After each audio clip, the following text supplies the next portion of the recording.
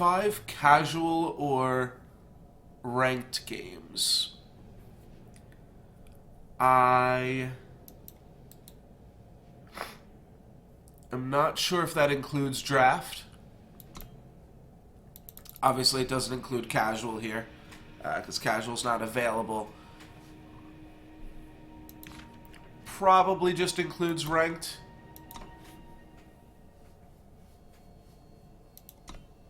I'm going to go ahead and complete some of that here. The 20 spell damage one is hard too.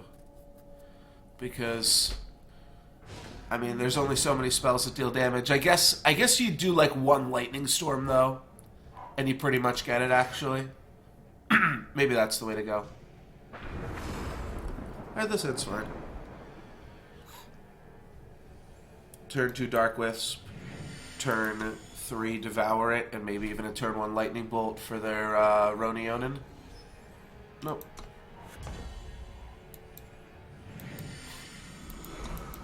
Definitely gonna hit our land drops and stuff though. At least we should.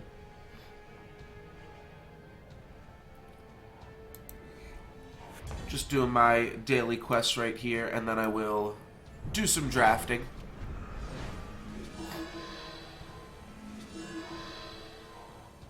Alright, barely hit my land drop, but got there. Still have Torch open. That's not bad either. Alright, not gonna torch that. That is not a good torch target. Alright, we didn't hit our land drop, maybe. We can devour a Grenadin drone. I think I'm going to. I mean, my hand's just so expensive, I'd really like to hit my land drops here. I mean, not so expensive, but just the deck's expensive. Damn, that's brutal. I'm glad I did it, at least. Just brings us 1 card deeper. Means we won't be able to devour the next Grenadin drone next turn, but it's not a huge deal. We can combust here, or we can block and bolt. Like me a block and bolt. Just by sacrificing the Grenadin.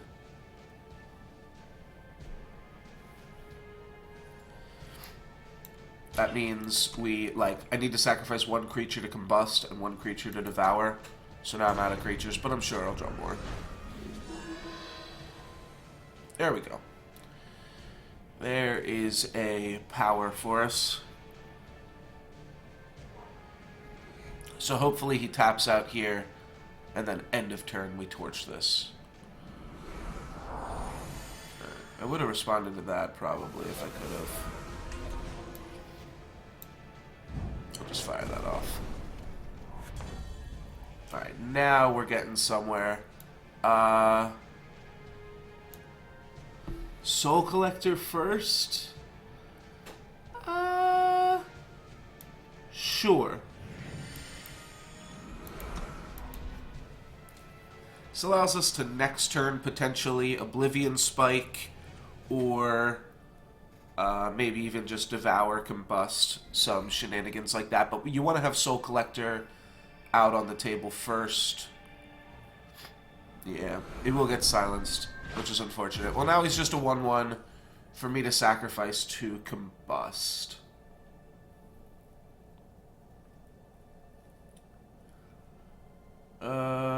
Pretty sure I'd want to save him to trade Lightning Bolt with the 3/4. I can take some damage here, puts me down to 23. It's not a big deal.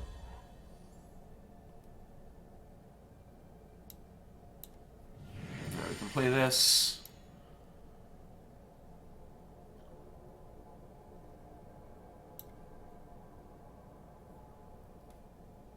I guess I go for mana efficiency. I can devour this, and then I can Lightning Bolt this guy.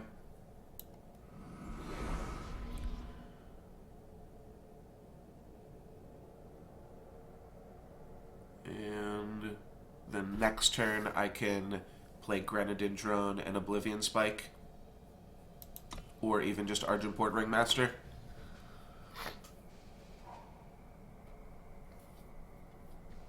They go to silence this, we can devour it in response. It looks like that's not what's going to happen. Alright, so let's just trade this in here, I suppose.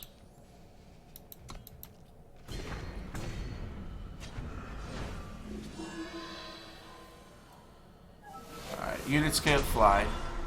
But we kind of have to kill it because it's a huge fucking monster.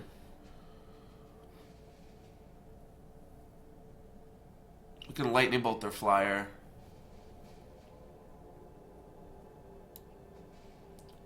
Yeah, let's run that out. Just mana efficiency.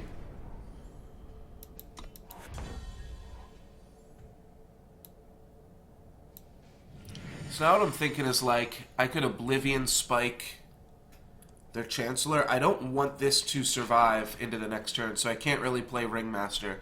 Because if I just play Ringmaster, then they activate this, that's kind of bad.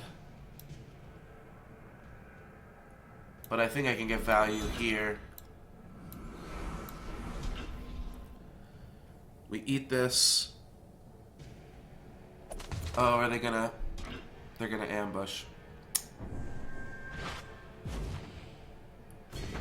Oh, shoot. Looks like I don't quite lose the weapon. Throw a single block on the Sandstorm Titan and a single block on this guy. And that'll let me keep my weapon around.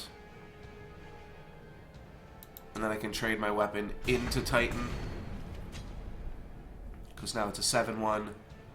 I can combust on this guy. Hopefully they don't have another power. Looks like they don't. Or they would have run it out there already. Alright, and then I can use the rest of my turn to play Argentport Ringmaster. The thing is, I do have to kill both of these creatures, so might as well just do it.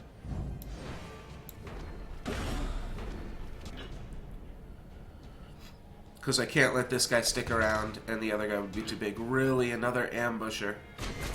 Alright, well that kind of sucks, because I'm not going to be able to beat that thing. But maybe if they get a really bad unit here, it'll work out. They also use their silence, and alright, they just get to vanquish this.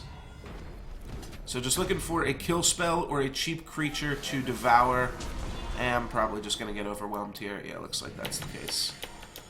I'm just going to take 8 and then 8 and die while I draw sigils. We're going to make an 8-8 or some shit. Yeah. Actually an 8-8. That then became a 16-16. Oh, it did exhaust it. Yeah, but like now I have to death strike the unit that it makes every turn. Card's not actually beatable. Opponent just had a bunch of legendaries there. They were playing a top tier deck. We dealt 6 spell damage, so we got that going for us. But that's not going to get us there. Alright, that's right. That hand was also like super slow. Just didn't draw any mana sources early on.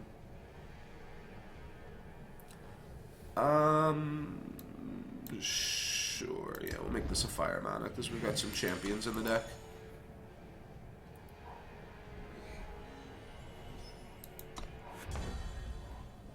Ooh, neat. It's not a traditional color combination over there. Now it is. Oh, he's playing Strangers. Cool, cool, cool.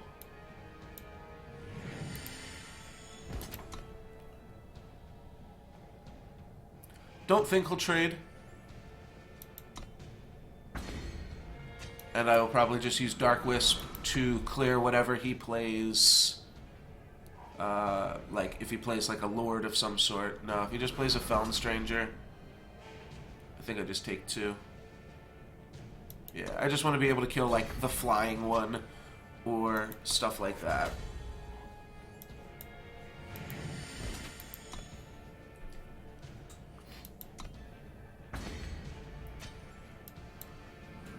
I'll make a 5/5. Already played my land. Don't need to Dark Return a Dark Wisp. Yeah, I'll just leave Open Torch.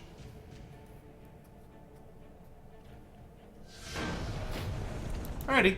Well, can't beat a 5-5, I suppose.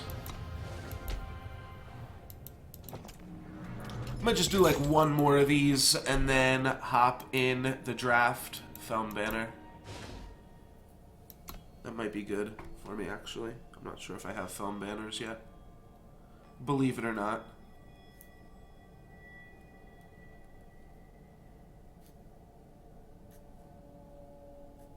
Frog with a sword.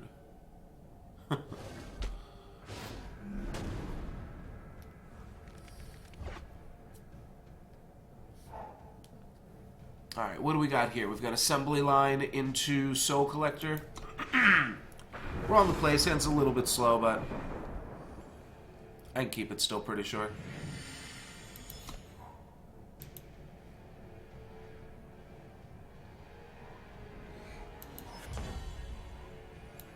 Alright, well that helps bridge the curve out a little bit more.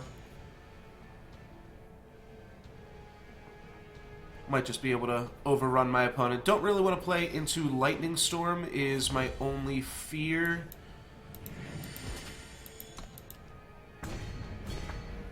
But I'm going to go for it anyways. Why not?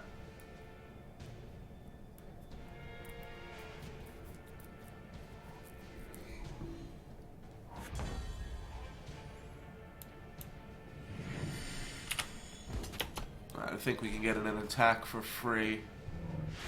Alright, they're just going to Wisdom.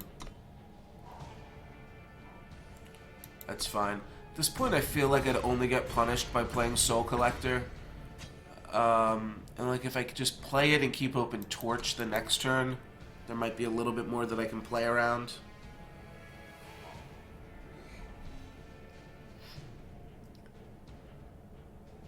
Like, I'm thinking I play it, I swing into whatever their blocker is, it kills one of my guys, and then I Torch it. And the fact that that's what their guy was lends to this play nicely.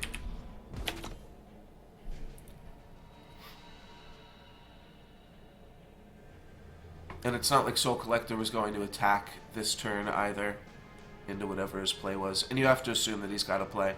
Alright, the fact that he's not blocking either means he really, really wants this Cultist, or he does actually have a Lightning Storm here. So we can use Torch to finish this off in case of a Lightning Storm emergency. Obviously, a little bit unfortunate, but...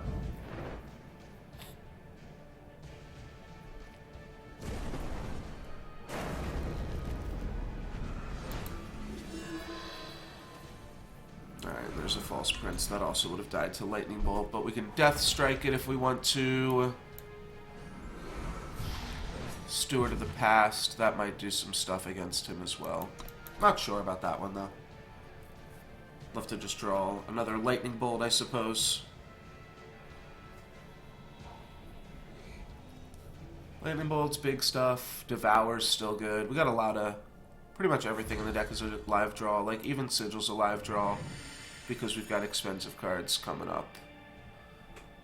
I just don't know if I want to Death Strike this 5/5. It's not horrible. 4 mana to kill a 3 mana card. Just feel like we don't need to just yet, though. So I think I'm just going to make some drones. They're going to go Wisdom. I guess potentially dig for Backlash. But not play it.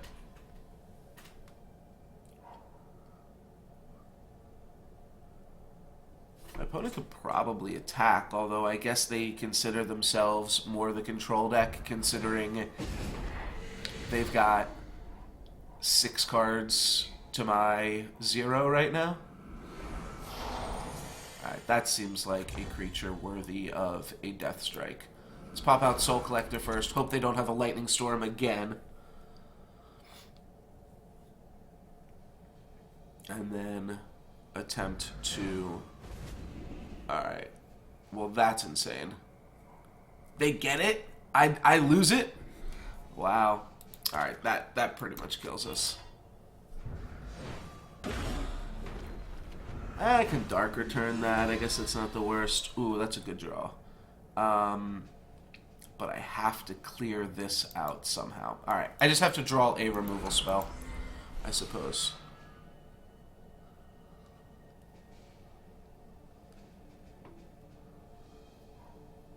Alright, like that one. That's a good removal spell. Alright, Dark Return, Devour. I've got Varas in the deck as well, so that can start to go off late game. We do have a late game, and Seats are fine because they could draw us into Vara.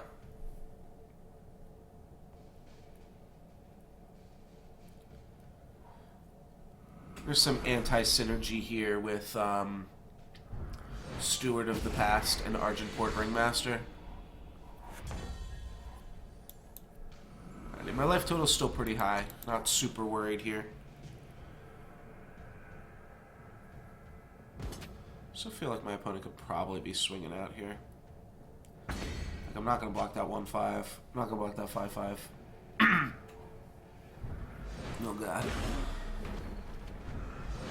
All the death strikes. Does this card, like, actually just give them 5 copies of it? Is that what Subvert actually does? Alright, Vara, live draw. Let's go, baby.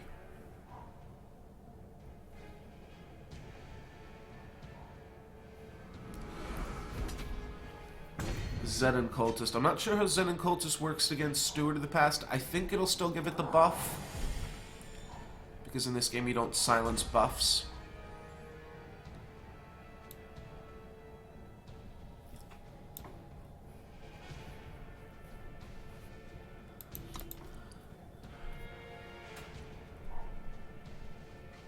There's a few things I need to lightning bolt here. Actually, should be playing my sigils. Awkwardly, I kind of need to Death Strike this flyer.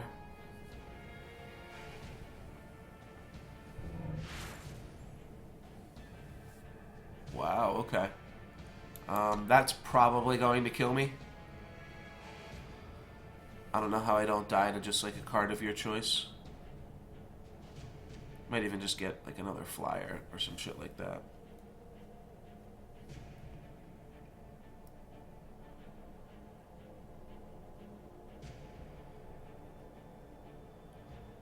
I feel like you could also just get a kill spell from my dude. Because a kill spell on my dude represents 5 extra points of damage. You might just have lethal here though too, right? Flying and Aegis. This thing already almost has Flying and Aegis. It's gonna give... Yeah, I have to kill this. And then just hope to draw a Lightning Bolt here. It did get bigger, but it lost all of its abilities.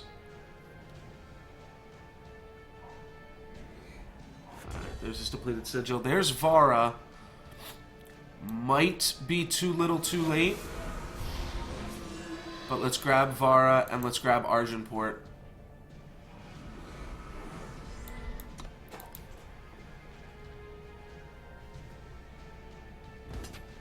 And start to try to combo off here. I'm down to 3 though. Now my opponent doesn't have any other good attacks other than this flyer. Shit, that's not going to get me anywhere. Yeah, I needed to be able to draw cards or hit a removal spell. Obsidian Golem can bring back Soul Collector, but that's not going to do enough for me. And even if Argenport Ringmaster hits, which it won't,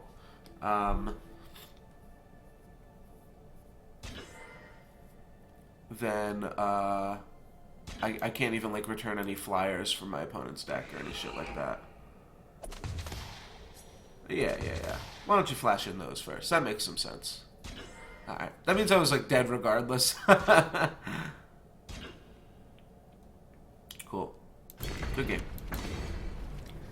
Alright, you know what? That was, I just wanted to do that to, like, start off the stream here, just so I didn't jump right into draft. Just got my ass handed to me. But let's hop into Draftaruni. And what do we have? We can start off with a Bandit Queen, which is a legend and a pretty good one. I think it's been nerfed recently, but summon your units, get +1 attack and quick draw this turn. So I think you just pretty much have to take a legend. This one seems pretty good even, and I will just kind of build a black-red deck around it. Mostly red and then a little bit of black. Can we make that work? We don't need to pick up more quick draw units because our units will already have quick draw theoretically. What else do we have here? Give a unit lifesteal and double damage. Could that be a cool splash? Maybe. Maybe Bandit Queen's the splash. Keeps us in red the most. Whereas none of these other things are really good red cards. I don't like a 5 mana red card. Teleport is good. Stone Scar Magus is good. Inspire's fine. And a Banner's fine. Throne Warden and Friendly Wisp are both, and Wisdom of the Elders are both fine cards as well. I've never played with this. I think it could give us some more options potentially, and we know we're going to be red, or we're going to try to be red as long as it's open. And then we'll splash one of those other 2 colors. Ruin, I think, is actually pretty reasonable. The 2 rare cards in this pack are the colors that we aren't, but I don't think that's a huge deal. Temper, I think, is probably pretty good. What's up, Kaleri? Just starting this draft here. Started off with a Bandit Queen, a legend in the opening pack. Temper is, I think, pretty good and probably better than Ruin. I do like me a Dark Wisp. But let's just pick up Temper. We know we want to be red. Honestly, it looks like black is probably the most open. I don't know. Everything's kind of open in this pack, right? There's 2 cards of each color, 3 in red, only 1 in blue. So that's probably a good sign, if nothing else. Take a Stone Scar Banner. We could take a Longhorn Sergeant. That's pretty good, and a pretty good multicolored card. I like the Banner, but... And we don't want to take... What's up, Rose? How you doing?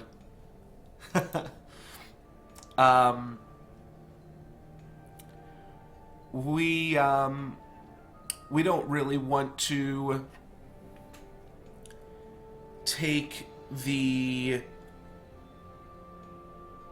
too many four cost cards. That would like be kind of my only concern here. Too many 4-cost Arunis. But it's probably just the best card, so let's take it. Free if you've played 2 spells this turn. Alright, not too upset about that. Guerrilla Fighter might be the best card here. Dark Wisp, I think, is also pretty reasonable. I think I'm going to go with Dark Wisp. I mean, just another 4-drop. Like, there's only so much you can do with that. This puts us pretty solidly into a blend of Jund here. Jund being the magic combination for black, green, and red. So we're going red, green, and purple. Oni Ronin, one of the better cards you can pick up just in general. So that's a good one. Another 4-drop in Renegade Valkyrie.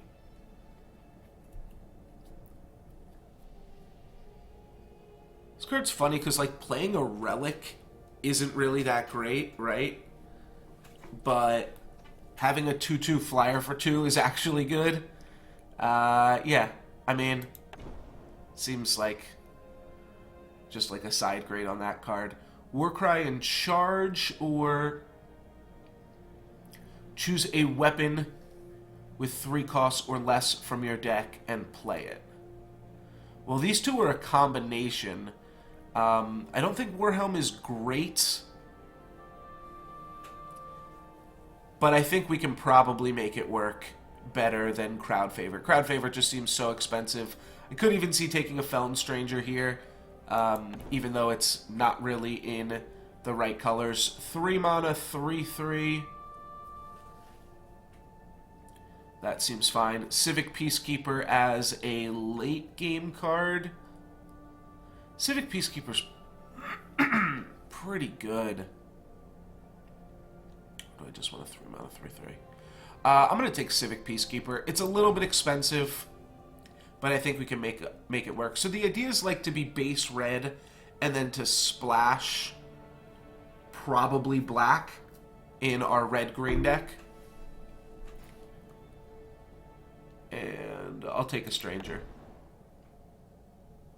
I want to give my units +2 attack or take a charge and quick draw.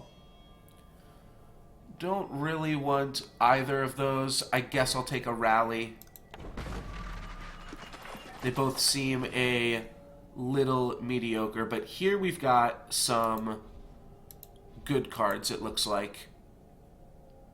More than a few.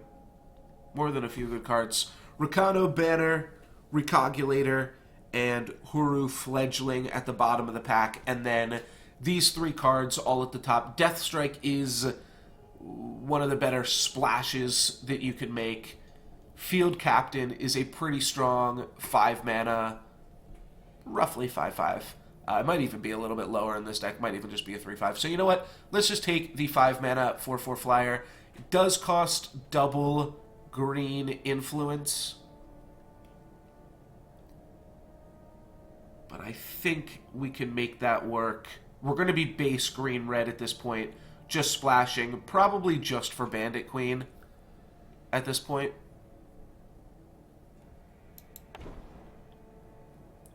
Whenever a player plays a Stranger, including this one, that player draws a card. That's cool. Did we get anything else? Not really.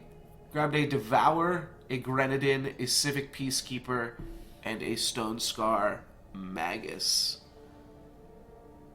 Alright, it is definitely kind of cleared up here. This doesn't seem great. Pretty sure you can play this in any deck as just a 5 mana 3/4 flyer. It's obviously a lot worse than Silverwing Commander. 5 mana 4/4 flyer with benefits. So Civic Peacekeeper kind of translates us into being a more late game deck. Double Civic Peacekeeper is pretty strong.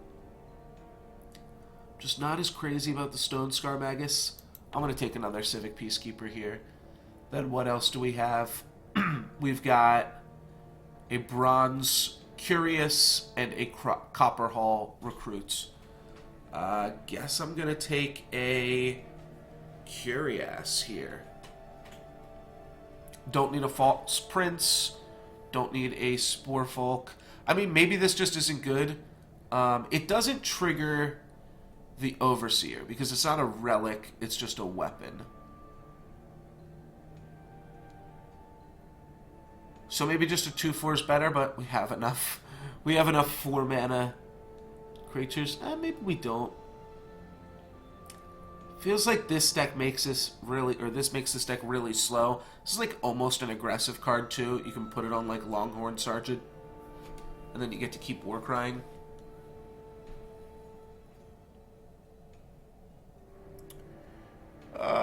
I'm gonna take this. It draws a card. It can't be that bad.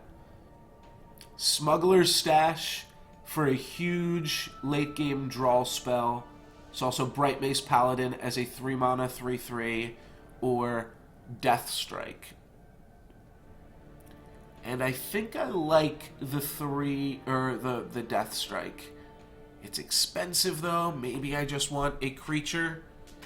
Whereas a Bright Mace Paladin kind of locks us more into red-green and solidifies black as the splash color. But Deathstrike's just so much better. Red can't really be the splash color, which is what is awkward. And you do want red early for Oni Ronin. But we'll give this a try. You know what? Maybe just Seek Power. Maybe just Seek Power is fine. This guy's probably okay too, but I think I'm okay with seeking out a little bit of power here. Alright, now we have an actual pick. Cabal Cutthroat, Temper, and Crown Watch Longsword. My gut says Temper. I know there's a lot that does. Yeah, I'm going to take another Temper. Here's a relic weapon for us. Here's an Inspire. I like this as well. Stalwart Shield is probably better than Curious. We don't have any relic weapons yet, though, so maybe a Mithril Mace is fine. Though Inspire is always good. I'll just take Inspire.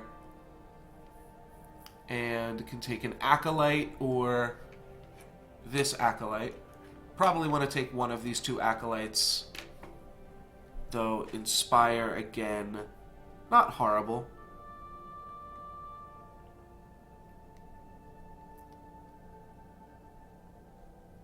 Black still kind of is a splash. We don't have to play Dark Wisp. It would just be for Death Strike and Bandit Queen.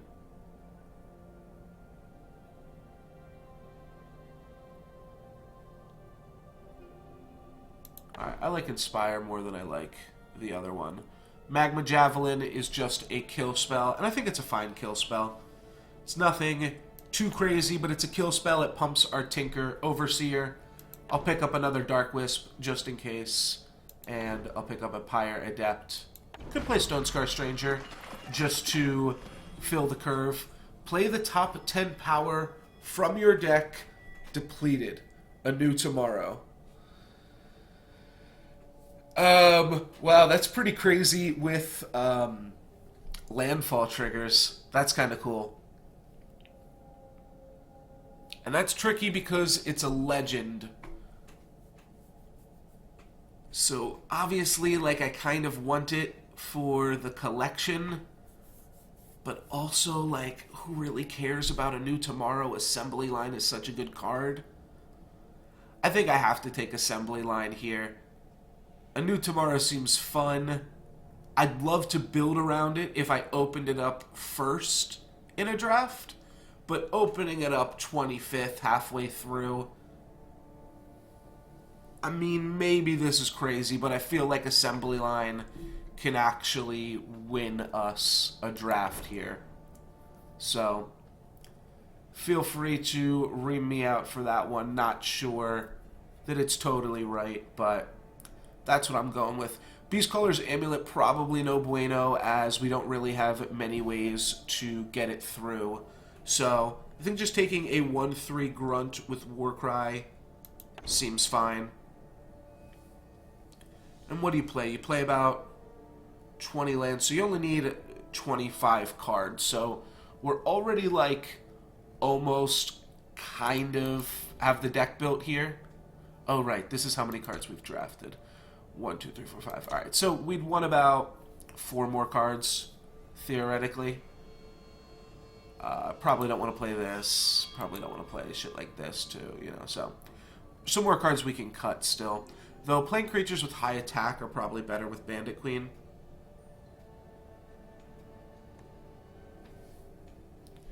Wouldn't mind some stuff with Aegis, either. Smuggler's Stash. If we get enough early game cards, we really can make Smuggler's Stash work. The problem is this deck just seems so slow, but at the same time, what else would we be taking here? Smuggler's Stash seems good. We are just going to need some help to make it work. 3 mana, 3/3 seems fine. Unit or player Aegis. That's pretty powerful. But I'll just take a 3 mana, 3/3 for now. Take another Assembly Line. That seems pretty good. I don't think so. I don't think I need Infernus. I think I'll just take an Execute. +3, +1, and Overwhelm. Well, this will be like our first trick. So, it's probably worth picking up. Rakano Banner. Definitely where we want to be. We want some banners. Bright Mace Paladin. That seems good as well. I don't think it's as good as Rebel Sharpshooter. Nearly. Oh yeah, here's a 5 mana 3/3 flyer. So the 5 mana 3/4 flyer is definitely okay. 3 damage to the enemy player. I'm not going to take this card. I guess I'll pick it up for signaling purposes. And a Champion of Progress. No, I don't think that's going to help us out in any way. Just try to cut some more cards. I might keep this around because it's a good combo with Smuggler Stash. Just draws us a free card on the run back. No Reinforce. That's the other one I wanted to cut. Okay. Oh, Torch. Okay. Yeah, Torch is going to be the pick. Tinker Apprentice is reasonable, but just always snap off a Torch when you see it. That one's pretty straightforward. Grenadin Drone. Pretty straightforward as well. Detain seems fine, but Grenadin Drone just does so much work. So much work always. Don't really need another Civic Peacekeeper, but they're not really giving us much else to go with here.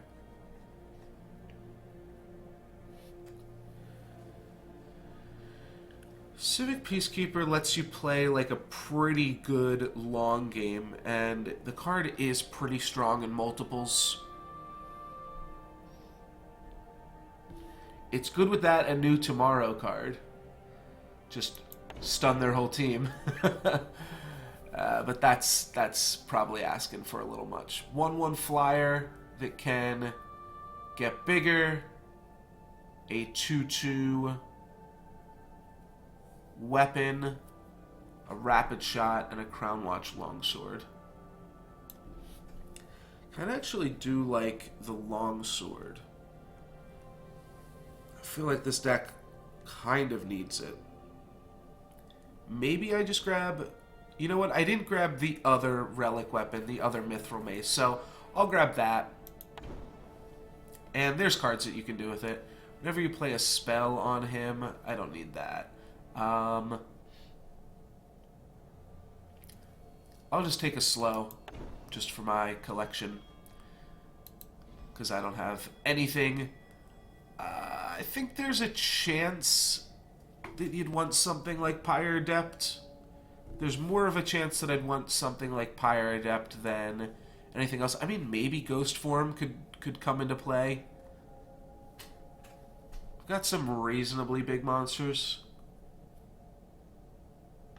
Alright, I'll take Ghost Form. Don't need Nesting Avasaur. Probably don't need a Stone Scar Stranger or a Magma Javelin either. I think Magma Javelin's the best card though, so I'll pick it up. Direfang Spider's definitely the best card here. And the only card that we could really play. Another Smuggler Stash. What are the chances we need? 2? Seems pretty low. I think I'd much rather have a Granite Acolyte. Sure. Yeah, discard spell's probably the best here. I don't think I'm going to play it, though.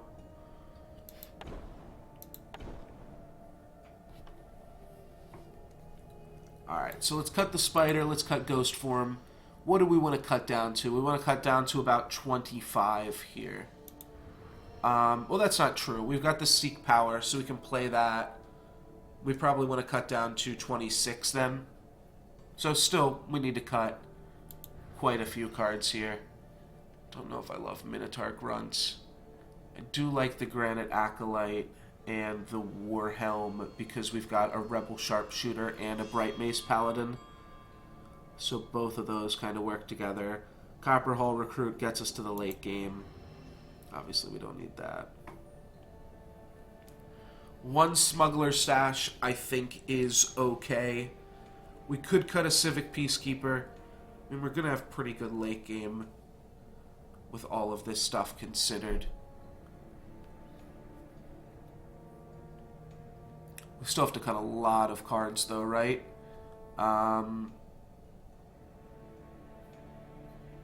Yeah, I still have to cut 7 cards here. Okay, so 7 cards gotta get cut. If a card just seems mediocre, it's gotta go. That's the long and the short of it. 4 more cards. I could cut... Oh, no. I only have to cut 3 more cards because I also have a Rakano banner. Double assembly line. I like that. It's going to let me do some sweet blocks and stuff with temper and let me survive to the late game. So I don't want to cut any Civic Peacekeepers because as aggressive as a deck with Bandit Queen might seem, I think this actually is a pretty slow deck. It really, it's more like a Jund than it is a Rakano deck. And we're just hope like Bandit Queen is just in there to be like a Craterhoof Behemoth of sorts. Hopefully it can kind of break through some board stalls.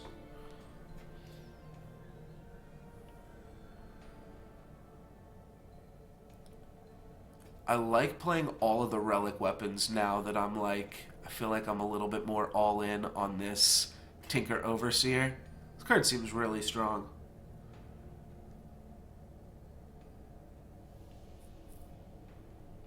So what else could I cut here? I could cut... No, I think Rampage is pretty good. Especially with a Rebel Sharpshooter in the deck. How's the curve look? A lot of 1-drops, but Inspire draws a card, Seek Power draws a card. Could cut a Temper.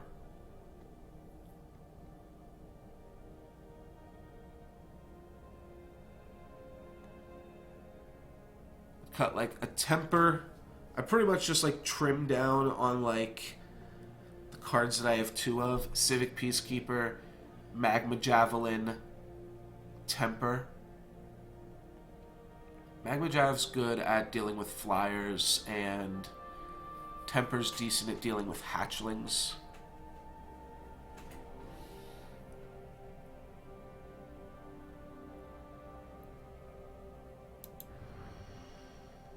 Alright, let's cut this. What do I want to play? Yeah, I want to play 19.5 lands, so...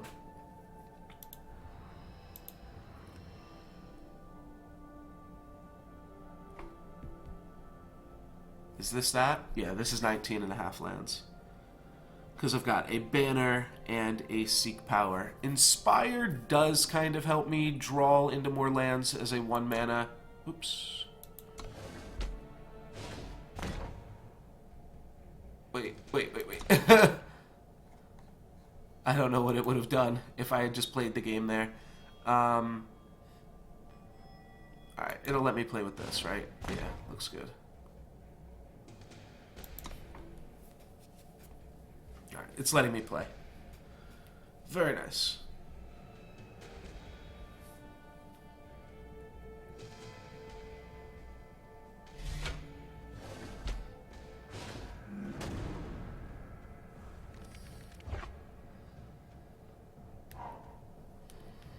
And what do we have here? We've got a redraw.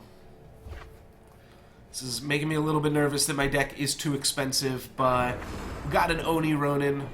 We've got a Granite Acolyte in this hand, so this hand seems a lot quicker. I didn't really look at the power distribution of the deck. I just kind of accepted what it tried to give me on Fate. Oh, Deathstrike costs double black? Oh, I gotta cut Deathstrike. That was a mistake on my part then.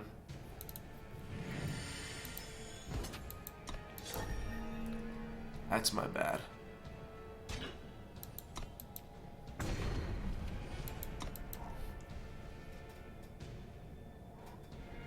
Yeah, I didn't realize that Deathstrike cost 2 black influence. I could have rampaged that end of turn, I suppose. Let's play 4-1.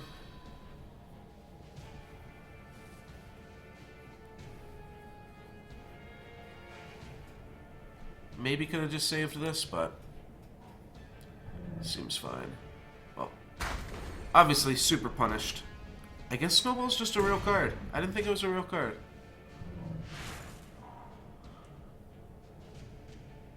Alright, Alright, looks like no echo for them, so that's good. They didn't hang on to it for long enough. Just turn that into a frog.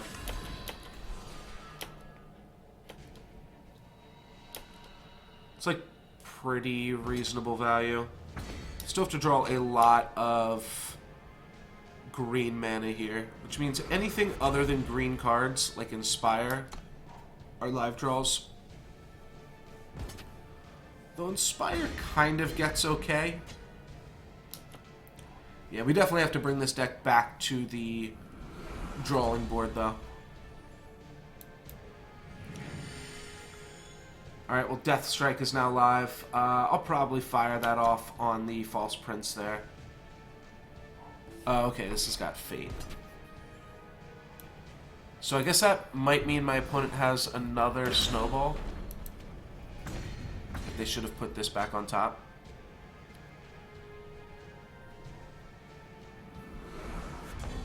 Like they got the On-Color Strangers. Yeah, definitely too many Shadow Sigils in the deck. And too many Death Strikes. Alright, that'll put us down to 1. And we lose. Maybe I can draw a Temper to finish us off ourselves. No, never mind. The Snowball will kill us. Yeah. Alright. Bad start, but this deck's a lot better than that. Let's go back to editing the deck. Let's cut the Death Strike. Yeah, it's too many Shadow Sigils, probably, too. And then what do we want to play? Do we want to play Pyre Adept? Do we want to put in another Temper? Another Magma Javelin? I mean, Temper would have been really good against those False Princes. Not to say that's what all of our opponents are going to have here, but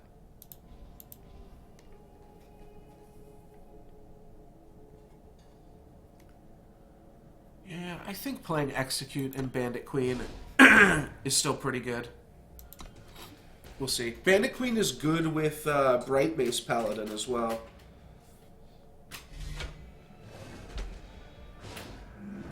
Alright, here we go. Will this be my first ever 0-3 run?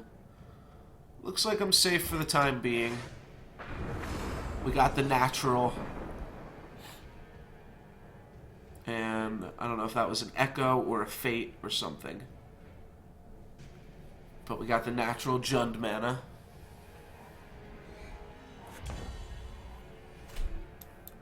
It looks like Jund, but it's actually technically a little more Mardu.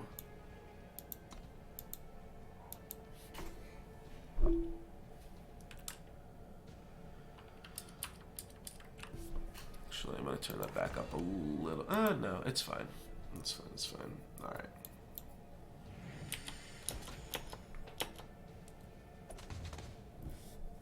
Alright, I guess we'll Rampage that. Just trades a Rampage and a Grenadin Drone for that. Maybe that was a bad trade. Just like let one of my guys die and then just play a Rebel Sharpshooter. And then you have Rebel Sharpshooter with Overwhelm backup. So that would have been pretty hard to take down. Alright, well I'm definitely going to hold back to block that guy. Also, can't really attack my 1/1 into a 2/2 here.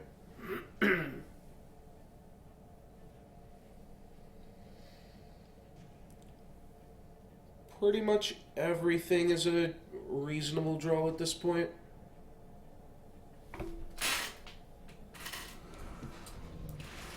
Alright, it's going to give him a Snowball, but it's also not like too threatening of a card here. Just a 1/1 flyer. We can temper that, or we can just block it with a Silverwing Commander in a little bit.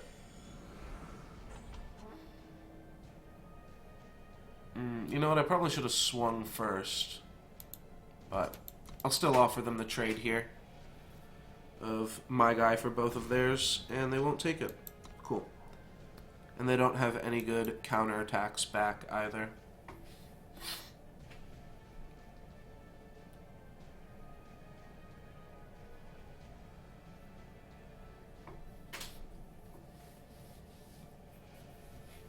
This guy's really, really good if he can... if he can start war crying.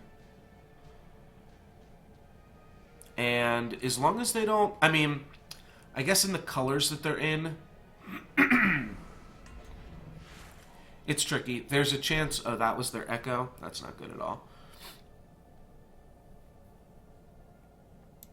They still have a Snowball, right? So we do have to be careful a little bit with our blocks. Like, this guy attacking is actually free. Yeah, I could double block. Then I trade this guy for this plus Snowball.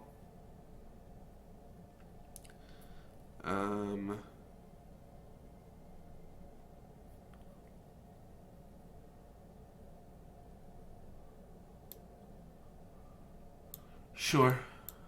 I can't Warcry with him anymore. So he's not doing that much. Might as well trade him in. Oh, interesting. They decided to hang on to their Snowball. Well, then I traded my 1/1 for a 2/2. And that is obviously pretty gravy, baby. So, if they kill this with a Lightning Strike, not only do we still get the Warcry, but we get to Smuggler stash it. Or if they kill it with a Death Toucher, we just don't want them to freeze this or silence it. Because both of those would mean that we can't stash it back. Oh, he might have discarded the Snowball to Herald Song? No, he didn't. He discarded this to Herald Song. And now he's going to discard Stormlink, so he's hanging on to Snowball. Oh, it's just draw a card. I'm dumb. Sorry, dudes. I guess he's attacking with this because he thinks I'm going to double block a Frog Prince. No way I'm going to double block a Frog Prince. I am going to try to multi-block Frog Princes once I have Assembly Line online. But till then, I'm just doing my thing. So next turn, if I Smuggler's Stash, I get to return Grenadin Drone and Rebel Sharpshooter. Alright, yeah, that gives Flyers a bonus.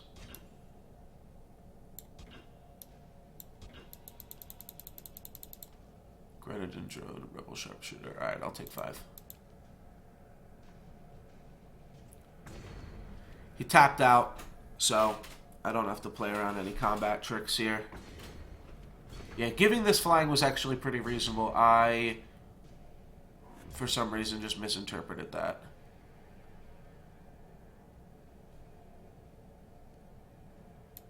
You know what? I can actually attack with this guy for free, too. Because if they double block it, I kill their 2/1. Now they're just going to take it. Okay. And then I get to replay it. I'm just going to take Grenadin Drone, Rebel Sharpshooter, and nothing else, obviously. Got him on a 3-turn clock with Silverwing Commander here. They can't attack with this Cobalt Acolyte, so it seems really strange not to double block. Guess they could be worried about some shit. Alright, this could be troublesome. Some echoing. Some echoey shenanigans.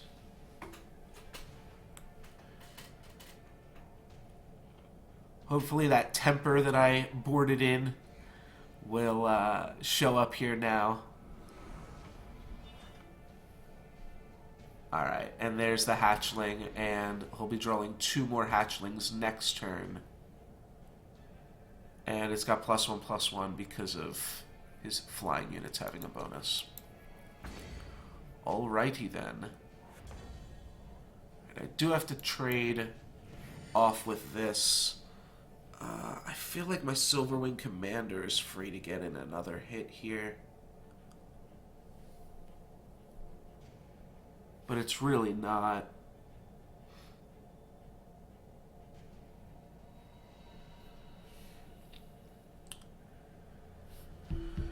Alright, yeah. I just need to draw another kill spell for the hatchling or for this dude on the ground. Yeah, he's going to play 2 3/2 flyers. If he just attacks me with the flyers next turn, he can hit me for 6 and then 3 in the air for a total of 9. So currently he's got me dead in 2 attacks. But I've got 2 draw steps before that to draw Lightning Bolt. I don't know, maybe some type of exhaust would work. Bandit Queen might even be okay. Alright, well, I get to draw a huge creature. I hope it's a Relic Scout. It's a Justice Sigil. Alright, now I pretty much need to draw Relic Scout, Exhaust. One of those good cards I just named. Mithril Mace won't do it. Civic Peacefinder might. Alright, and they're just going to attack with everything as well. Pseudo block, here, here, here, here, doubles here. I mean, we just get to trade off his board, so it's not a huge deal. He gets to clear my Sharpshooter and my Grenadin Drone. And yeah, hits me for 6 down to 2.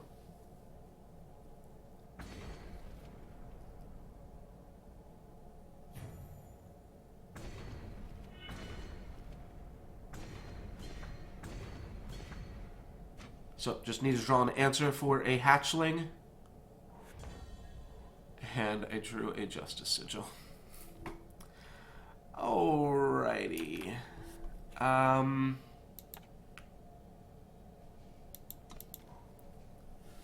We'll make him do it.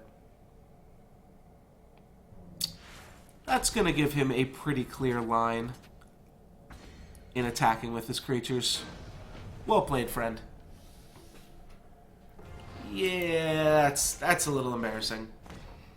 I did get a whole bunch of Warcry triggers that game, but they did not really...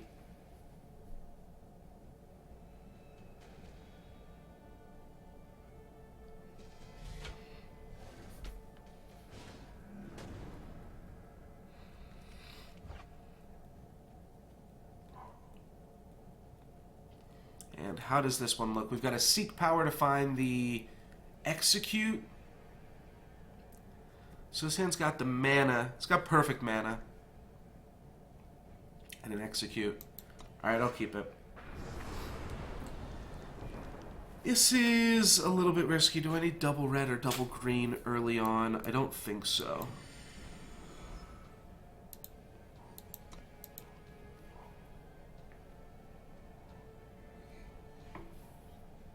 Sanctuary Priest. Alright, they're going to gain a bunch of life points here. That's fine.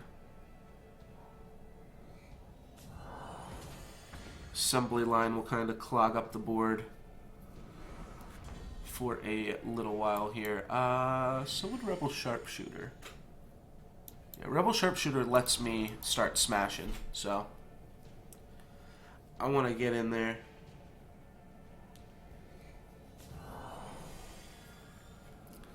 Well, alright, I guess I can't attack anymore. I could try. I would trade my Sharpshooter for both of those, which is actually fine, and then I could exhaust that. Actually, just don't know how I feel about trading Sharpshooter for these 2 cards. They might not even block at all. Yeah. Freelo. It's pretty tough to convince yourself to block a Rebel Sharpshooter. This deck doesn't have that many combat tricks. It's only got the Singleton Overwhelm. Okay, well, that's going to get executed. The Combri Magister. I believe.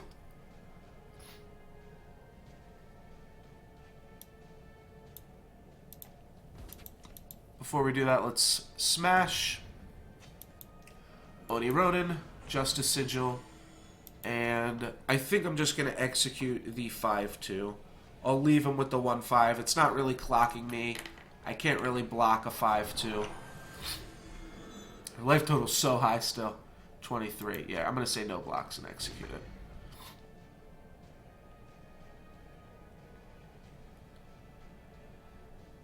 what else do they got for me? The top unit in your deck gets Echo?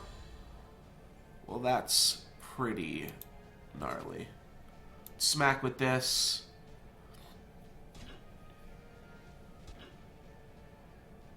Sure.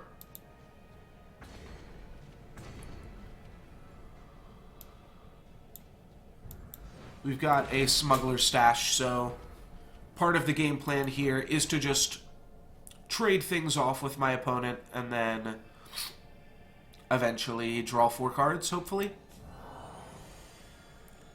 We will need some relic weapons to make that dream a reality, but hopefully we can get there. Inspire. Granite Acolyte. Okay, so Granite Acolyte, it's not going to change anything with Oni Ronin. Just make a big life linker. Obviously, this would have been better as a big first striker. I'll trade these 2 things for it. Suppose that's fine. Alright, he'll trade those 2 things. That works as well.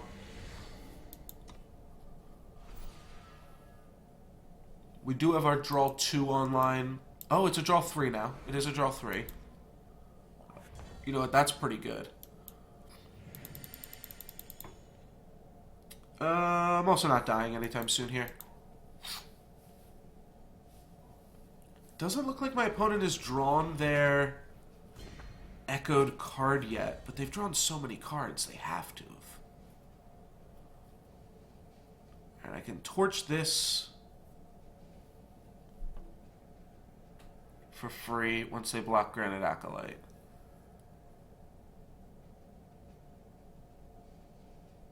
If they double block it, then I'm just trading it for Sanctuary Priest.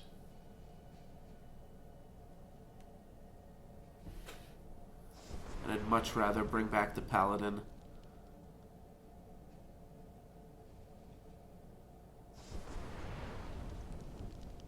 What does that do? Does that allow us to... Not really. Alright, let's just pass. Alright, well that is going to get torched, for sure. Don't want that card to stick around another second. Trading a torch for what will eventually be a 10-10 is reasonable value. We're only taking 1 damage a turn. I feel like I can hold off here, right? And like being able to smuggler stash the Bandit Queen back instead, that would be pretty good. Now if I smuggler stash, I can play the girl. So that seems kind of reasonable. I'm curious why neither of these cards got echoed. There must be another echo card in their hand then that they can't cast. Alright, we will return our 3 theories and this Iron Sword here. And I'll play Rebel Sharpshooter.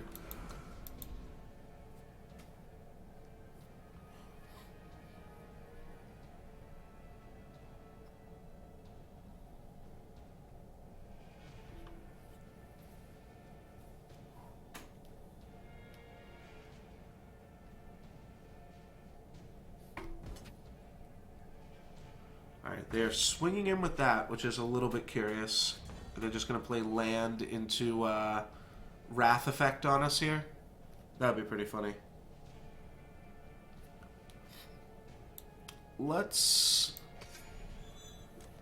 equip Iron Sword, and then I think we can pretty much get in a free attack here with them.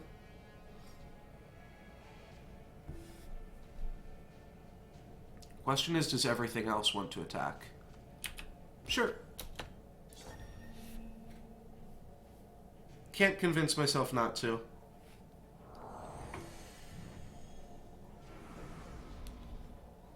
Alright, I lose my relic weapon. They get to silence the Oni Ronin, even though that doesn't do that much. They're going to trade there. That's a good trade.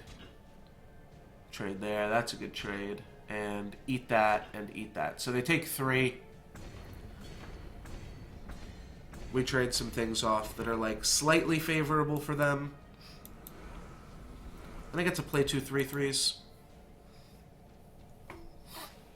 All in all, it's not like the absolute worst. Now we're going to get to see them play back-to-back Dormant Sentinels. Alright, that kind of sucks. We can triple block one of them. And we've got a 5/5 flyer to stop their 1/5 flyer. So we definitely have a chance here. But... oh, I don't know about that, buddy. I'm pretty sure you just slam your next 7/7.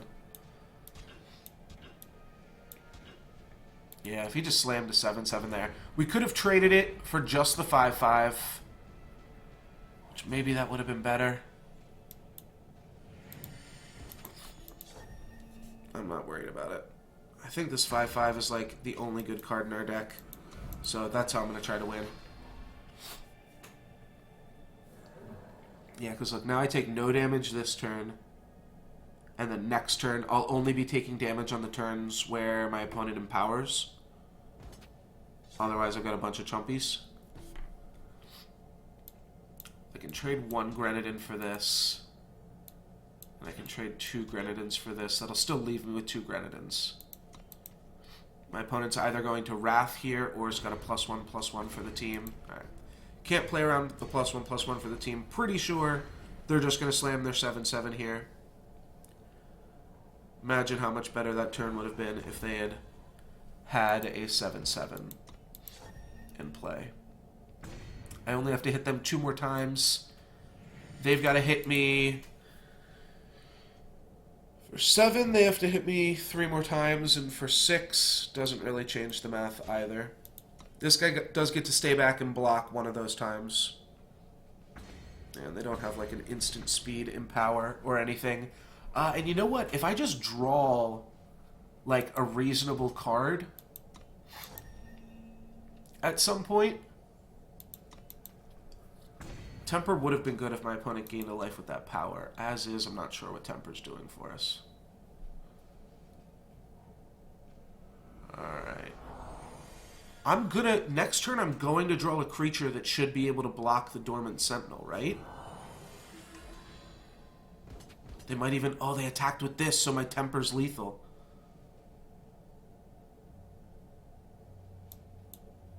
Alright, no blocks, because we can block it next turn. Hopefully. Maybe. Did they let Temper be lethal? That's crazy if so. And I've got a 7/9. Alright. Let's see it. Alright, 7/9 for BM and Temper for the finality of it. Gain life. Are they going to gain life in response? Deal 2 damage to me? That won't do it. I was close. I couldn't really play around Temper and play around everything else. Alright, we're ranking up a little bit more in draft. We definitely hemorrhaged some ranked points there. I'm going to grab some water, and I will be right back to finish this off.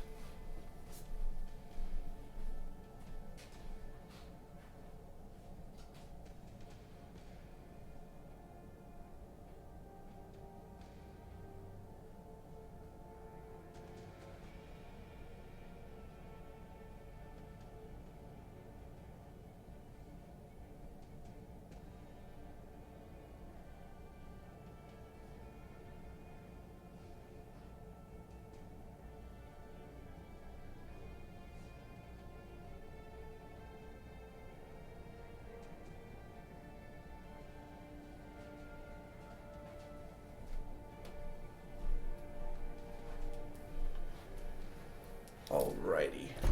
So what do we got here? We got some draft, and I'm back in it.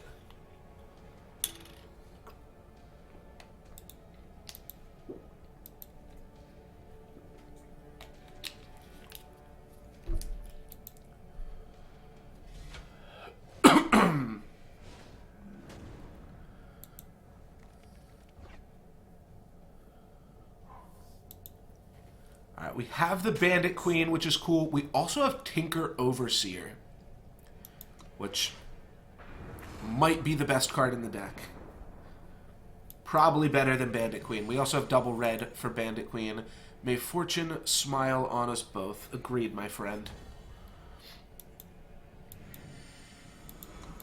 My opponent plays any small dudes. We get to temper and torch him out if he tries to block my 2/2 flyer somehow. We also have Rampage. Probably gonna torch that. Yeah, let's just fire off a torch. I don't want my opponent war crying. Would love to temper a 1/1 flying Death Touch ambusher. Alright, 2/3 endurance. That's fine. Now we kind of just need to draw some sigils eventually.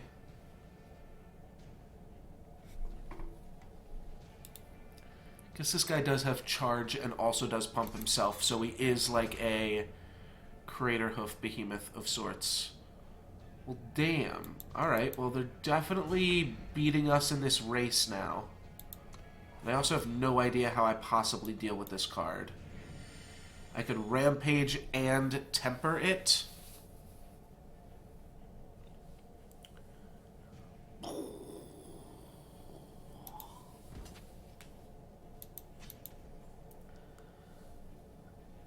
I'm not gonna Rampage my Silverwing Commander.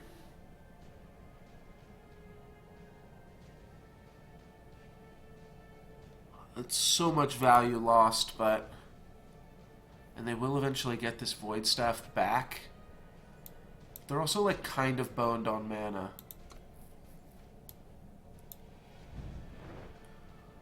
So we'll do like this. TP. Alright.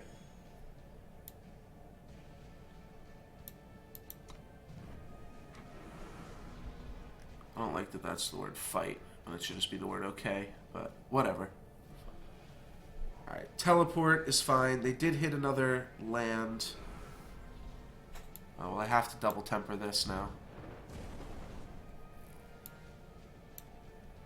Alright, yeah, don't love this +3/+3 thing. That feels like it's going to get out of hand super quick for us here.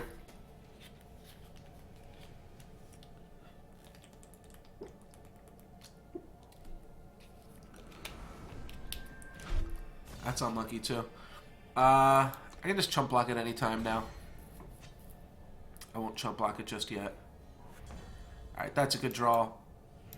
And you know what? Once we get Civic Peacekeeper out, that'll mean that we've dealt with it. Oh, no, it won't. Because we can't stun a unit with endurance. Cannot be stunned or exhausted. Alright, I'll say no blocks on it one more time. Next time I will probably just have to block it, especially since my opponent also has 3 power worth of flyers in the air. Alright, well, I get to play a Civic Peacekeeper here. What else can we do? Like, do I need to just start crashing and getting those Warcry bonuses? I think so.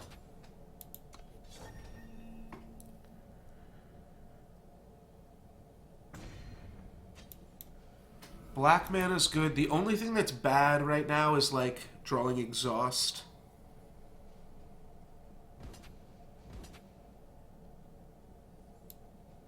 Chump block here. Next turn, I guess I'm going to double block Treasury Guard.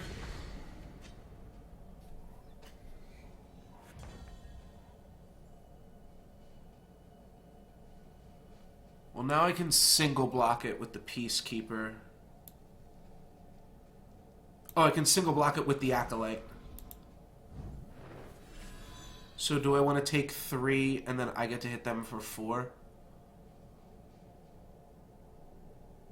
The awkward part is now they almost have the Empower ability of it active. Which is quite insane. Yeah, I think I can't attack.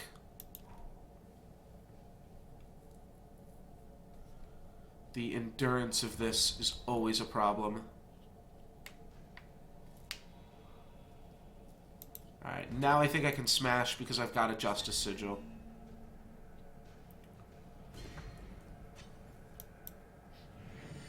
So that lets me silence most of the damage from their counterattack here.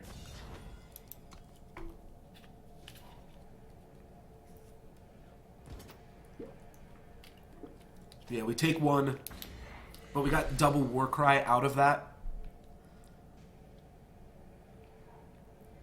So I think we benefit overall. That was an interesting choice to play that power there, too. Because they do have the Vatican Staff. Probably just want to hold on to it. Oh, they get to give something +2/+2. Alright. Well, this is feeling a little bit shitty now. I guess I just have to hold back to block a 3/6 now.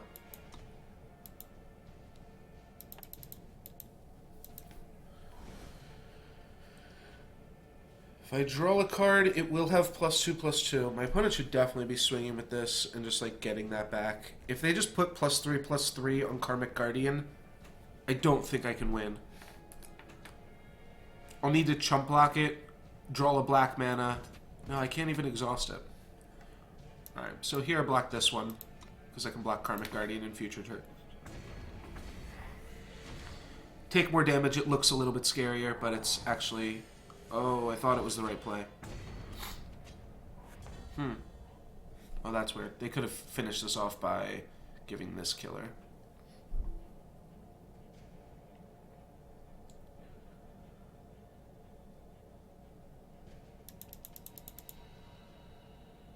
Alright, well, I'm not dead here. I go to 1, and then I probably die the next turn.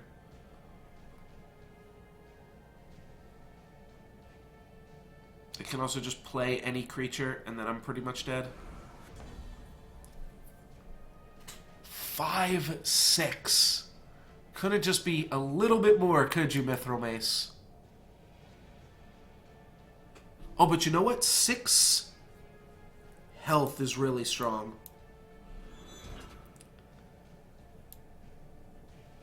So I finish this off. They can't kill this. Because I'd get to block on this, and then it would take 2. And then I could come back and kill the 2/2. Alright, they're just going to gain some life points here. It's a free attack for them. Punish them, of course, if I draw a torch. But I do not. Okay. Right? Yeah. Yeah.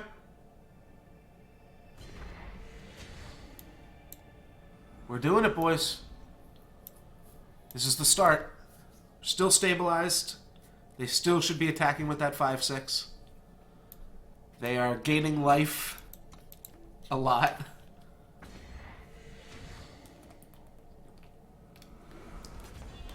(4/6) flying endurance. Okay. Okay, buddy.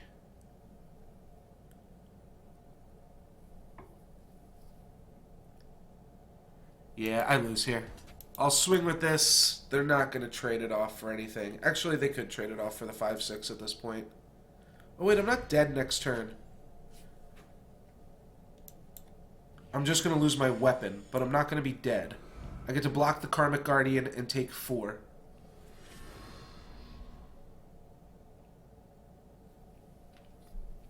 Right? Yeah. Wonder if I should have swung with this 3/3 as well. It wouldn't have really got good attacks in. Alright. So I block the 3/3. I take 4. Block this. I chump block this.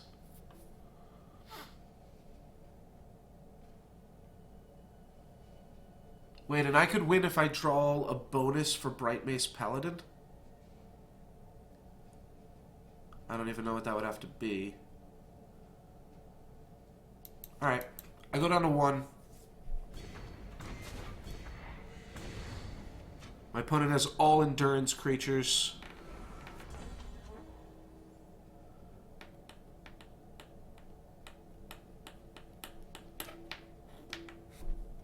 Smuggler's Stash can't do anything for me, right? Mithril Mace is too expensive. Unfortunately. Yeah, just play Bandit Queen this turn and die.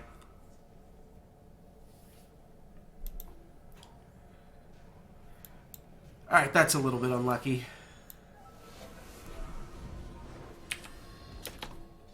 Let's just attack with all my dudes. Because why the hell not?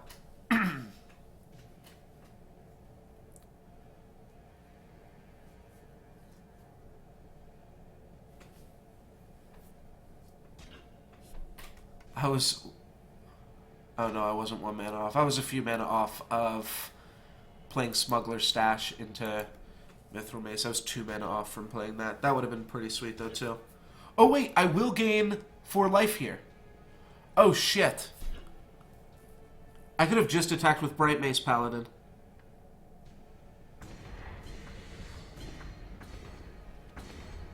That was dumb as shit. I could have just attacked with Bright Mace Paladin and survived a turn. And then next turn I would have replayed Mithril Mace. Good game, my friend. Alright. That was a horrible, horrible draft. I thought I had an idea. Maybe I just got too concerned with the sweet legend that I opened. We did get to see it in action there. So that was kind of nice to at least see it happen, but yeah. That was pretty horrible. Get like 1,000 gold for our troubles though. Oh shit, never mind. Looks like we won. Looks like we won the whole damn draft. 2,000. Yeah, it only costs 3,000 to draft, right? And I got 2,400 or 2,500 back out of it. Guess we can't complain. And the other thing that we can do is go back and do it again. The run back. See what we can do here. Alright, Champion of Progress for a 6 mana, probably just 6/6. If we're being honest, probably just a 6 mana 6/6. It's 2 colors, so that's not great, and Minotaur Ambassador is also in the same pack. Though, if we're going to spend 6 mana for a card, I'd rather get a 6/6 than a 3/5. Even though the 3/5 does provide some pretty sweet synergies. Alright, we'll try it out. Tower Top Patrol seems good. Just for being defensive, getting you to the late game. Field Captain's a lot of fun, too. But I guess Field Captain's really bad with Champion of Progress. You kind of want to be all in on this card. I'll take Tower Top. If you just, like, control the board, then you just get to swing in for 1 in the air each turn.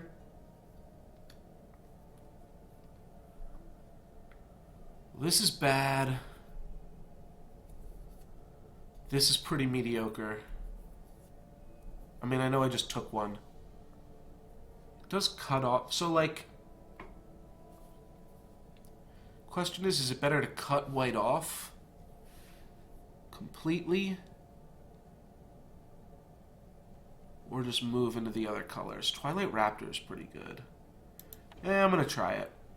And I'm going to get punished because there's absolutely nothing for me in this pack. Savant is okay. Execute's the best card. I guess I'll just take an Execute. Black seems like potentially the most open here. Oni Ronin's really good. Horned Verlunk is pretty good. Or just Combray Banner. I have no idea what I'm doing. I still don't totally understand the draft algorithm, but I'm trying. I'm trying here, dudes.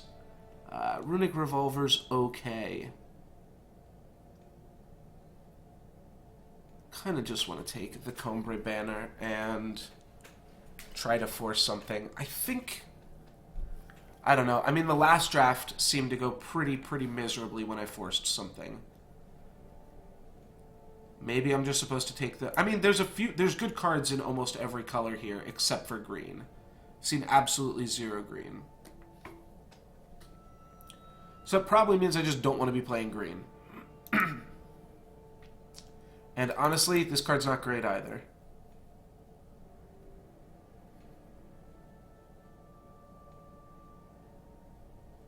I think the other three colors have seemed considerably more open.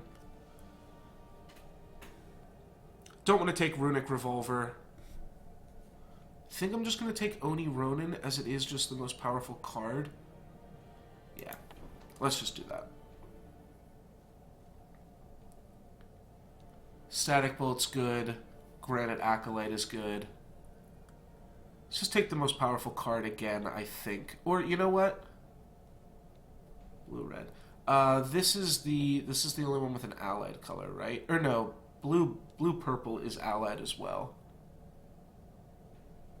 And there has been a lot of, like we saw, like a Twilight Raptor or something.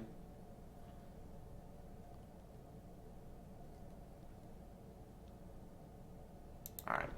We'll stay a little bit open here. And then, obviously, Combray Banners and Combray cards will come next. Take a Recogulator. Smuggler's Stash again. I do think this card is good. Rather have an Amethyst Acolyte. Yeah, I really only want, like, one Smuggler's Stash ever. 2/1 flyer or 1/1 draw a card. Sure, it's a big monster. It might be good. Rampage. I'll cut this. Return your Oni Ronin. Somewhat reasonable. Probably not playing Static Bolt at this point. I think Shadowlands Guide is good. I also don't have any, for what it's worth, just for constructed purposes. Beast Color's Amulet might be okay. I'm going to take Shadowlands Guide here. We go Combust.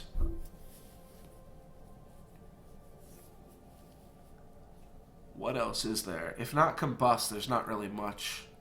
Alright, I'll take Combust. I've got a Dark Wisp already. I can pick up my first Smuggler's Stash. And yeah, that'll be fine. I'll take a Smuggler's Stash here. Alright, Warband Chieftain. That's a pretty good reward. Devour is good as well. But just grab a Warband Chieftain. Soul Collector. Sounds great to me. Alright, we're getting rewarded here. 1/1 Warcry 2. I think I'd rather just have another Dark Wisp, to be honest. Direfang Spider, that sounds good to me. Centaur Outrider is good too, but I like a Exploiter. Obsidian Golem. Alright, here we go. Here we go, baby. Reading the signals, getting it done. Here's how you're supposed to draft. Treachery seems fine. What does this guy do? When it attacks, deal damage equal to attack to a random enemy. I think I like Blood Beetle.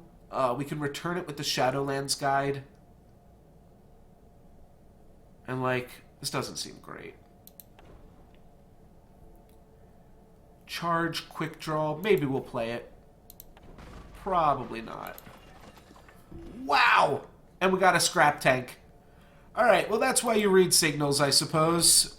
Stone Scar Banner, also pretty sweet. But, yeah. Yeah, signals are important. Read signals, get rewarded.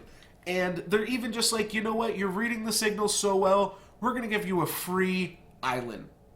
Because we appreciate you doing what you're doing. So here, have a free island on us. You don't have to take it. You could take this Rebel Illuminator if you want to. But if you want a free legendary to add to your collection, you know what? You earned it. You earned it, dude. Combust is good. I think I'm just going to grab another Warband Chieftain here, though. I like this card a decent amount, so I'm happy to take that one. Pyroadept is okay. Lethrai Ranger, I think, is often pretty good, and I don't want any of the other cards, so I'll take a Ranger. Then I can grab a Soul Collector, a Steward of the Past, or a Runic Revolver. Well, Runic Revolver could be cool to combo with our Smuggler's Stash. But Soul Collector is always just so powerful. So is Steward of the Past, but I love me a Soul Collector, man. And we don't have any, like, make two dudes. And I actually picked up Oni Ronin over the two dudes thing. Kill an enemy attachment. I think I would like access to that. Oh, we do have a Recogulator as far as making tokens. And obviously, we've got Scrap Tank to give us some tokens here. Stone Scar Magus is pretty good, but I think just having access to a Furnace Mage in the deck winds up being pretty good. Wow! Wow. Read the signals, get rewarded. Steward of the Past, Obsidian Golem, Stone Scar Stranger, Ravenous Thornbeast. Not going to take Treachery or Stone Scar. I think I'm just going to grab Steward of the Past. It's a little heavy on the 4-drops, but this card's pretty strong. A Lifesteal Weapon. Wow, they're just giving us 5 cards that can all be played in our deck. Blood Beetle for the early game. Recogulator. I think it's got to be Recogulator here. The Falchion seems good. And I do like me a Temper as well. If I just go Blood Beetle, though, then I've got another card for Shadowlands Guide. Alright, I'll take Blood Beetle. It's really strong if you get it early, so there's a chance it's good. Ornate Cortana is... I keep calling it Cortana, like the fucking Windows thing on the bottom of the screen. Katana is good with the stash, so I'll take it. Don't need Ruin, don't need Scheme. I'll take Ruin. Ooh, a Recogulator. That's good. And then a Rapid Shot. Well, holy shit, if I don't feel rewarded... Oh, I do also have a Direfang Spider. That's probably the best card to return off of Shadowlands Guide here. So I can take a 7-mana, 7/7, or I can take a Direfang Spider.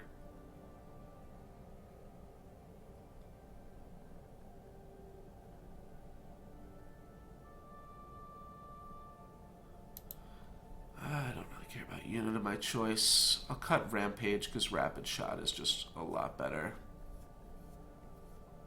Though Infiltrate does work with Rampage. That's kind of cute. I mean, 7/7 Flying Overwhelm. I think that's probably okay enough. It's definitely a little bit expensive, but I think we can make it work. Do we care about any of these other cards? Not particularly. I can just rare draft this one. I don't think we even need more cards in the deck. The Flying Vulture, it's a 2/1 flyer. Alright, yeah, I'll take a Flying Vulture. I wouldn't actually mind another Furnace Mage. That card seems okay. And I could take another Recogulator. Yeah, I'm going to. Twilight Raptor, taking Grenadin. Don't need any of these. I guess I'll just rare draft, like, Twilight Raptor. That was a 3/3 lifelinker.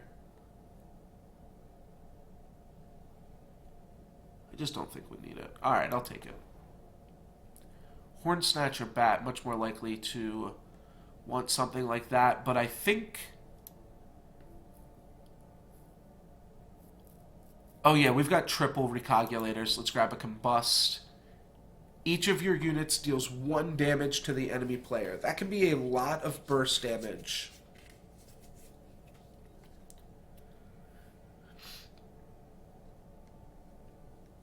And it also does trigger Infiltrate,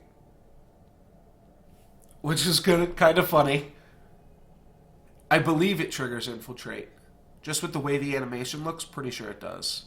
Alright, let's take this. Wow, another Runic Revolver option. At this point, I'm not sure I'm playing Smuggler Stash. It does draw me 2 cards, and being able to draw back your Scrap Tank is pretty good. But just looking at this deck, it seems so good. I've got enough cards already. What I'm thinking is, let's just grab this Stonescar banner and just lock it in, you know? Just make sure the deck can function, make sure it can do what it needs to do, and we're going to have a good time. So here we go, 31 cards. We need to cut 5 cards right now already. So that was part of the reason I was like, maybe I don't need to go too crazy here. I think I am going to cut the Destroyer. It's a lot of 4-drops in this deck, a lot of 4-drops, but they're all good. So, I think I'm going to keep them all. Like, I think the expensive cards, Warband Chieftain and Steelbound Dragon, are more likely to be cut even. But, I mean, just a 5-mana 5/5, that seems good. Maybe I don't need the Gunsmith. Maybe I just don't need that much damage push. As good as it seems. It actually kind of looks like not an Oni Ronin deck. I don't have that much in the way of kill spells. Oni Ronin is still a fine rate on a card, though.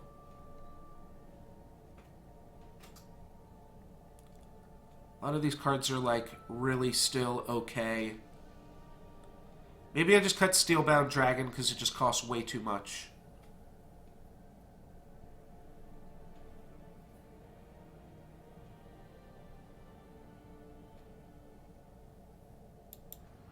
Yeah, this can kind of keep our curve lower to the ground then.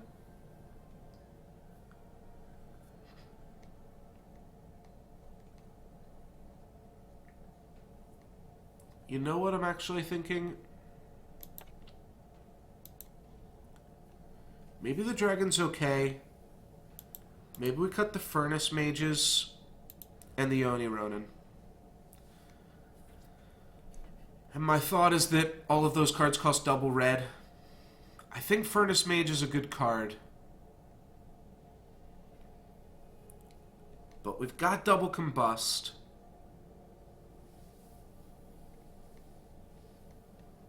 Got the Recogulators for cards to sacrifice to Combust. Maybe we just kill their big creatures and we don't worry about their attachments. Having 1 in the deck does seem good because it can be a good late game card. It's not going to be a better late game card than a Dragon, though.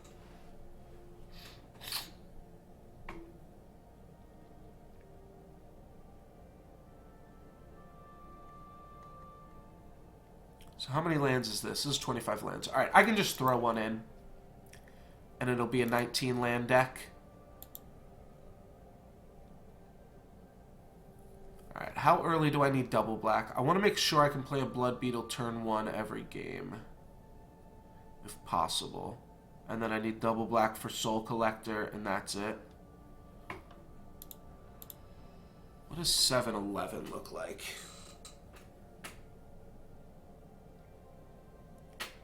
So by the time I hit 7... Yes, I did get the Jet cards. I played through that expansion. I just happened to log on like right after it came out yesterday. So I did play through that adventure, and you can watch that playthrough up on my YouTube channel, as well as a short like 2-minute highlight clip of the opening 2 turns against the final boss. But yeah, you can check that out on my YouTube. good is Rapid Shot? Card is, like, pretty good, right? Yeah, I think Rapid Shot's pretty fantastic. Alright. Do I want the Dragon? I mean, this is still a 19-land deck.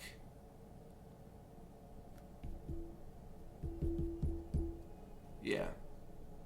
Alright. I think this one's good. I think we read the signals perfectly.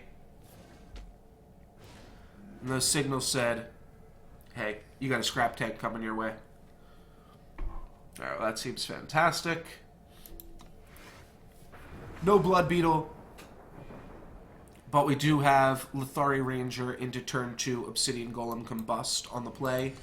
So we can smack for 4. And then we have a 6/6 online.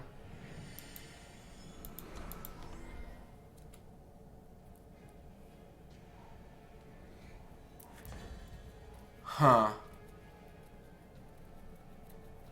It's a little scary, but I'm going to go for it. Cool. So obviously the fear there is that my opponent has an Ambush Lynx when they've just got 2 mana open like that from this style of deck. Rapid Shot makes this pretty insane here. Now even if they draw a bug or something, we're good. And we're pretty much already playing around Lightning Storm, so I can run that out. I probably actually should have played the Recogulator first. But now if I draw a land, I can go Recogulator Combust. If I don't draw a land, what do I do? I can swing and then Rapid Shot. Let's just go Recogulator and smack for 4. So the reason that I'm doing this, I didn't see whether or not they put a card on top with their Avasaur. But if they did, they could play like a 7-drop this turn, and we'll want Combust active for that.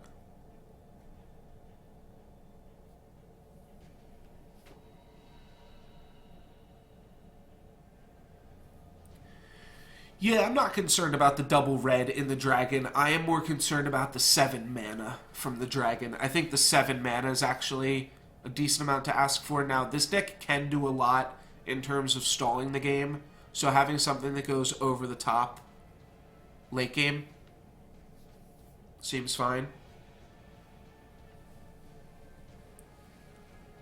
The double red requirement is more of a concern on the 4 mana card. Alright, so they're going to Avasaur. They're not going to put something back again. And then where does that leave us? I think that leaves us in a position to combust here.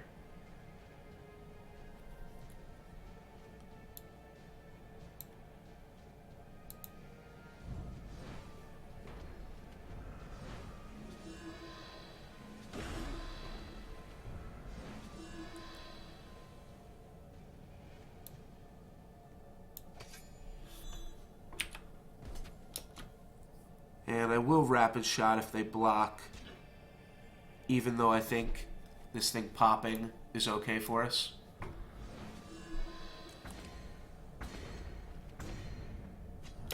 Yeah. That still does grow my Soul Collector.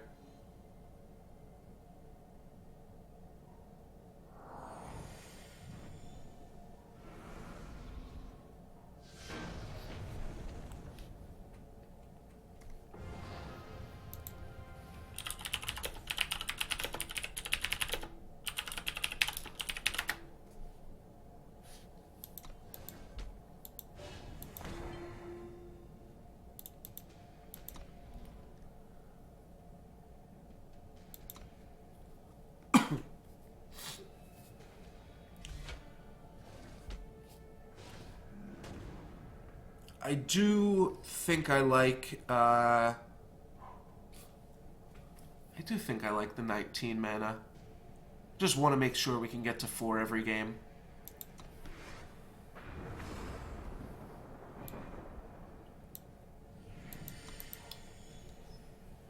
The Lethari Ranger has seemed pretty good for us on the play, both of these games so far.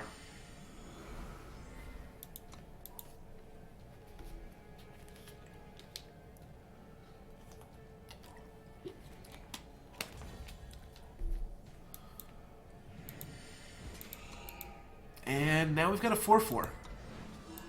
And it's as simple as that. Yeah, definitely liking this card. You know what? I'm going to turn on my light real quick because the sun is going down. Alright, that is a great Acolyte target, but do I want to do that yet? Well, that's tricky because I kind of want to get Soul Collector out onto the battlefield before I start killing stuff, though my opponent will get a Warcry. If I do, that's fine. We'll give him a Warcry. Play Soul Collector just in case they decide to chump block.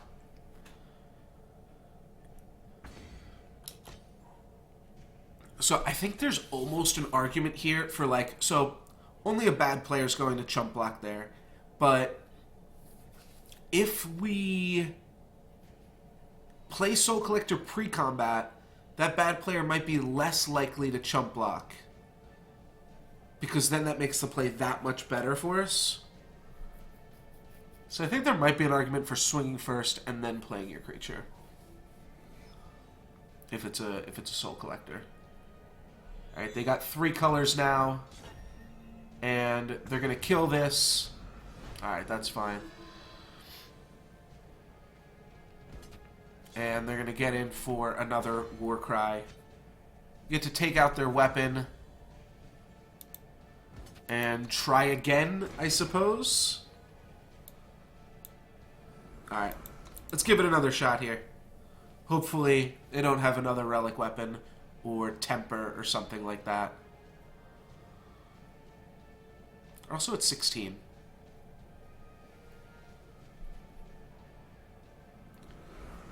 Alright, Horu Fledgling.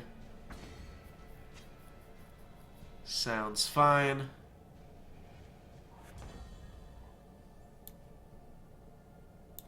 Let's just kill this. Stop the Warcry madness. They've gotten more than enough value out of it. Handle smash. When it's at 12, it's only a few more hits here. Next turn I can potentially play Execute plus Scavenging Vulture if I draw another one of my lands.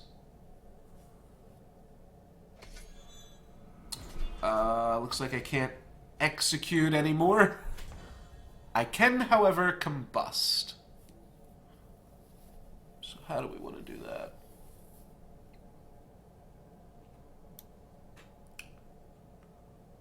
Let's blow up Recog. I can wait a turn here. Gets us more stuff out onto the battlefield. Maybe my opponent even goes more all in. I don't think they really can. But yeah, this is the main reason I wasn't worried about attachments too much.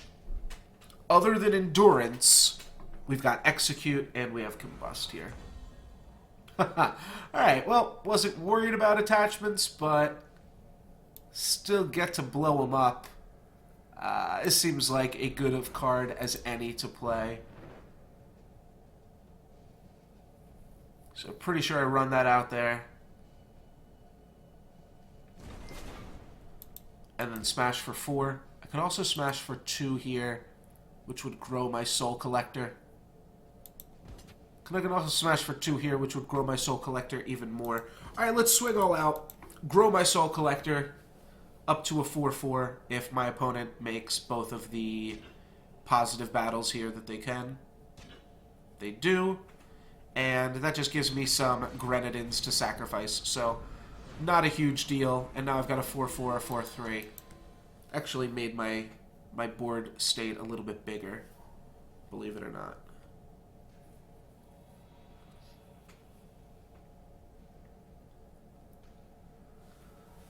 So now I've got a few lethal creatures. I've got to get in with 2 of them. And I've got a combust target.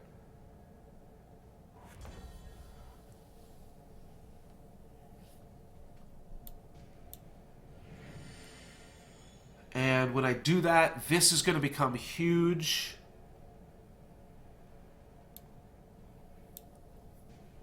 You know what?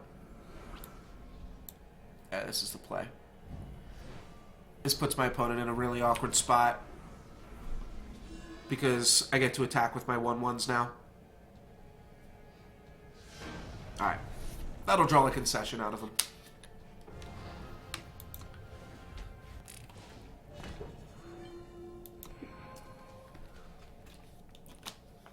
Yeah, I think I like the 19 lands. So the idea behind 19 lands is like... Typically in Magic, you play anywhere from 15 to 19 already, but you almost always play... We're on the play and we've got a Blood Beetle, so I'm going to keep. You almost always play 17. So when you add in 5 more cards to the deck, you want to make 2 more of them lands. So I think 19 is probably almost always right in this game. Obviously don't want to speak in absolutes and things. Alright, we got a recog. Otherwise this hand's pretty slow, but... I guess recog still keeps the hand slow. Looks like they were debating a Desert Marshal there, potentially.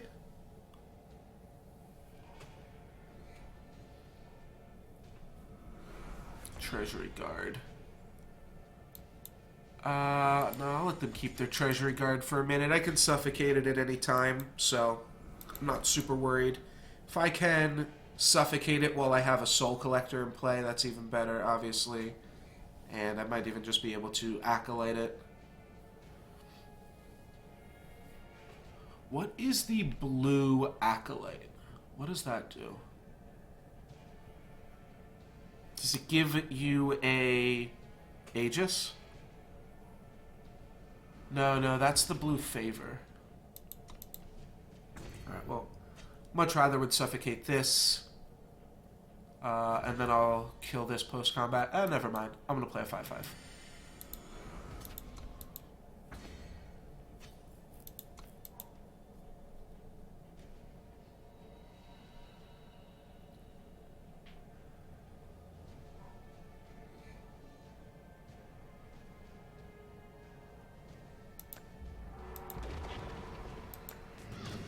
I guess your tower, or whatever this is called, is just randomized in this game mode.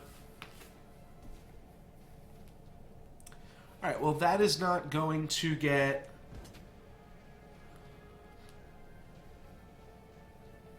suffocated anymore. They're going to let me trade it off with this. They must have a silence for my flyer here. Or they have a +3/+3? Oh, +4. Okay. It's fine. That still gives me a 7 attack flyer.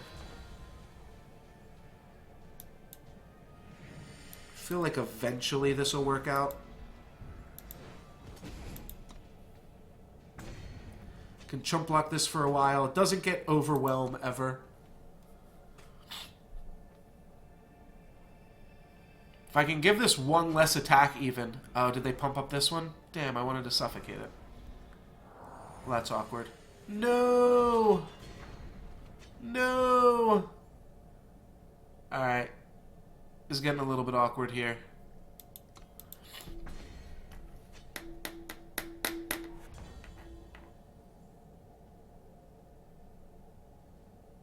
Alright, let's just suffocate this. We've learned our lesson.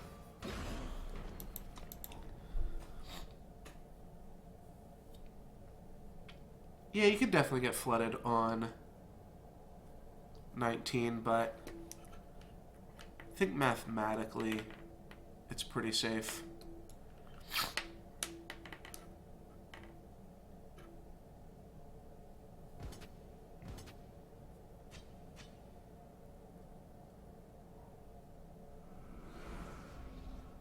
Combra Healer healing... Or making itself bigger. Okay. I'm going to say no blocks because I'd rather block once I have a Soul Collector or a Scrap Tank on the battlefield. Oh, shit. That's insane. Get back a 7-2 flyer.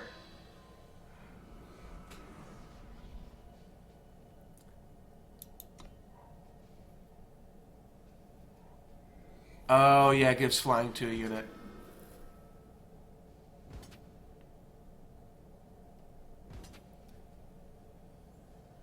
Alright, well, now I can do double blocks on this. And the double blocks on this. Like I can go 2-2 plus 3-1 on the 2-5. I think I'd rather just take this out. It's the most damage. Take 8. I'll block here too. And then I'll have Grenadins for the next few turns to chump block this. Just gotta hit them in the air, and this is actually gonna turn into 8 attack. And it's gonna get another instance of flying, right? Yep. Awesome. Awesome, awesome. Well, that's why I played it. I figured it could return the beetles, and that's probably... I mean, I did say Dire Fang is the best thing, and I stand by that. Dire Fang would have been pretty good that game, too, in terms of stalling the board out, letting me draw into scrap tanks and things later, but yeah, that was a pretty juicy return there. 3 mana for a 3-1 and a 7-2 flyer. Does that seem fair to you guys? Seems fair to me. My opponent definitely needed that Desert Marshal that I thought they had. Alright, let's redraw this one. Just a little low. And hopefully those 19 lands will pay off for us, because this hand needs some mana, that's for sure. Alright, double combust, no bueno.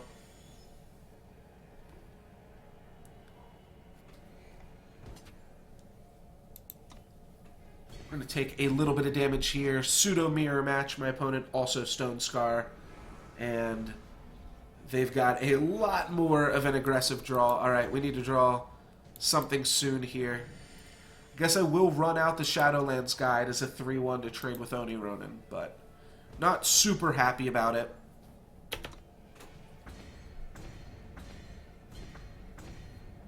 Like I said, I think you're much more likely to get screwed than you are flooded.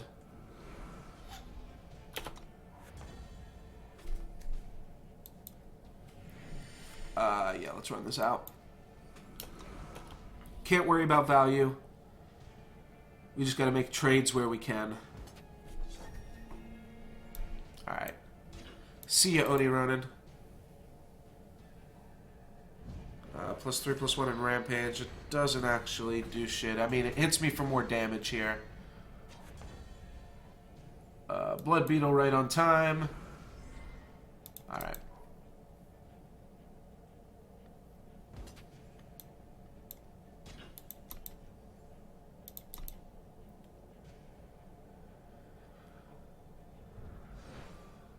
What are they giving? Quick draw. This, they get to hit me for 7 down to 1.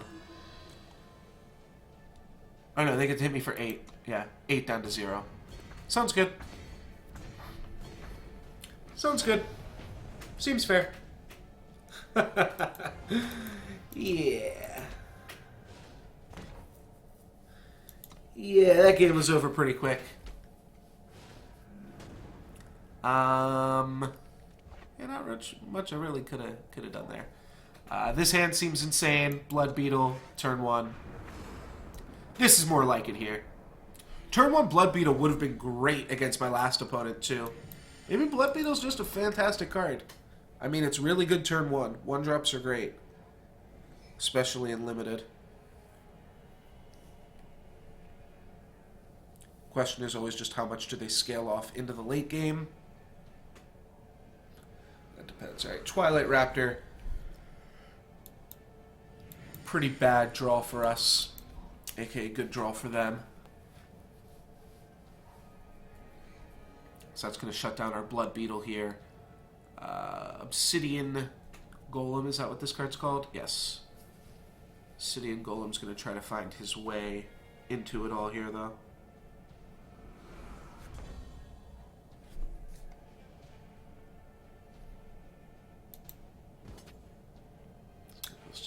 so they wound up playing. They had to play their cards out of order a little bit. That's kind of good for us.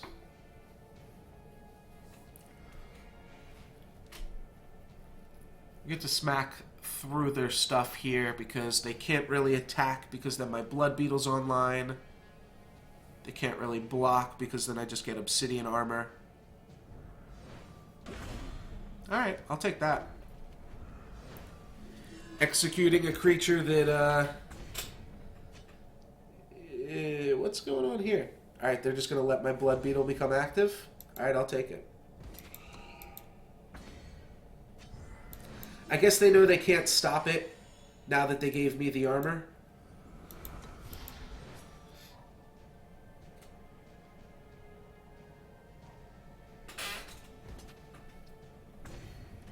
But we win this race here. Exhaust him to deal 1 damage. Alright. So they just get to deal 1 damage to my face with that for now. Obviously, I don't want to play Soul Collector into that. We're winning this race. They're hitting us for 4. We're hitting them for 5. I'm going to wait so that next turn I can Soul Collector and Obsidian Armor it. And that'll put me out of range of the other stuff going on here. I would love to trade the Beetle for this now. Obviously, Shadowlands Guide would die to this. If I play Soul Collector, they're not going to trade. Yeah, I think I just have to smack, keep this guy back on defense, try to trade with their Cloud Snake.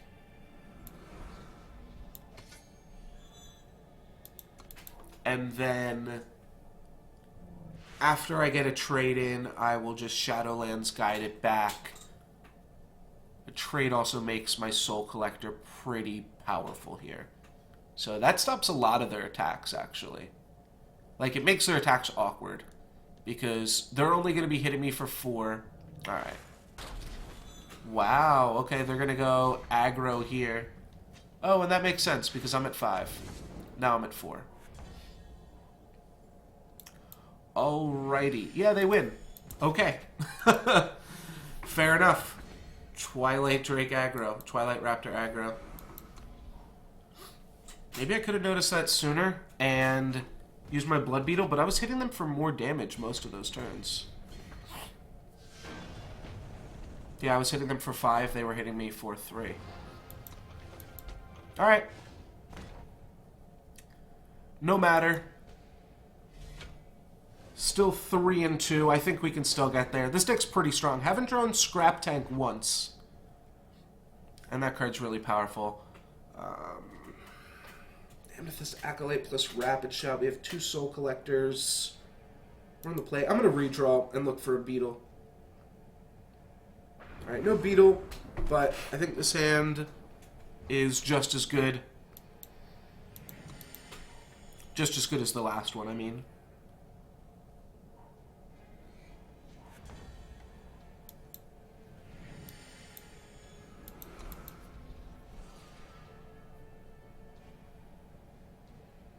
We should have just played the Vulture first, because the Vulture can attack into anything. Yeah.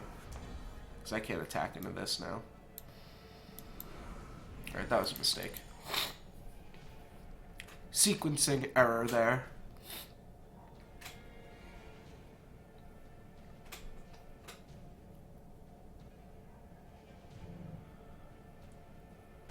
Alrighty. Well, that clears the snowball for my Soul Collector.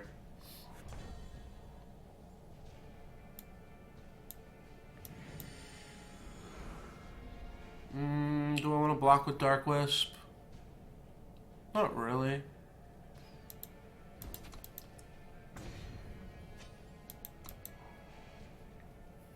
Would get this out of future snowball range, but just don't think I need to. Yeah, I'll just execute that. Had no intention of blocking that one. My opponent's also out of mana.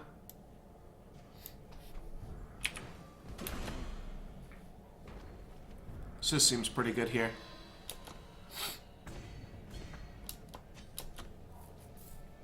We're not really dealing that much damage to them, but we'll potentially be eventually.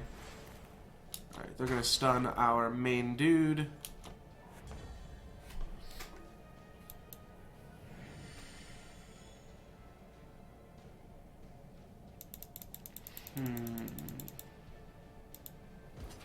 Wonder how long I want to hang on to the Shadowlands guide here.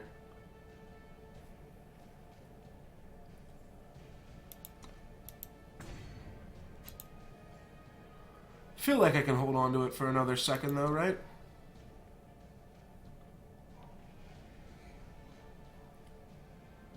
Alright, there's the snowball. The snowball action.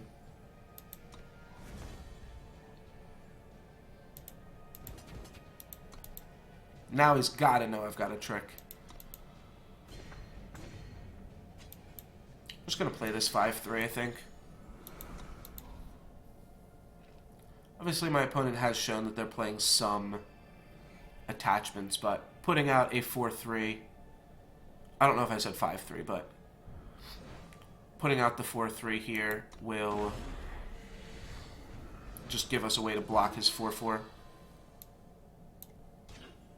Sometimes that's all you need.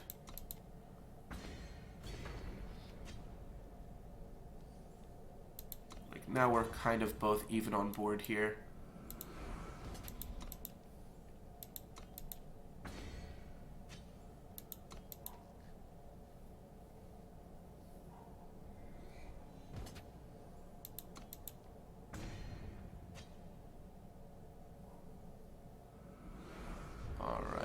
Definitely don't love that one. Do, however, like that one. Alright. That's a big dragon. We just need to draw one more land to make it work. Do I want to play this?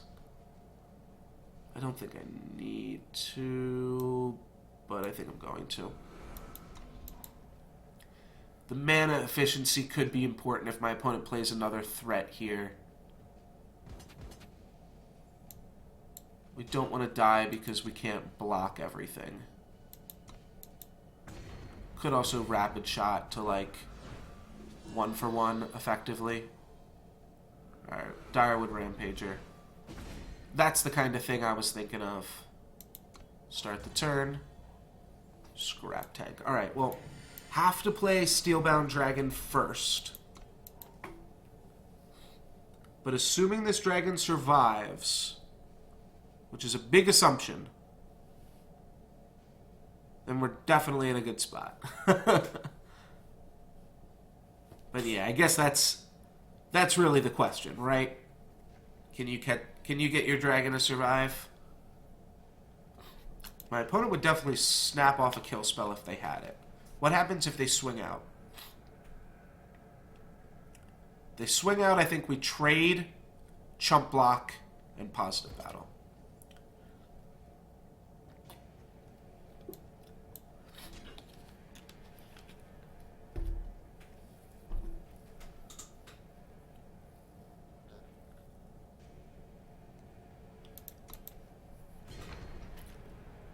It's probably a bluff because they want to kill my 3-1, but I don't want to risk it. Okay. Stun an enemy unit. That's their plan.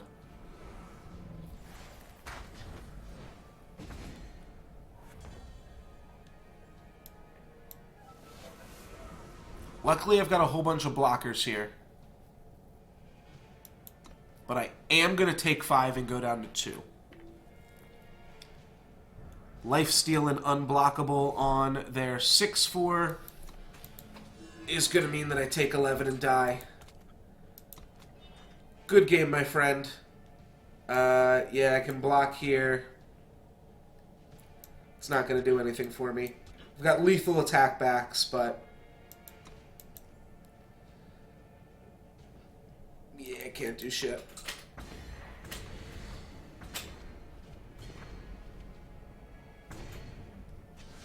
I think I have lethal attack backs, right? 9 plus 7, 16, 4 plus the 1 ping. Yeah. Unfortunate. Alright, that's going to end us 3-3 here. Still not what I wanted to see. Let's go for one more draft here to end off the stream. And you know what? Let's make this a good one. How does that sound? Let's make this draft a good draft. One green card in the whole pack. An Oni Ronin. I do love me an Oni Ronin. Even though I didn't play it in that last deck, I think this card is fantastic in Rakano. And probably the best card in Rakano. Witch is good. Throne Warden is really good. Oops. Let's take Oni Ronin. I almost just clicked on some random shit. Blood Beetle was good for us that last draft. Silverwing Familiar is okay. I mean, we have to go into a different color at this point. Do we want a Flying Lifesteal Aegis? I mean, they both seem okay. Both seem okay. I'm going to take Blood Beetle. Play unit from the Void. That's cool. Don't have any of those. Longhorn Sergeant is pretty cool, though. Alright, I'll take a Sergeant. Then I'll take another Sergeant. Sounds good. Seek Power, probably. Seek Power is, like, pretty mediocre. But I'll pick it up here. Combray Healer, Armor Smith. Both a little bit mediocre, but I'll pick it up. 1/1 Flyer. Oh, we've got a Crown Watch Deserter. Alright. That's good, and it's the colors that I want to be. Desert Marshal. Is Desert Marshal any good? I mean, I know it's a good card. But is it something that you'd want to play another color for? I don't know. But do we want, like, a Centaur Outrider? Don't think I want that either. I think I'll just take a Desert Marshal, just in case that's what we want. Treasury Guard's good. Granite Drone's pretty sweet. Take this. Don't think we're going to play it.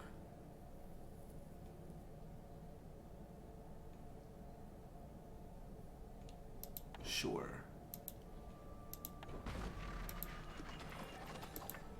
All of your units get Killer.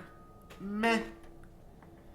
3/3 while attacking. That's pretty good. Or a Renegade Valkyrie. I think I just like District Infiltrate.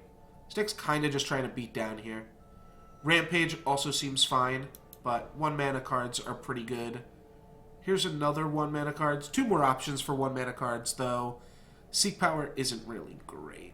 Alright, I'll take another Tinker, or not another Tinker Apprentice, but my first Tinker Apprentice here. Detain is reasonable with Warcry. And a pretty cheap spell. Another Blood Beetle. Or a Stranger. Yeah, we got enough that kind of solidifies us in red. This Blood Beetle's like pretty reasonable. We'd play like green-black then and we'd still be splashing red. Nah. 5/3 Overwhelm. 5/3 Overwhelm could actually be okay. Though maybe we just take an on-color Stranger. Not super crazy about an on-color Stranger, but it could work out. Man, we could have made the Blood Beetle deck work. Just all in on Blood Beetles. Take a Rebuke. What do we have? Endurance Charge, Mithril Mace, or Flying. Or just taking Grenadin. Something in me is just almost like had enough, you know? I'm just like, that is it. I have had it with these motherfucking snakes on this motherfucking plane. And I just want to take some Grenadins and beat some face.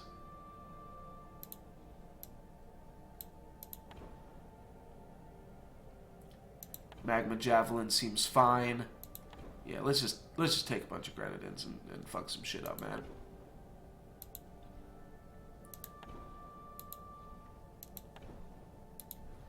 Alright, so this is what we got so far. Another scrap tank. That's what we get for reading the signals this time. Crownwatch Deserter would be really good. But I would actually like a scrap tank, I think. This would be my third one for constructed. I don't know if the card's like that great, but it seems good to me. And that gives me a playset, so I think I am going to take that. The Crownwatch Deserter is really strong. I am going to have to take the legendary there. Your other units have +2 attack. Or Rebel Sharpshooter, or another District Infantry. Let's take a 1-mana 3/3 instead of any of those expensive 3/3s. This makes our Strangers good. I could take a Magma Javelin. I don't even love Magma Javelin. Alright. Strangers being good seems fine.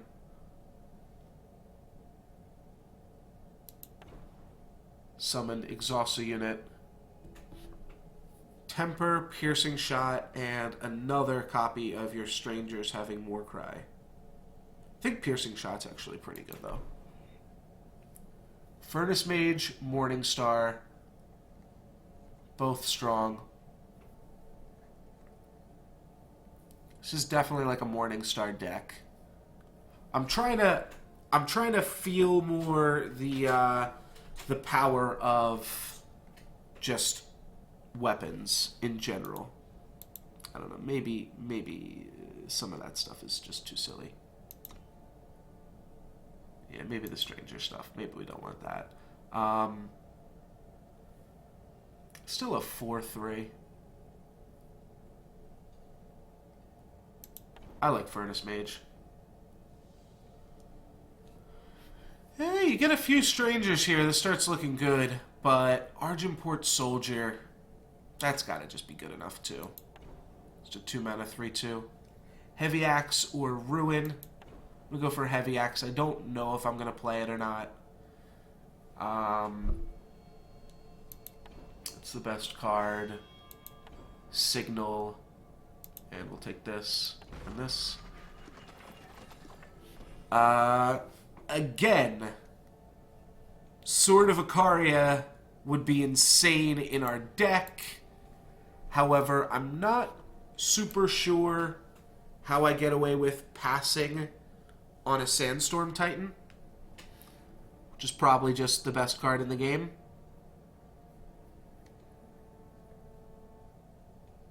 At least seems that way to me. A fairly new player. I'm going to take Sandstorm Titan. I don't think anybody's going to fault me for that. It's pretty good. Curse. So is Curse like a negative weapon? Oh, I guess we've seen curses before. Yeah, they're attachments. Okay. The thing that stuns a creature is a curse. It's just weird to see the word curse again on the card.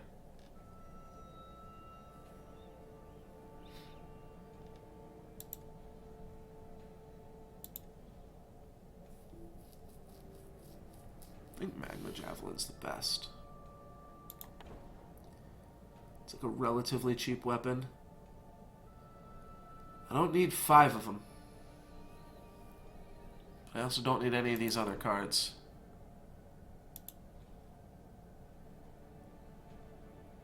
I think Rebuke and Detain are both fine.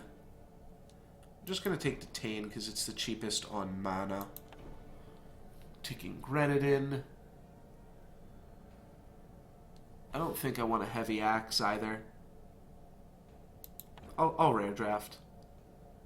I'll torch draft.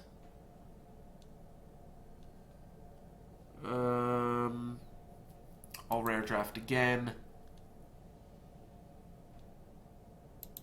Sure, maybe we play that. Could have maybe even taken the blast. Not sure if we're going to play the axe. Looks like we probably are. Yeah, we can fit a few more cards into this deck even.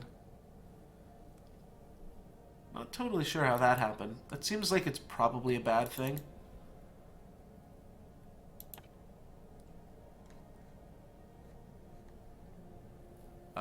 So what do we have? We can play Rebuke, Silence and Stun. We can play a 3-mana 2/2 Warcry. Play Crown Watch Deserter. Throw the Seek Power in there. This is now a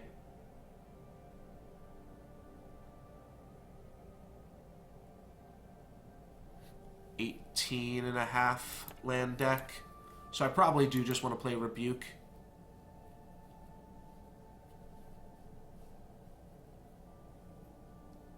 Reinforce is an interesting card too. I've got a lot of Magma Javelins. I don't think I want to mess around with that though. I think somehow this deck is too aggressive, and also I don't have enough cards for it. But we'll give it a shot here. I don't know why it's trying to put Time Sigils in my deck. Why are you trying to do a thing like that? Oh, because there's a Stand Together in the deck.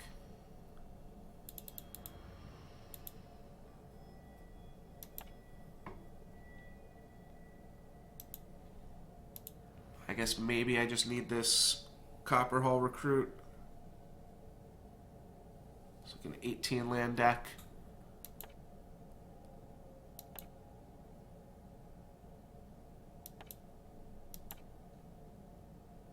You know what? Let's... Because Armorsmith isn't great and Copperhall Recruit aren't great. So let's add the Strangers in.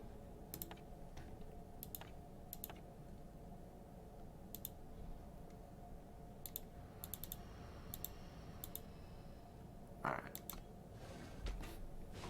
Let's give this a shot here. Pretty dumb deck so far. But maybe we can make something out of it.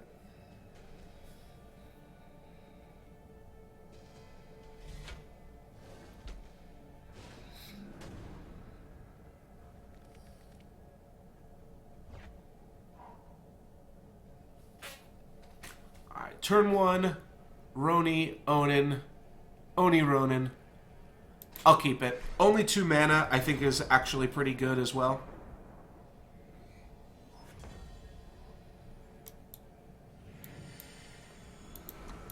We've got Piercing Shot, we've got Heavy Axe.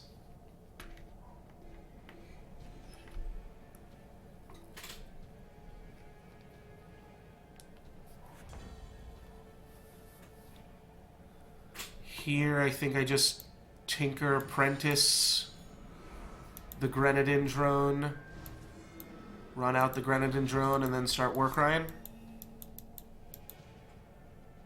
Oh, do they have it? Damn.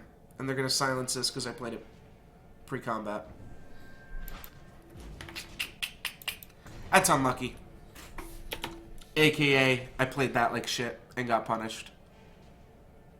They got an Echo, so they got like a Sauropod or something. Combri Stranger. Okay. Let's go Piercing Shot. Swing out.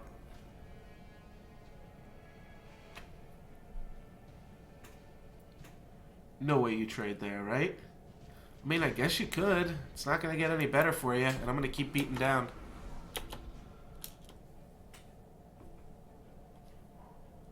There's nothing else that card will do other than trade. Yeah, I'm not going to block it. I'm winning this race, dude.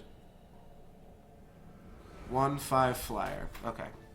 So we go exhaust this, swing for 6. But it's not a stun, it's just an exhaust.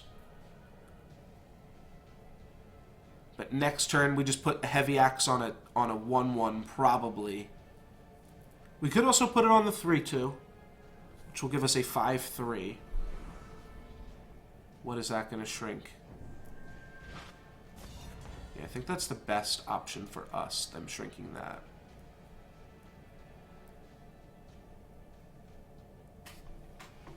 And then what I'm thinking here is heavy axe on the apprentice, lightning bolt this, and then we can swing with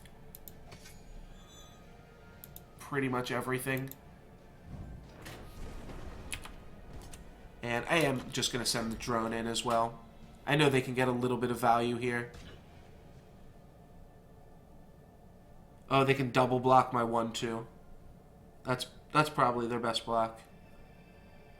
I don't know, because it gives them Warcry. Trades their 1/1 for my 1/2. Yeah. And still lets me to get in for 8, so I think we're both pretty happy about that one. Me, maybe more so. Me, maybe more so. So they play a blocker here. Oh, if they have 2 blockers, that's decent. 1 blocker, I don't think is going to do it. No, because 1 blocker, they trade with my 1/1, they bounce with my 3/2, and take 4 down to 2. At which point, next turn, I've got 3 lethal attackers. They need to play 2 blockers next turn.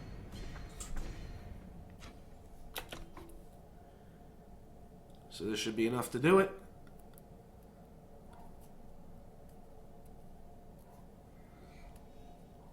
Alright, yep, there's their Sauropod. Well played. What a dumbass deck. I even played it terribly, too. Though my Grenadin drone never died, so I guess it didn't really matter, though it definitely could have been the difference in the whole game. I'm going to go to the bathroom real quick, and I will be back to hopefully finish this off with some wins.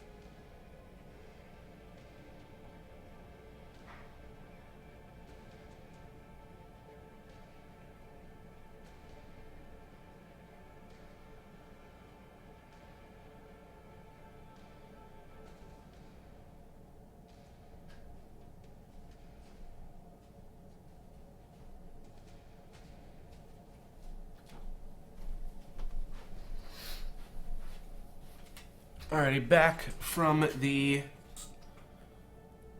bathroom here. Do it up, dumb aggro deck. Let's see if this is the Real certified, just way to climb here.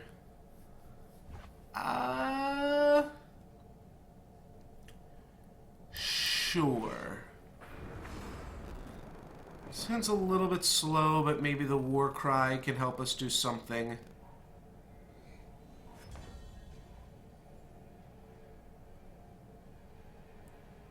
War cry. Yeah, I'm not sure which of these cards. I guess I just want to get myself a 4/4. I could wait a turn to figure it out, but the 1 damage could be relevant, and I'm not likely to have a better idea of what I want by next turn. Okay. That seems like a pretty big coin flippy card.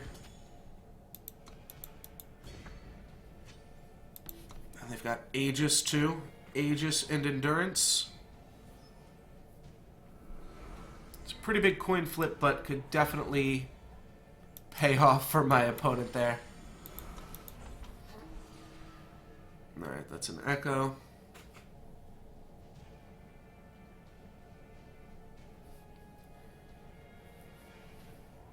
Oh wow, drawing extra cards is pretty insane with that thing. Want to make sure I never let my opponent activate this. Alright, that was their Echo. Not a huge deal then with that Echo. I won't complain.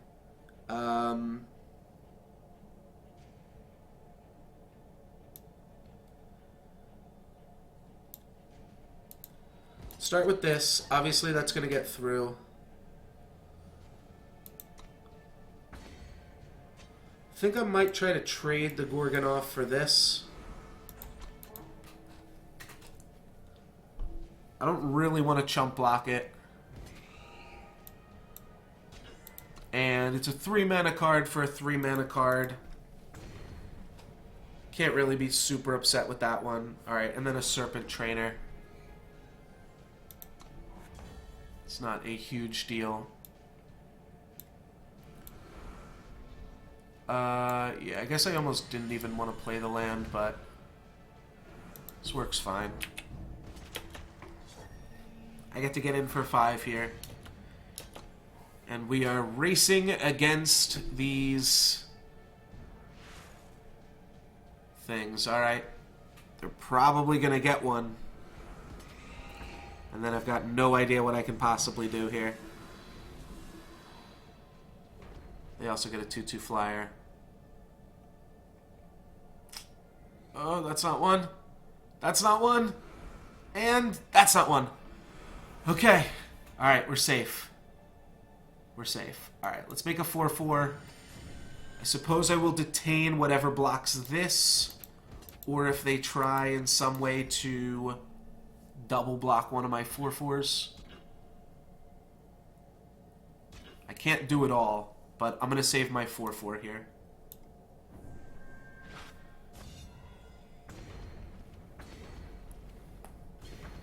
And otherwise we trade off boards. I hit them down to 14.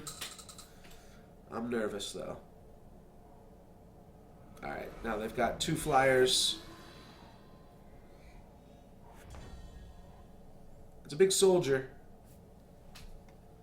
Let's smash. If they want to positive battle this, that means they're taking 8 or chump blocking. Yeah, I think we can get in for 1 pretty freely here.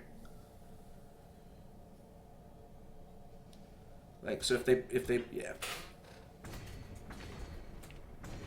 It's gonna mean I am out of war cries for the time being, but I do get to play a 6/5, and a 6/5 is big enough that it challenges their 6/6s. Alright, so land is good, threat is good. There's a land. Smash. That's gonna make my 6/5 lethal if they don't chump, which there's no way they can. And now my 6/5 is lethal, so even if they draw one of their 6/6s, they have to trade it with this, and then we're back in the same place that we just were. They can double block my 6/5 and take 3. Or they could positive battle. They can't do that. they have to block this. So they either have to chump or trade. So if they decide they want to double block, which they'd probably want to, then we'll make them take 3. They're going to chump block and positive battle. Then I'm going to play an almost lethal Taking Grenadin.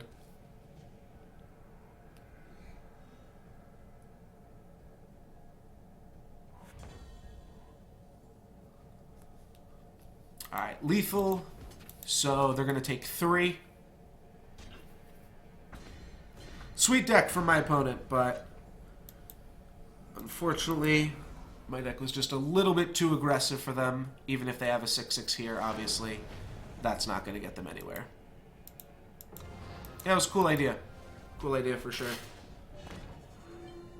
Alright, 2-0.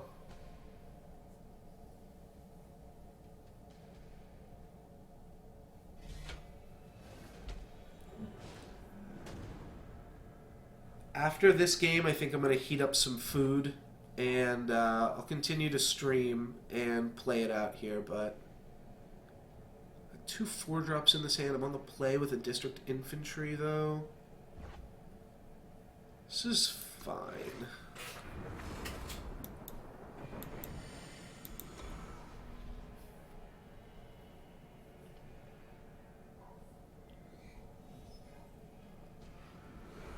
Initiative of the Sands is a little bad for us.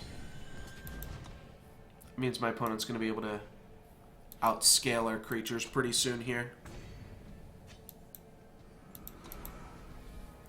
Really just want to draw power for the rest of at least the next 2 turns. Not the rest of the game, but definitely the next 2 turns. It's not power. I think we can still smash kind of freely.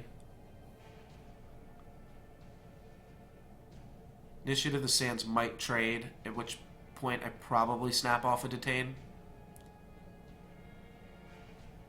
He's thinking about it, which means he wants his initiative.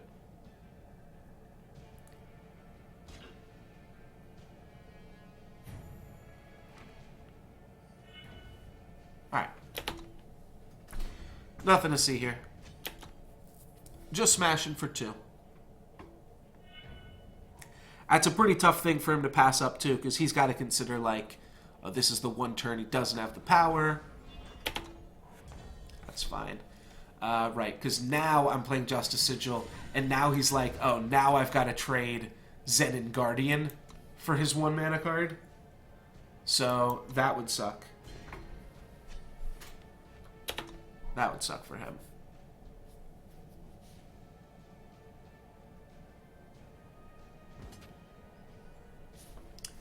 No blocks. But on turns where I don't rip a power, I can't attack into it, obviously. Magma Javelin's pretty good at freeing up some of my attacks. Definitely want to hold on to Furnace Mage. I think I want to play my Sergeant first, just because I don't care that much about exhausting this. Also, I can't exhaust this. Right. I do also have access to Detain.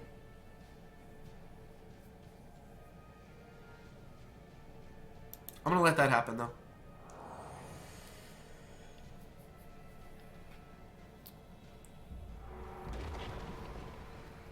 Don't think I'm going to let that happen, though.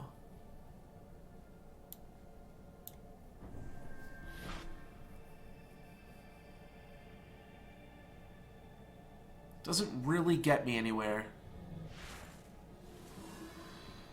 Just going to get flying and just draw a card. For nothing. That's fine.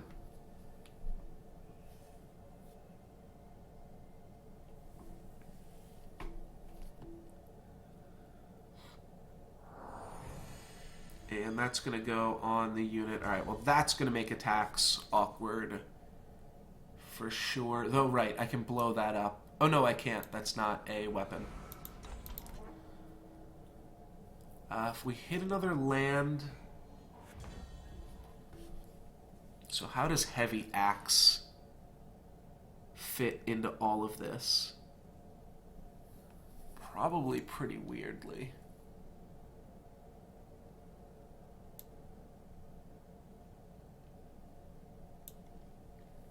Like, I could just go Heavy Axe here, and then when he blocks, Magma Javelin.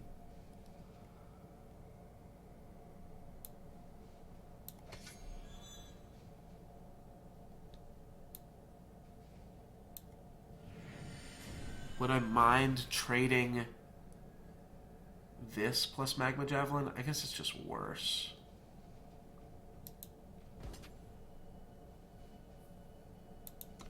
It's like he's probably going to block this. You don't just take 4. Oh, he just took 4.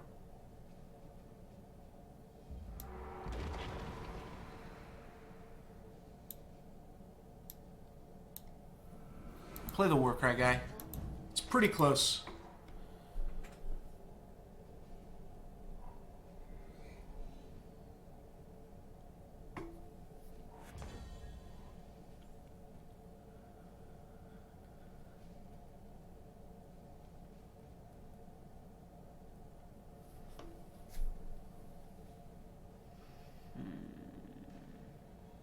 It's just a 1-1 now.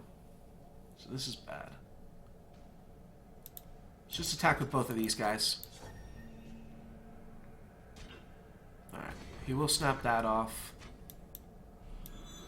I'll jab for the finish off. Oh shit! I get to keep my javelin!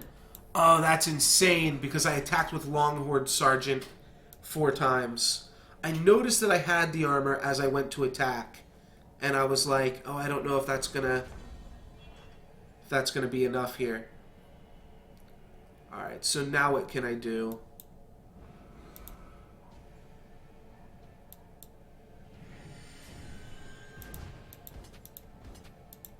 Oh yeah. Right, Empower. I'm double war crying, so I'm gonna get to keep my weapon regardless. My opponent just takes it all. And dies.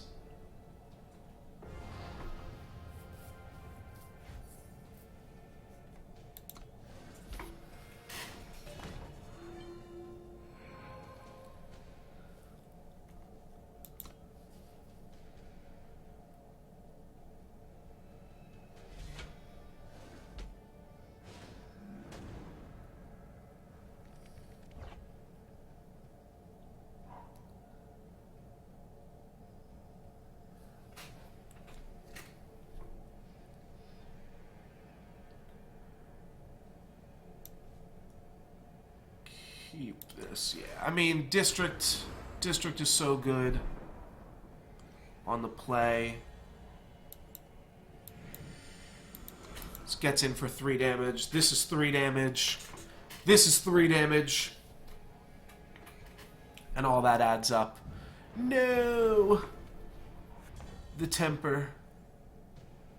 Alright, let's just power up the Grenadin. Because it's currently the only card in my hand I can play. Give me a 4-3 to attack with next turn. Yeah, now we're at this awkward spot where I don't have any... I don't have any 3 damage cards. Or don't have any 3-cost cards. So sigils are bad to draw, but I also need to draw them.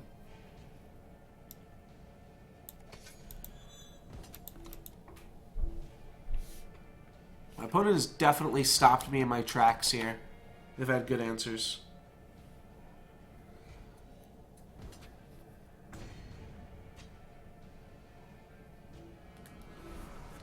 Alright, well I can double block that. I think we're just going to be in a stalemate, and my opponent's going to win with this flyer 8 turns from now. Maybe a little bit shorter than that. Maybe in 5 turns they'll win.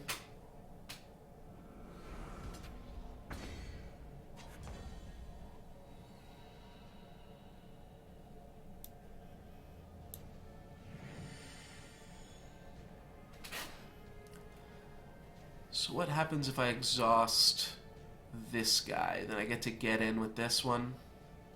Or I get to get in with these 2?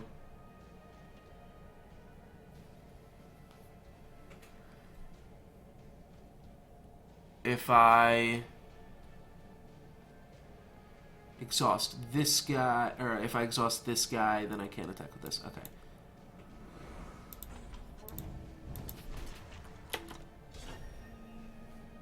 That gives me a life point. That's not bad. And I got in for 3 damage for free. I got a Warcry, and I got a life point there.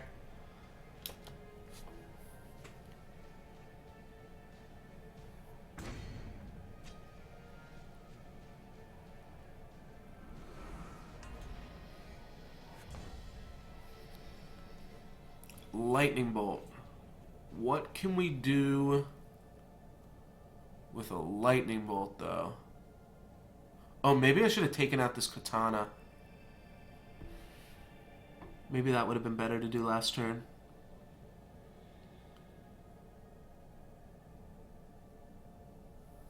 There's too many good Lightning Bolt targets here. Oh, I can Lightning Bolt the Flyer. Yeah, let's start with that, right?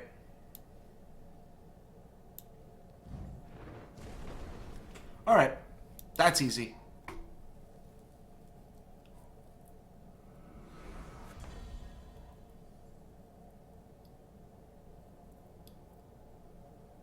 How so does False Prince synergize with Silence? What do you mean by that?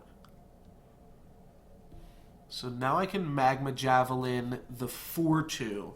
That actually clears up a lot of the board. I clear out their 4-2. I can swing with my 3-2s.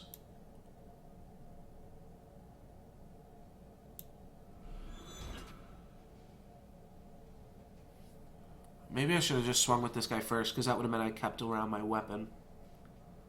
Now if I attack, what do? Now they know my play.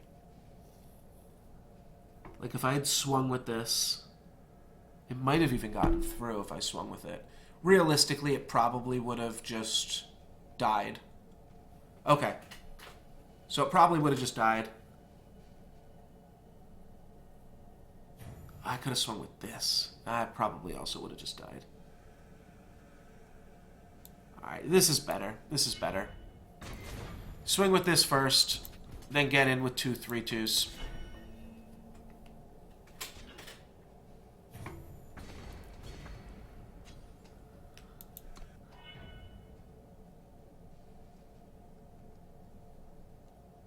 Oh, it only gets turned into a 1-1 when hit by spells. Okay, I was wondering how that worked there then. Alright. First off, I'm going to say, no you don't. Get back down here. Maybe I should have done that second. Wait.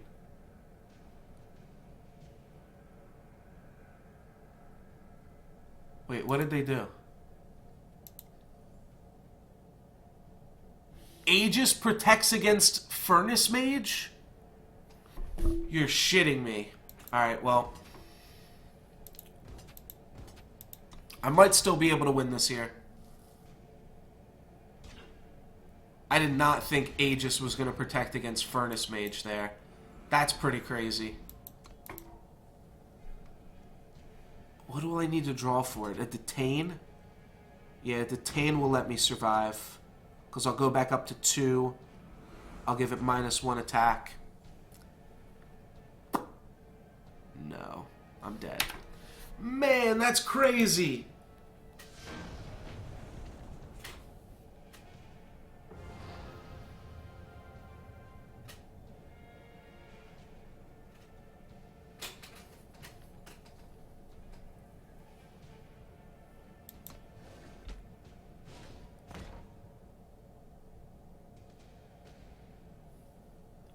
Oh, that's only my first loss. Oh, I thought I was done. I don't know why I just thought that was like the end of the run there. I've just lost so much today. I thought that was going to be the end of it. I am actually going to make some food. And so I'll be back in like... Well, I just got to throw it in the microwave. I'm not making shit. But let me just throw that in the microwave. I'll be back in like a minute or more, though. Because then I'm going to throw it in the toaster oven. So, I'll be right back.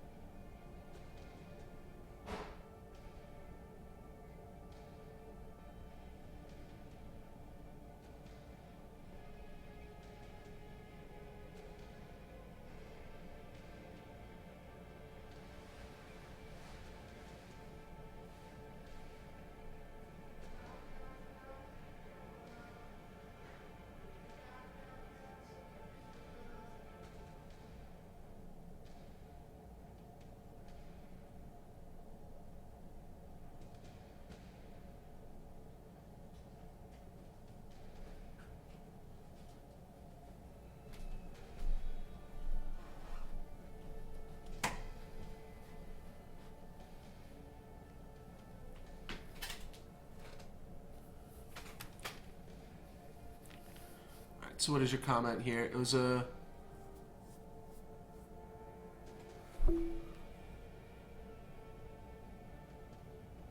safe return on the 3/3.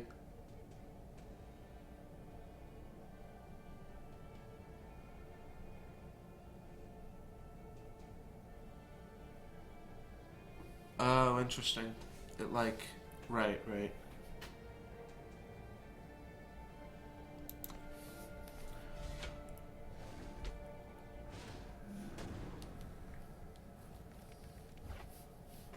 So I'm going to run out like halfway through this game and go microwave that. I don't really want to tinker apprentice a Furnace Mage. I mean, I have the right mana requirements to play Furnace Mage. So that's pretty good.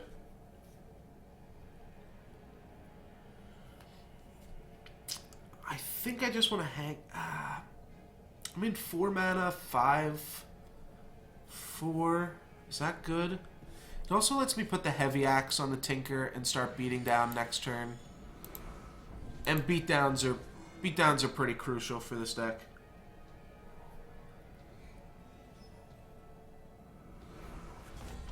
Let's see. If I Heavy Axe, still can't really... Heavy Axe doesn't change anything. So let's just play Rakano Stranger and pass.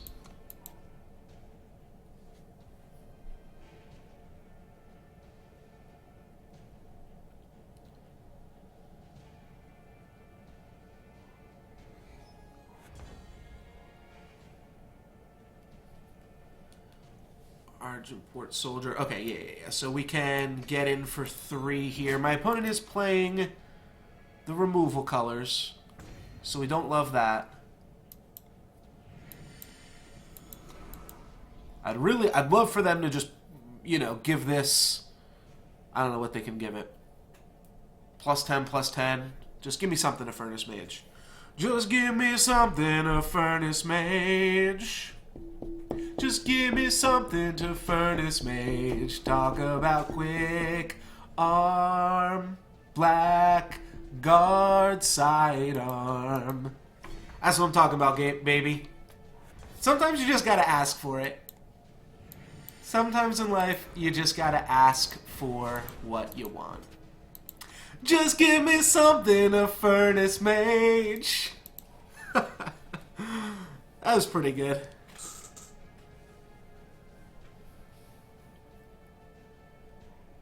Would have been better if I knew what the name of this card was before they played it. Alright, they kill my 4/3. They can't attack into me. I think they're going to trade with my 5/2, in which case I'll smash them in the face for 4 more. Or, going to trade with my 3/2, rather. Trade with my 3/2, or they could trade with this and pump up. Just be bad if they've got a +3/+3 here. That'd be kind of annoying, because then I still have to Magma Javelin their dude. Damn.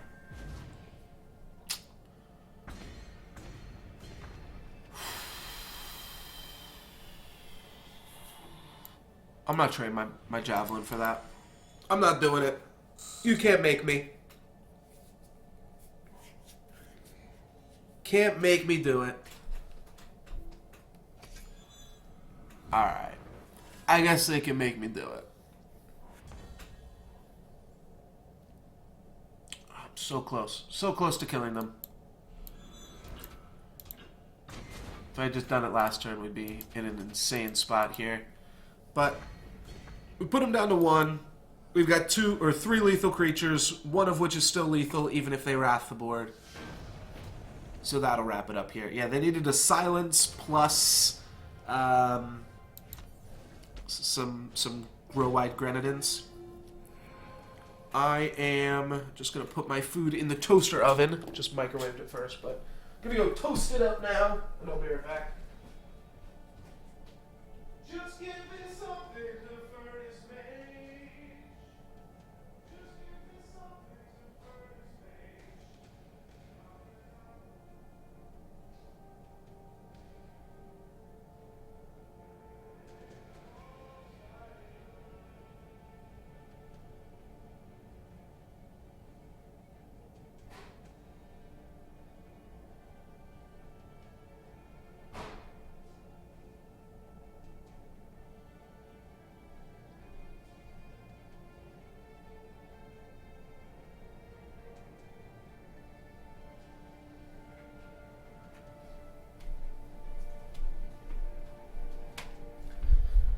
Just give me something to Furnace Mage. Alright, we're 4-1 now with our Rakano deck. Let's throw that in here.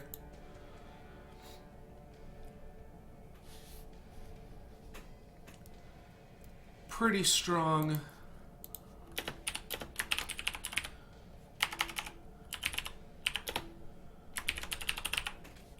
Pretty strong deck, but I also, like, hate it.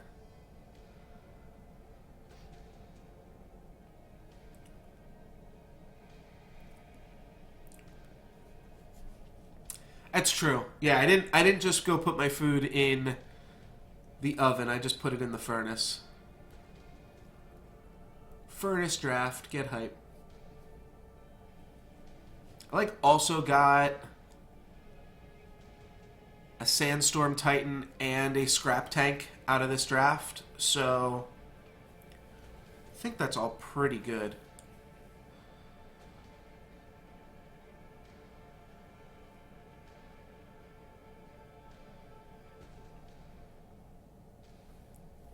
Yeah, that was definitely like the best thing, because that's like probably the only card my opponent would have played that wouldn't have been like a relic weapon. A relic weapon could have been bad, but it was pretty likely that a normal weapon was going to be okay for us.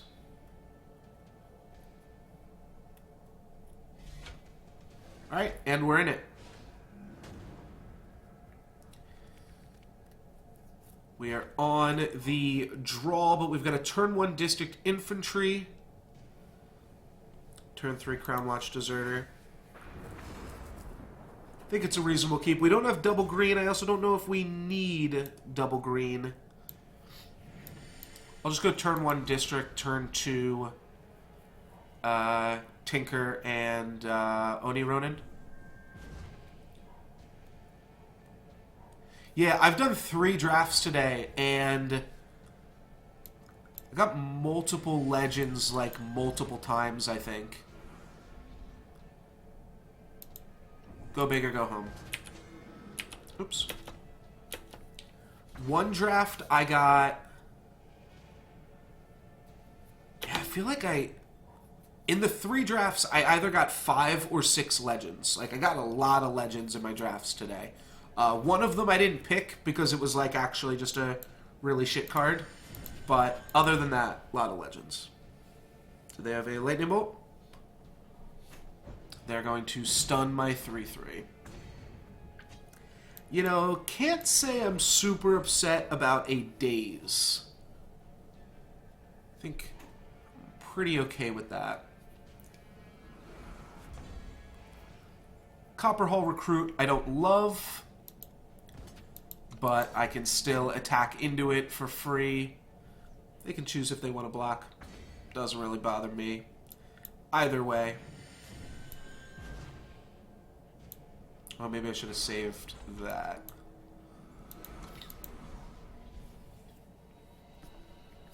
Yeah, in 3 drafts I got at least 5 legends today. 2 scrap tanks. The mono blue legend that's a flyer. Alright, well, Detain gives us a lot of good attacks here, too. Let's power up. Let's swing out. And get ready to detain something. So pretty sure I'm just going to detain this almost regardless. Oh, no, not if they do that. And I thought for sure this was going to eat this, and this was going to, like, trade with a 3/3 or positive battle on something else. That's all? That's all that's happening here? Buddy, I don't think you can win if that's your play. Wait, is he going to wrath the board? So let's see. Next turn he blocks this and this.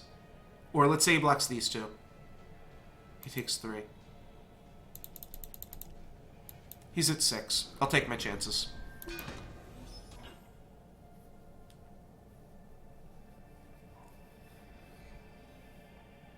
Alrighty. And he's not attacked with any creatures yet this game. Let's power up our dude. swing out, and now my opponent's got some decisions to make. You're going to have to play into my combat trick now. That's one of the tricky parts with playing around combat tricks, is you play around them for long enough, and then you give your opponent the chance to actually draw them. So here my opponent would be taking 5 and going down to 1. So what I'm just going to do is save my 1/1, because it will be lethal next turn. And that'll give me the opportunity to make lethal attacks on next turn's combat. Now he realizes the trick that he's been playing around was just that, a trick. My opponent needs to play 2 blockers here. They can't manage it, and they explode. Alrighty. Be right back, grabbing my food.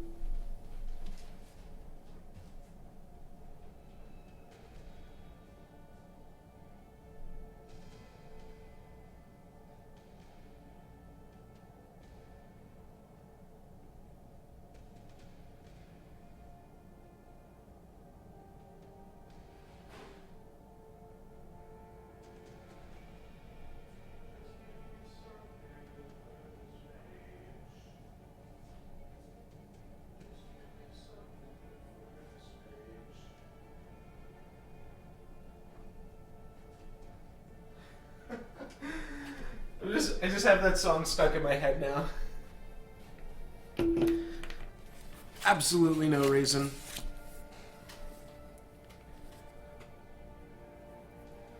Alright, so what does that make us? That makes us 5-1 here. Let's hit that play button. Edit this stream title.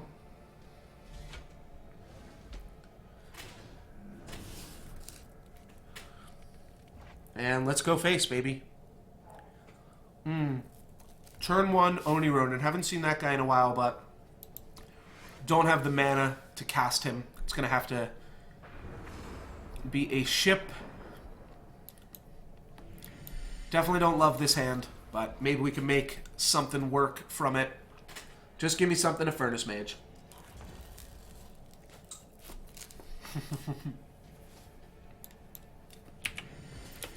Yeah, eternal, like, karaoke night. Spoon 123. This guy is ranked 102nd in draft. Probably doesn't bode super well for us. Next turn I want to play Valorous Stranger. I'll torch. My creatures aren't, like, super big enough that I'm totally sure I can get value out of the torch. And I think I just get more value by smashing for 1 here.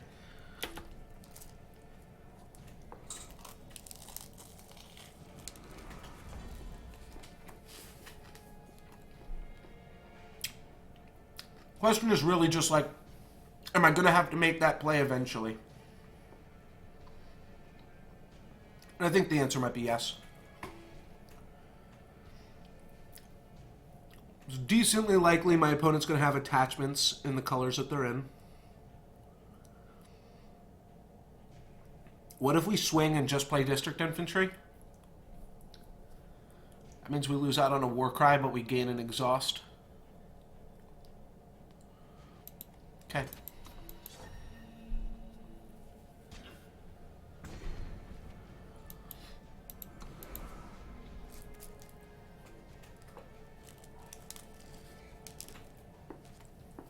Alright, they're hitting all their land drops. That's unlucky. We do have Magma Jav.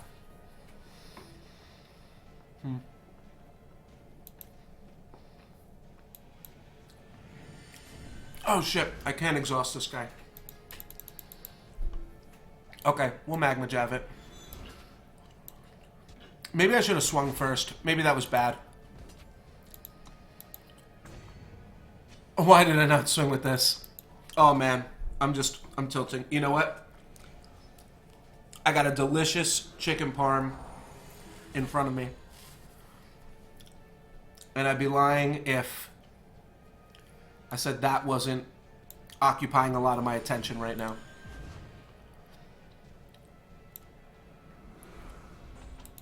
Can I get take-backs? No, you can't. Okay.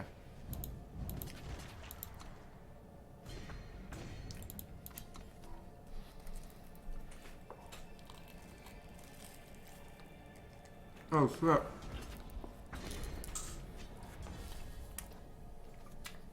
Six mana already? We'll just smash, they'll kill our guy, and we'll piercing shot. I don't know why they blocked like that.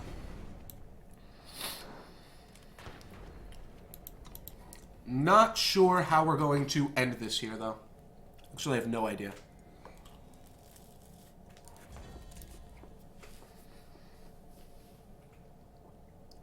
Yeah, no clue.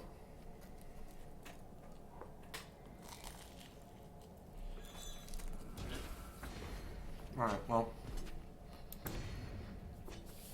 We have the Furnace Mage. My opponent does echo the next card they play, though.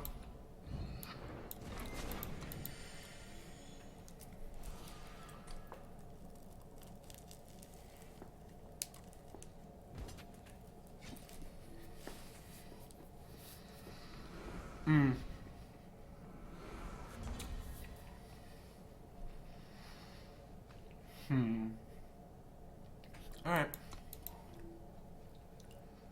Board stall, and my opponent's got Karmic Guides.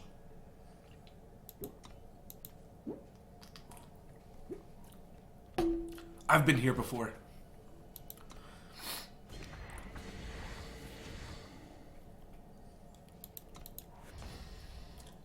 We got some detains.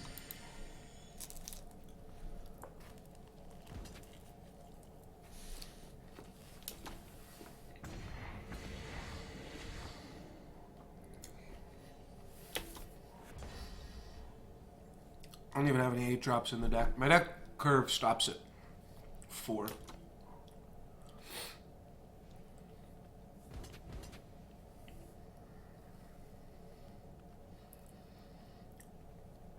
Yeah, now their life total's high enough that they can start attacking me. So you could hit me for 8 and 8. I'm gonna detain just to, like, chump block it for a minute here.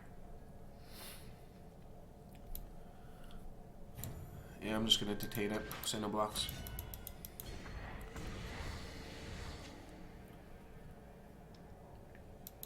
Just buys me a little bit of time, but... B-Tran Man, thank you very much for the follow.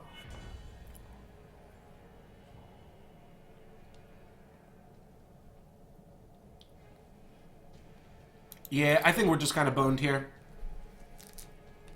I'm going to let it play out.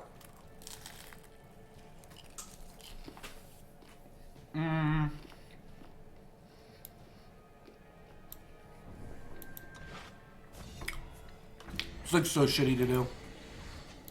1 mana gain 6. My opponent's like flooded out too, you know? Cards are just better. Yeah. My deck is like super aggressive and I didn't win in the first 3 turns. Well, that's unlucky.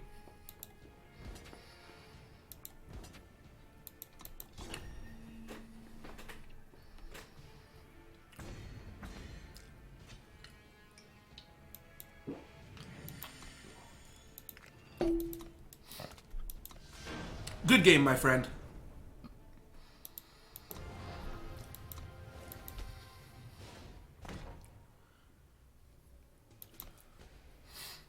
All right, 5-2. Not a huge deal. We've been 5-2 before. We can get there.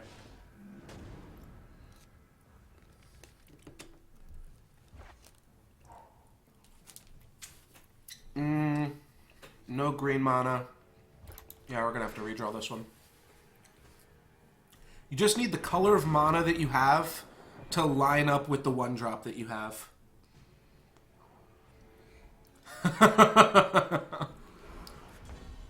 Yeah, I'm actually kind of hurting for playables with this deck. As awkward as some of my card choices are here. Gonna lead with District because District can attack into Initiate.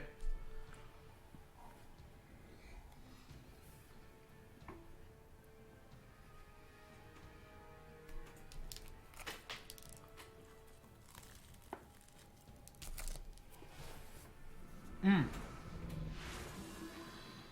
it's gonna give itself flying, I'm sure. It's a pretty bold attack. Yeah, I'm missing a box. It's a 3/3. Sweet. Another Fire Sigil. It's actually really strong. I can just dump my hand. It doesn't matter. It's not going to change their plays.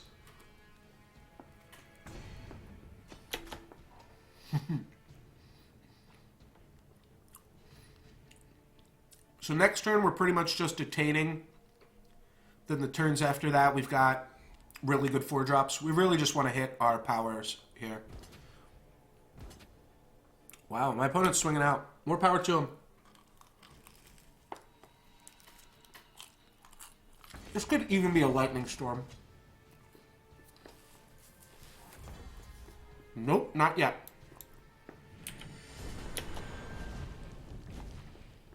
Keep up and detain mana, just in case. This is a pretty good draw. Yeah, that's kind of what I was afraid of. At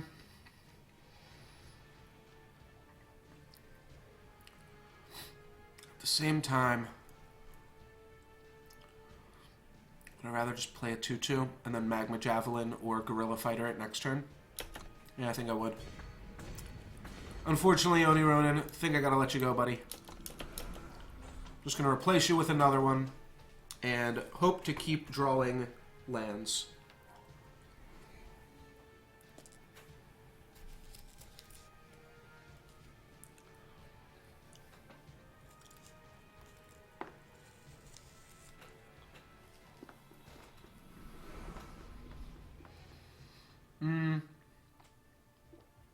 Yeah, this bounce kind of messes me up regardless.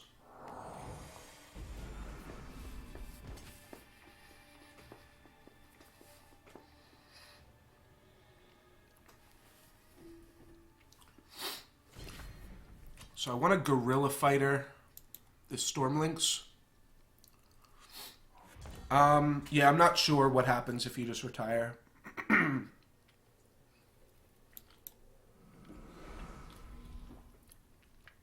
Joke's on him, I didn't get there. That's fine.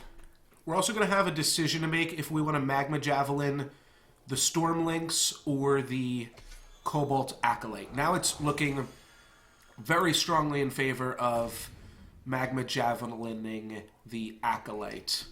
And if we hit a land here, we still get to swing in pretty freely. The one thing, it does give us a Furnace Mage target here. So this is not horrible. We might even be trading a District Infantry for a Stormlinks on this attack. Which, like, if that's the case, then we just Furnace Mage this guy and figure out the rest later. Yeah. No detain necessary. Let's just fight. Kill Stormlinks.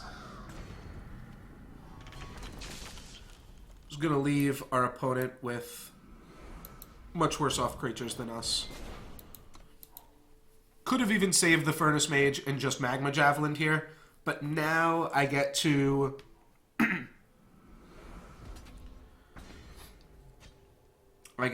Gorilla Fighter their blocker here. Yeah, we just Gorilla Fighter this and smack for 7.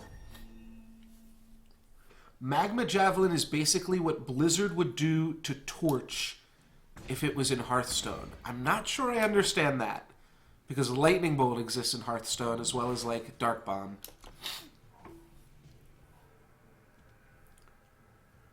The draw 2 is pretty good. Magma Javelin can now take out the 3/4 flyer.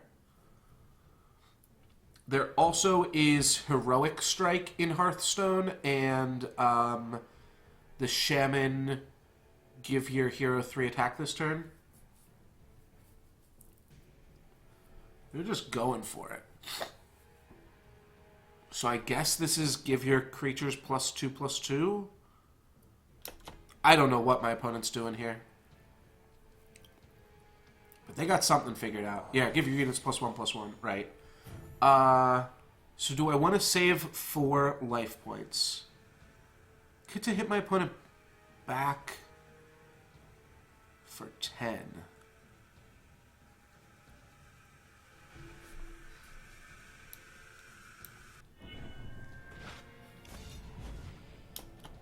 I'm just using Detains to gain life points here. That's not the typical use of this spell. And that's not how I have so many wins so far. But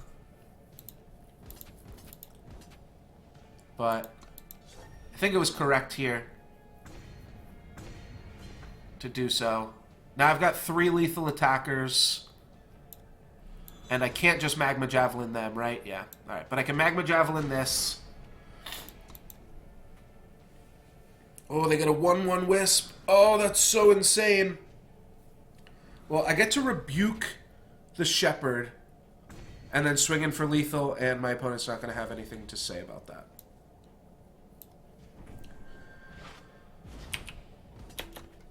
Good game, my friend.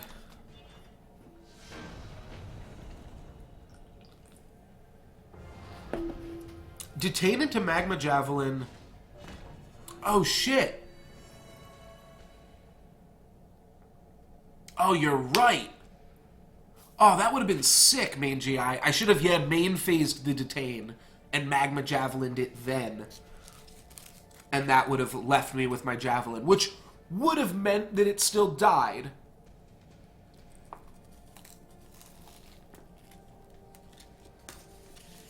It would have still died to their 2/1 flyer, which certainly was going to attack if it got to kill a Javelin. But that's a very good point. That's a good play, man. Oh, I wanted to ask, why don't you...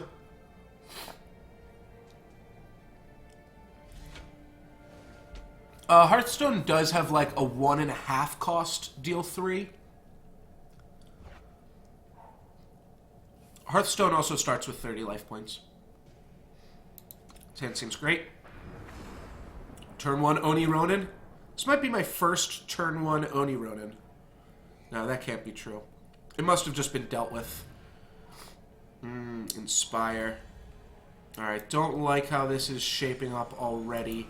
But maybe Magma Javelin can get me through a board stall. Yeah, Rakano. Oh, nice! Get in there. Very nice. Was not expecting that. And Argenport Soldier as my next play. This seems pretty good.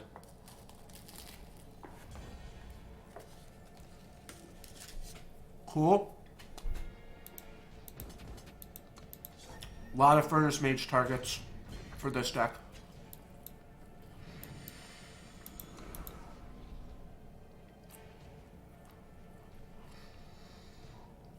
We're also just like running my opponent over now.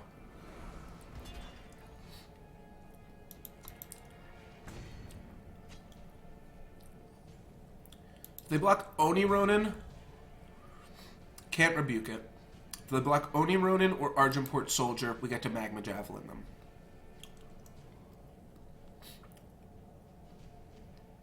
I think that's a play. If they block this, then they take 5. Yeah, I figured they were going to block Oni Ronin there. We can't save Oni Ronin.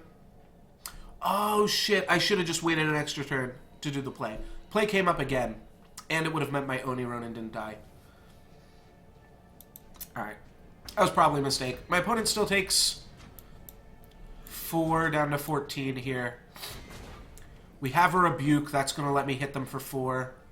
We have a Furnace Mage. That might let me blow up a Mithril Mace here. No.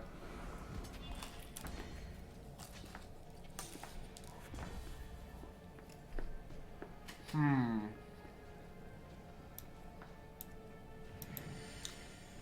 let's just hold back. I definitely threw this game. Detain plus Magma Javelin was definitely the way to win this game, but I do have 2 more Magma Javelins in the deck.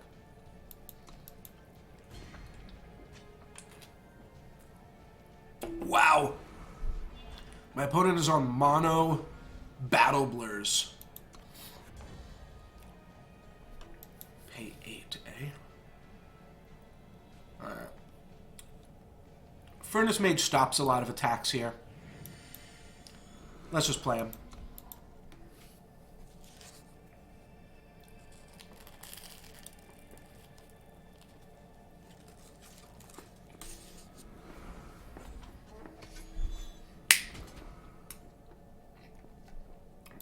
God damn it.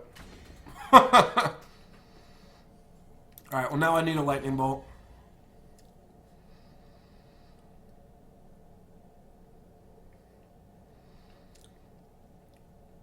I could rebuke this.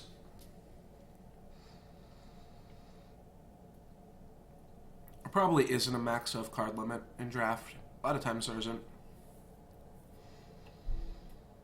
In most games, I mean.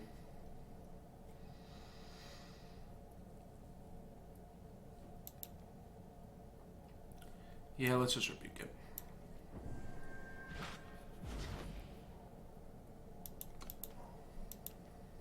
Like, eventually they're going to hit 8 mana. And I have to rebuke it before they do that.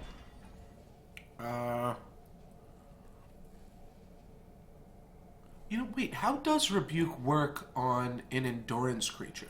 It might actually work out okay.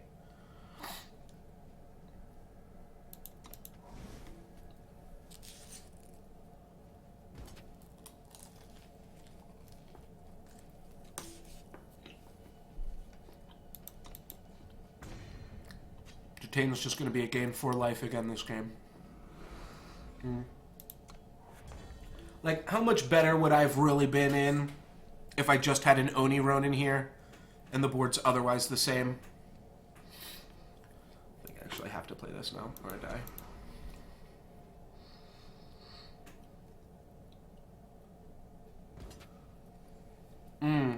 Right. Yeah, Enforcer plus Permafrost makes sense because it's 2 separate things, but this one seems a little weird because they're all the same thing.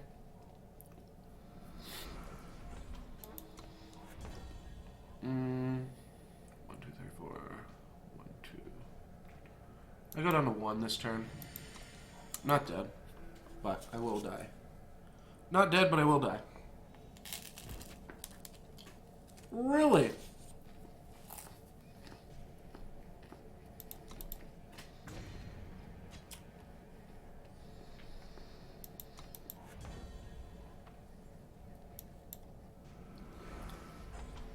I have to exhaust an enemy unit.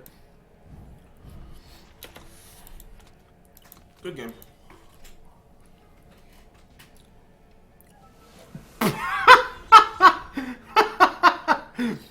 Alright, dude. You got it.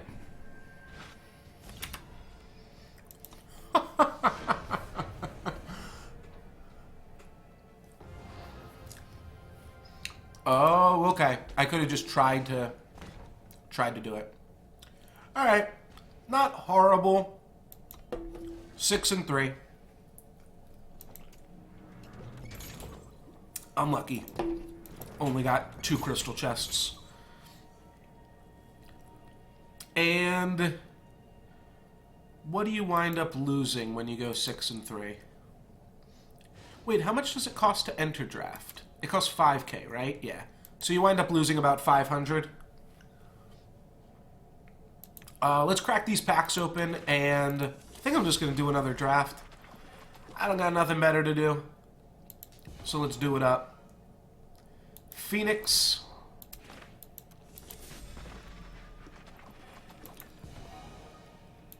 Celestial Omen.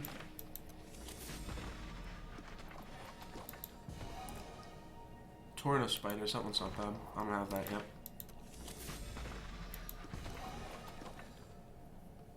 Grasping at Shadows.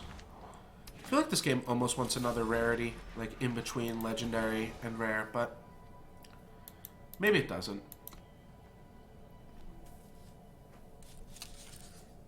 Legends are just mythics, I guess.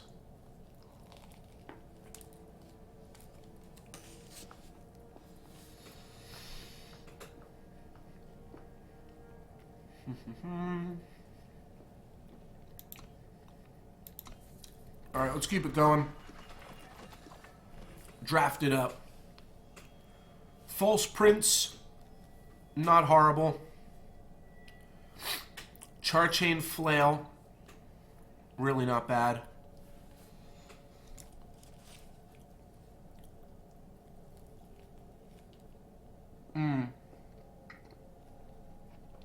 That's fair. I forgot there's animated cards in it. Most of the time I don't even notice if the cards are animated. Two good multicolored cards. Actually, three. Awakened Student might actually just be the best multicolored card. Awakened Student might even just be the best card. Awakened Student's really good. It's a 2-mana 3/3. And then it just very quickly becomes like a 5/5. And kind of for free. I think I'm going to go Awakened Student. It's double colors, which is the awkward part here. But we'll see. At the start of your turn, you gain 2 life. I don't love it. I think Cobra Magister is a lot better. Way that this is good, it combines nicely with relic weapons. I'm going to take the Magister. Alright, Karmic Guardian. It's a pretty good sign. Yeah, we'll take Karmic Guardian. Kind of puts us on the route towards Combri. Synchronized Strike is fine. Civic Peacekeeper is fine. I think I'm just going to take Combri Banner. Not close to playing this. Could play an Acolyte. Could play a Sergeant. Could also play a Dispel. It's probably just between one of these 2 monocolored cards. I think we can lock in Combri pretty safely here. Best card in the pack. I don't know, it's probably between these 2. How good is Acolyte? It doesn't seem great. I think Dispel's more likely to give you value. Alright, well, there's an even better Dispel. Towering Terrazon, Loyal Watchwing, and Crown Watch Longsword are also all pretty good. But Desert Marshal, I think, is pretty fantastic. Ambassador, that looks good. Like, is this card animated? I really can't even tell. If you look at it, if you stare at this long enough, it looks animated. But I don't think it is. Ambassador seems fine. Predator's Instinct, just okay. And this gets better with the better landfall triggers that we have. If we can, like, make 5/5s off our landfall triggers, that's pretty insane. I'll take a Teleport over a Detain. And Sauropod Wrangler seems pretty good. We don't have... Oh, I guess it makes the Combri Magister cheaper. Okay. Well, yeah. And it's also just a 2-mana 2/2. Initiate of the Sands. Let's go, baby. Empower, gain 1, or Endurance. I think just a nice little early game card. This card is... It's really not great. But it does wind up doing work. Stalwart Shield is pretty good, though, too. I'm going to take Sanctuary Priest. And then we'll cut this. Alright, so Recurring Nightmare. We can give all of our creatures Endurance, or, even better, give all of our creatures Flying. I mean, this seems insane, right? Doesn't this just win the game? Yeah, this just wins the game. Question mark on the left side of the screen is probably a tooltip for a random... Oh, okay. It's premium cards. That's what it's telling me about. I always forget those tooltips are there. Recurring Nightmare is a pretty sweet one, but Flight Lieutenant, I mean, pretty sure this card is pretty fantastic. Rebuke, Towering Terrazon, and Lumen Shepherd. If you compare these two, they're pretty close. The fact that this gives you a free Wisp might make it a little bit better. However, Sauropod Wrangler help making your dinosaurs cheaper. Yeah, the Nightmare is a pretty sweet one. So, do we want a dinosaur to wrangle in? I kind of feel like a dinosaur isn't horrible here. Lumen Shepherd's probably better in general, though.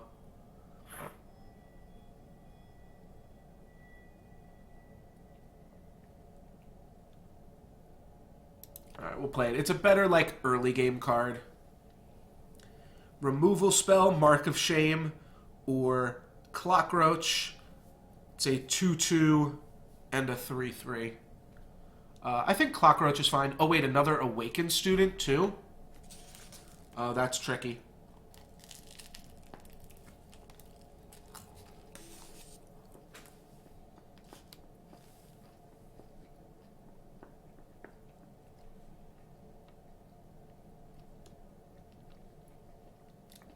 Yeah, I never have any idea which cards are animated. Oh, okay. Like, there was randomly an animated card in this pack. I just didn't see it because, like, it doesn't stand out enough. Because they can't really give it, like, another border, but I don't know. I'd like something. Maybe, like, I don't really know what it would have to be for me to notice because I don't look at the art.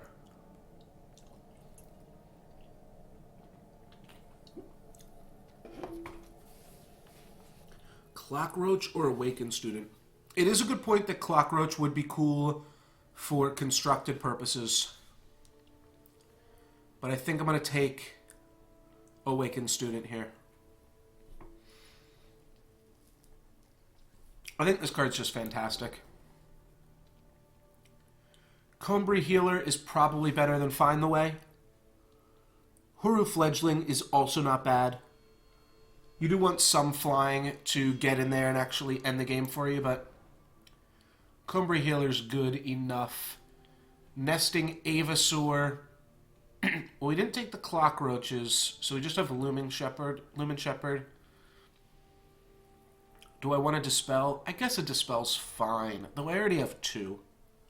I think I'm just going to take Nesting Avasaur. And there's a chance that we will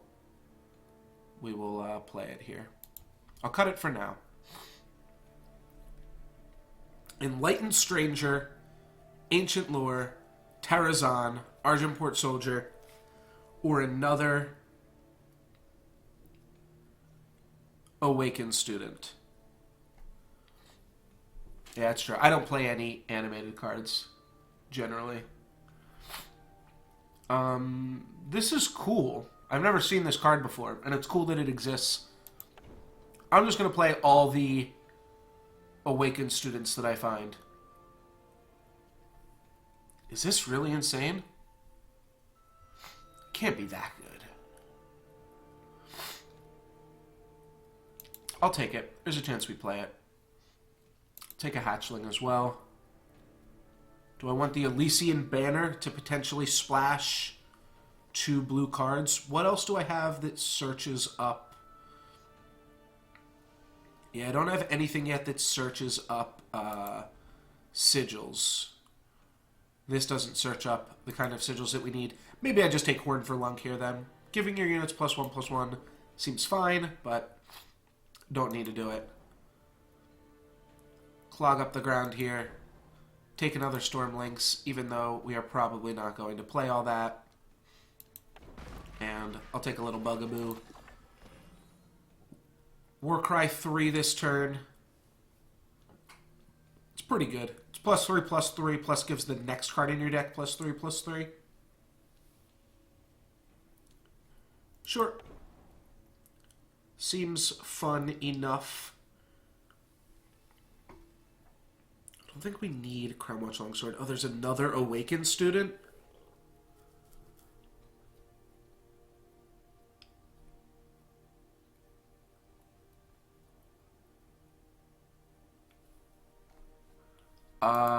I'm just going to take all the Awakened students. I hope that's okay. I hope that's correct. Oh, Hatchling was the other card. Teleport, Avasaur, Amber Acolyte would be a card that facilitated a pretty easy splash. Amber Acolyte also seems like an okay card.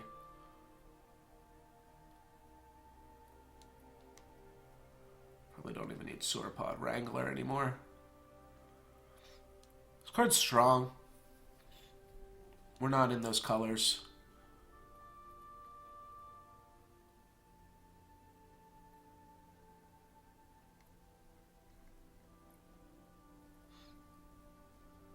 Are there differences between, like, no, there's no differences in, like, the border between these, are there? Oh, this has an orange border. No, this also has an orange border.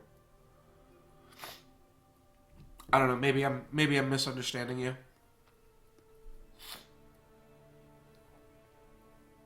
Yeah, I might just be not understanding what you're saying there. Alright, so Amber Acolyte. I mean, I don't need to play something like this. Hammer of Might. That's just good. I could cut Limb and Shepherd potentially too. I think I do want Amber Acolyte. Hitting my land drops is pretty good for my students and all that jazz. I don't know how much I care about that. Like, maybe just a Finest Hour could be pretty fantastic too. It's probably better than not. I could have also taken the Civic Peacekeeper there. Civic Peacekeeper's pretty good. Wow. Alright, I can play whatever I want in this. Probably don't want Sauropod Wrangler. I'm probably not even going to play the one that I have. Karmic Guardian is okay.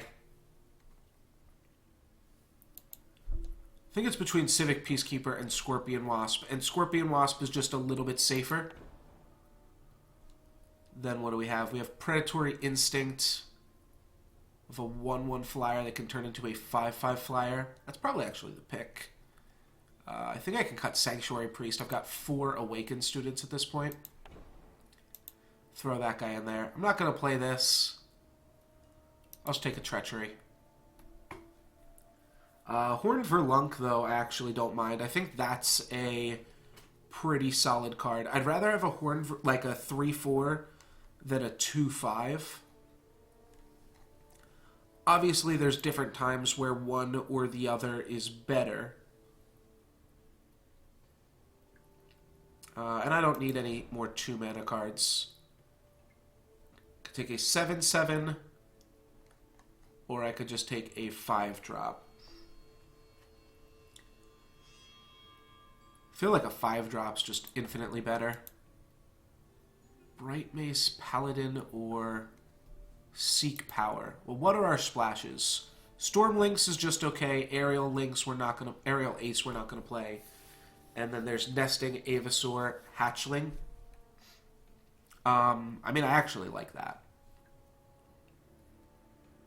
So maybe I just take Seek Power and then I play the blue cards.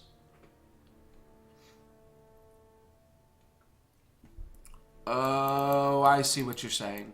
I see what you're saying now. Could also take a 3-mana 3/3 or a 3-mana 2/3.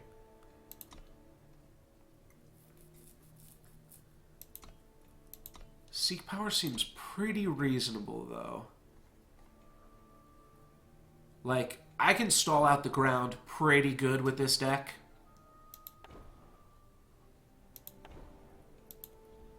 That's not bad either. Yeah, I just feel like this deck can stall out the ground so well that just getting some flyers to be able to end the game is pretty good. I actually don't love Minotaur Ambassador. Card's pretty weird. Unless you have very specifically the 5/5 that makes 5/5s.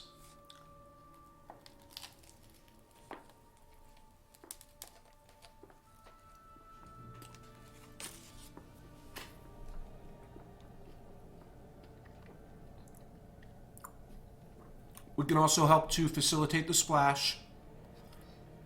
Grab another teleport or Civic Peacekeeper. It's definitely between these 4 cards in my eyes. I think I'm cutting this already. The thing is, Civic Peacekeeper is a combo with Minotaur Ambassador.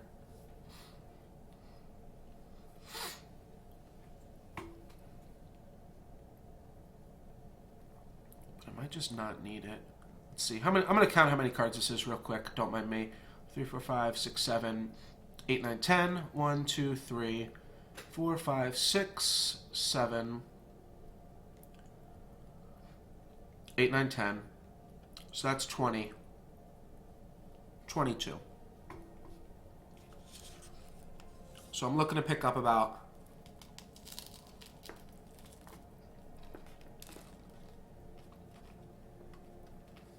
only 3 more cards or so. I'm not sure if I counted Seek Power by accident. I might have.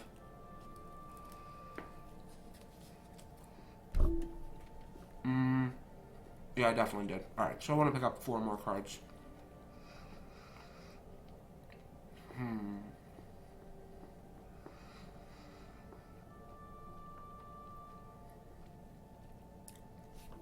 There's a lot that teleport can do.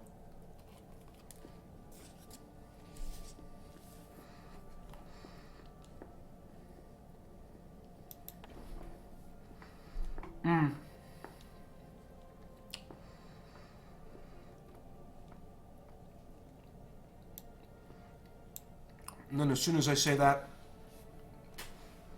get the option to grab a teleport on a stick here. Also a Combri Banner and a Combri Healer. I think we just want Praxis Displacer.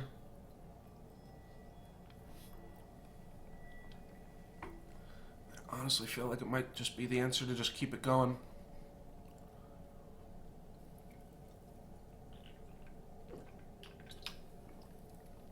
Okay, I almost want to cut down this Flight Lieutenant or Terrazon, though they're good. But, like, I'm curious how much more aggressive could we make the deck. There is diminishing returns on teleport. Eventually you have too many.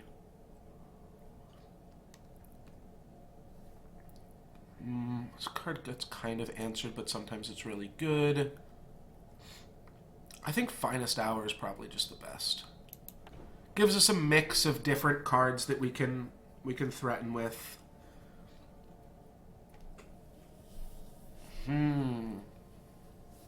It's effectively a kill spell. Can chump block something many times. Or I can take a 3 mana 3/3. I just picked up another Finest Hour. I've got a Hammer of Might. I think I'm going to grab a 3/3. Awakened Student. Let's go. This is fine.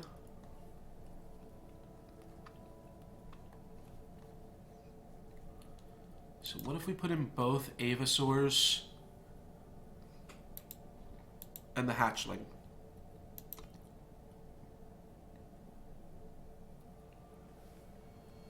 One, 2, 3, 4, 8, 9, 10, 11, 12, 13, 14, 15, 16, 17, 18, 19, 20, 21, 22, 23, 24, 25, 26, 27. Put in the Avasaurs 28.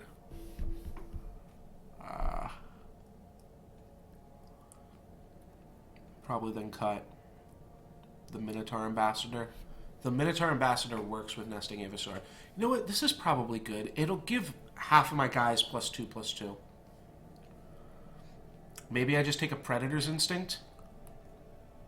I'd be curious to try this card out. Alright, let's try out Predator's Instinct. I don't think I need another Mithril Mace. Also don't think I need another 7 mana card. Mithril Mace is probably the best.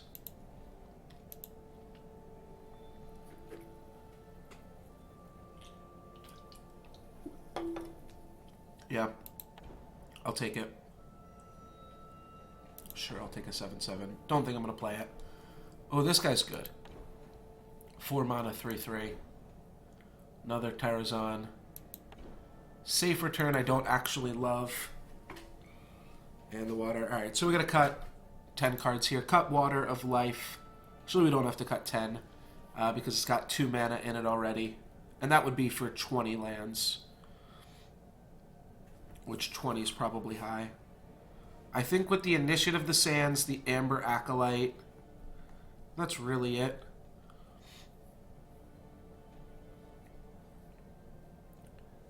But I can probably play with... What is this guy called again? Oh yeah, you were asking how many cards you can get in Draft. Well, here's a deck with 5 Awakened Students.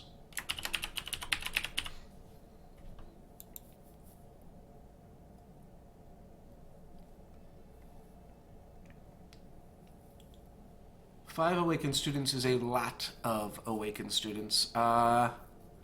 Safe Return's so cheap that I'm sure it's okay. Card doesn't seem great.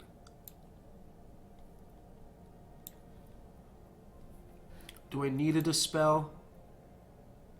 Probably won't hurt. I don't need this. Might not even need Combry Magister. But it seems fine. This is 12 lands. I gotta cut a lot more cards.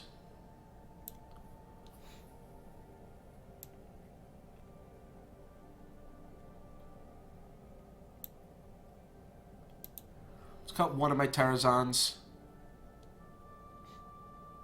It's currently 15.5 lands.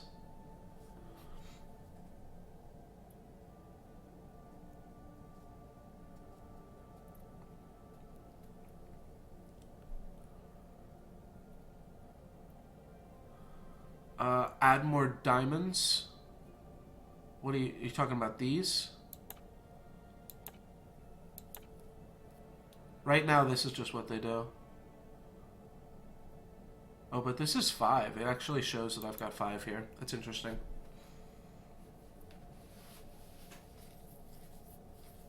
Yeah, I thought it just turned into a plus when you just had more than 4 of them. But I guess it shows 5, and then you can add in a 5th.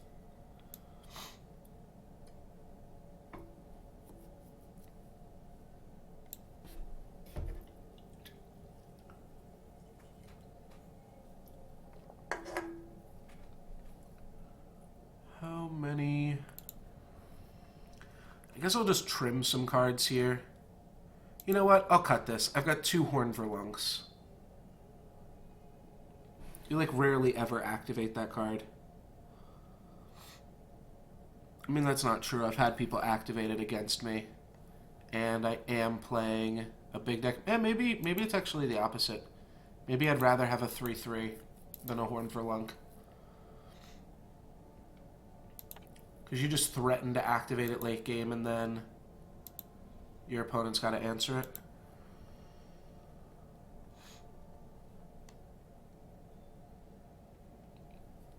So this is currently 17.5 lands. Okay, I can do 17.5. And I'm going to go get another drink. And then we'll start it up.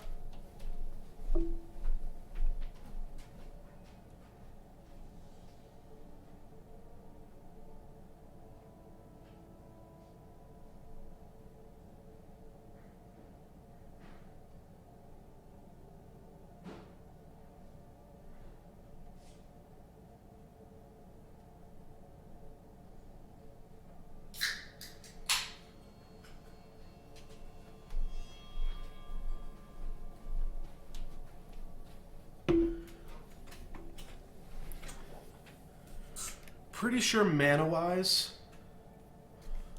I want to split this power right down the middle. Yeah, Justice in Time.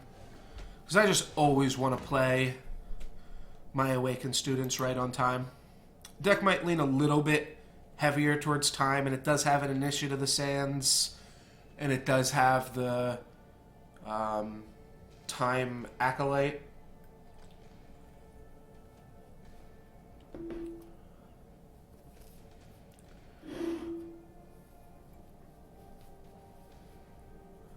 Oh, you know what I also wanted to do?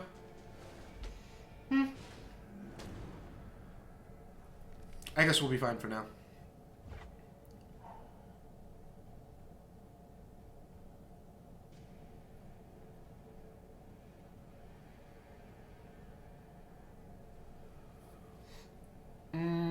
Alright, we have one Awakened Student. I'll keep it.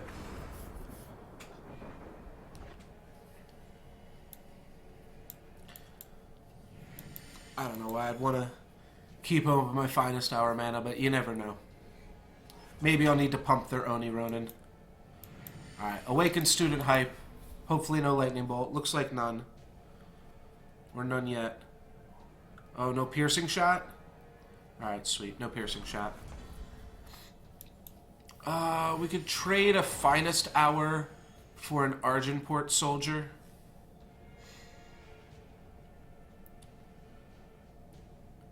I'm just going to pass. That way they think I don't have it.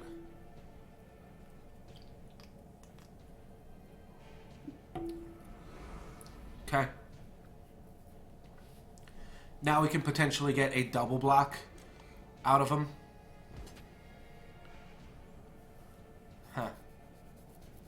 Looks like that's not going to happen.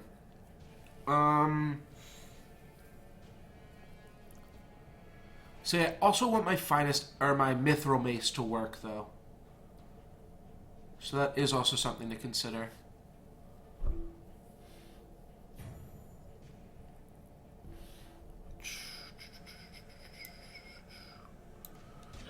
Alright.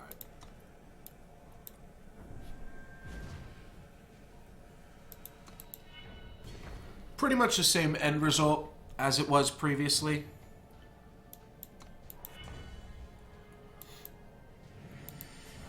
It's just a little bit different way to go about it.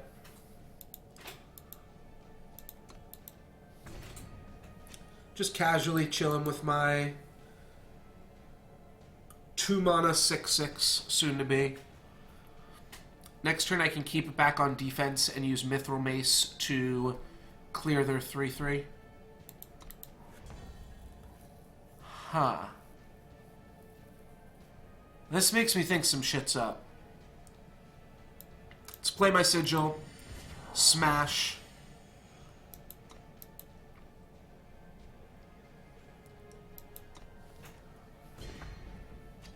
I don't know what's going on. But it's working out well for me, so I'm not going to complain. Alright, that's pretty good. I was going to say at some point we want to hold our lands, but the fact that we drew Flight Lieutenant means we ain't holding shit. We're going all out. Next turn we get to play a Flight Lieutenant. If they take 6 here, that means 1 Flight Lieutenant attack is just lethal. This card's nuts. Especially in Comrie. I think they have to hope I don't have a land here and try to double block.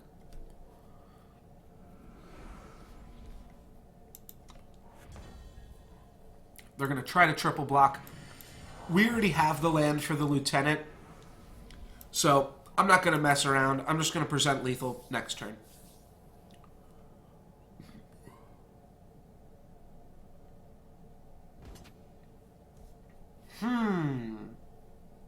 Do I want to block that with my Flight Lieutenant or my Awakened Student? Hell no. I'll take some damage. They pretty much just have to wrath the board or they lose. Good game, friend.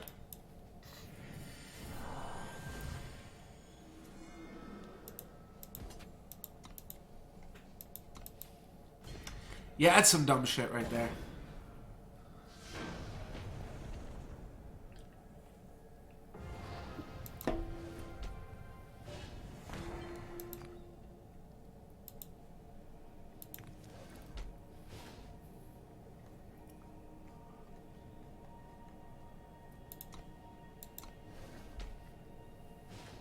That's all I wanted to do.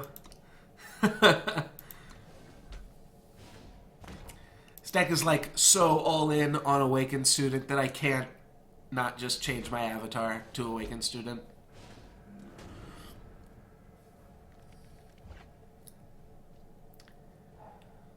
No Awakened Student in this hand.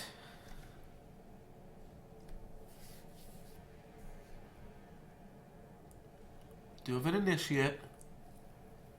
Teleport Finest Hour, Combray Healer.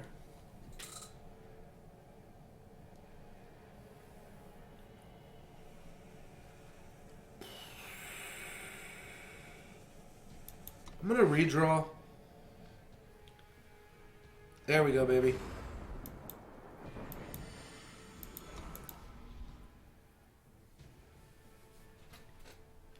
This isn't actually doing anything for us. Depleted because they have no unit. And we'll smack for one. Curious if they played an Initiate of the Sands. This guy's ranked 36 or was ranked 36 in draft last month. Good for him. And he is playing 3-color. I guess that's what I just have to get into more, is just playing 3-color and picking up the banners at a slightly higher rate. Let's see. He could ambush my Initiate. I'll risk it. Sweet, got rewarded. And we'll go end of turn Desert Marshal, possibly.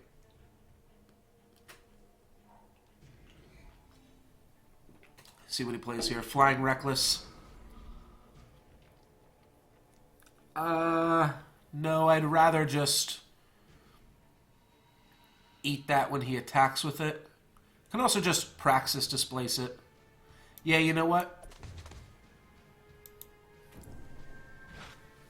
We're going to displace it, so let's get on the beatdown plan here. Get to hit him for 11 down to 9, and then at that point he can replay something. Even if he blocks our best creature, he's still going to take 10 on the next turn.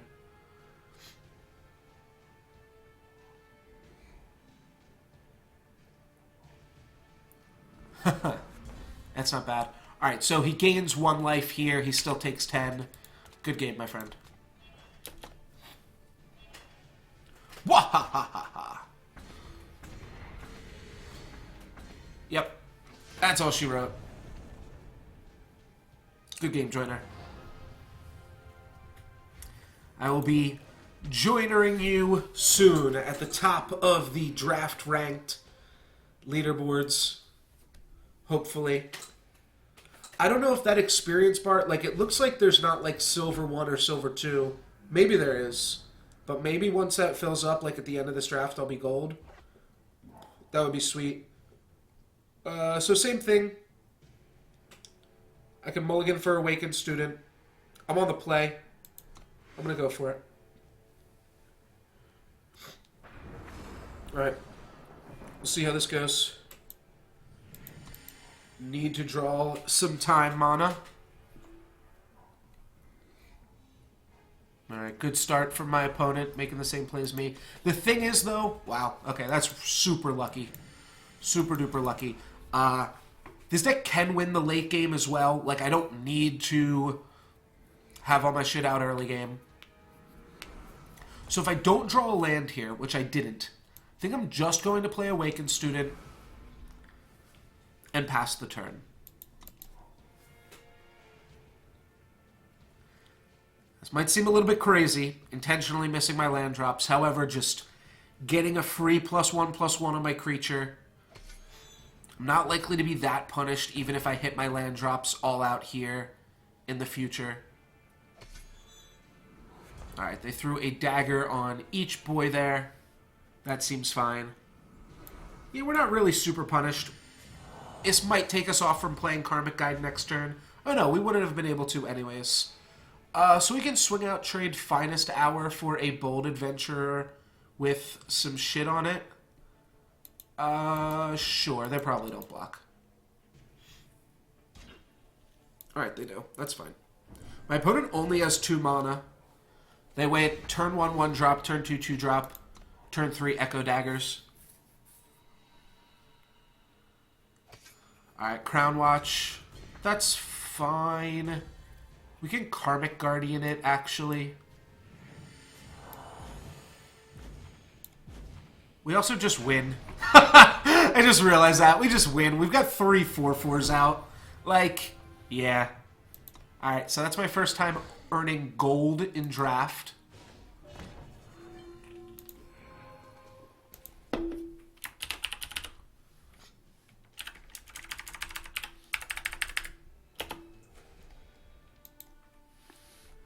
All it really took was drafting one insane deck here. And hopefully that'll get us up to Crystal even or Platinum.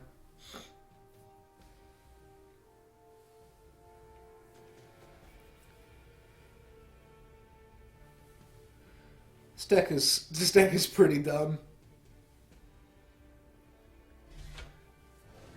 I don't know about always draft Combri, but Awakened Student is like a super powerful card.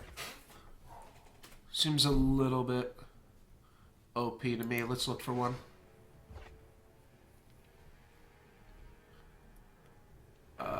Didn't quite get there. This is a pretty good...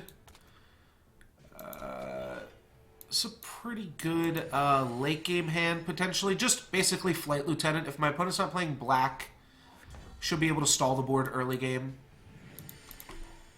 Oh, whoops. That was a mistake. I thought I played a Justice Sigil the first turn. I get punished here if I draw an Awakened Student. Fuck. Fuck me. Alright. That's fine.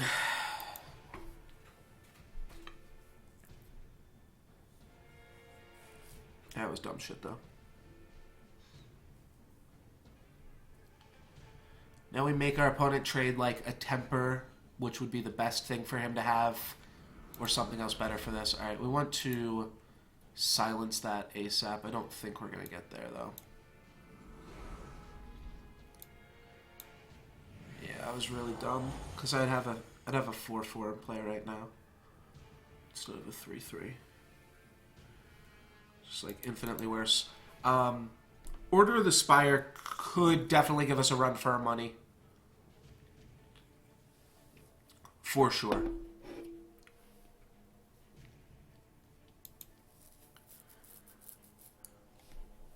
What we're hoping here is we put our opponent in a position where they have to double block.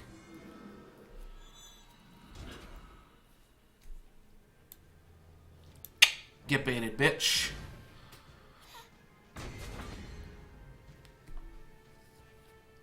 That was close. And go Initiate.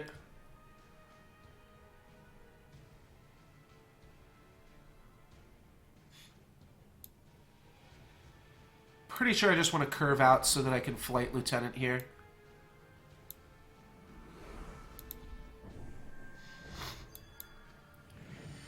Smack for 4. And that's free too.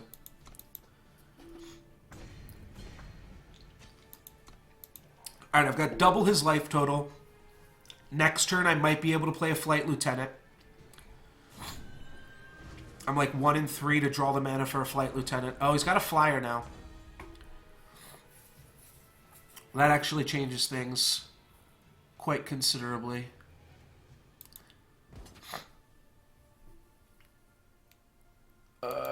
I'll just attack with this. Yeah. The jig is up. They know what's going on here. But, even though they know what's going on, they might not be able to do anything about it.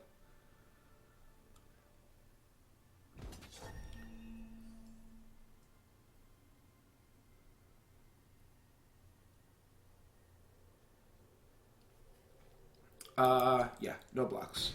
No blocks, clearly.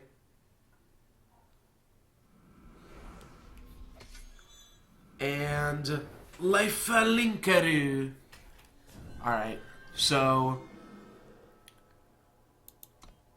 pretty much need to get the Flight Lieutenant online.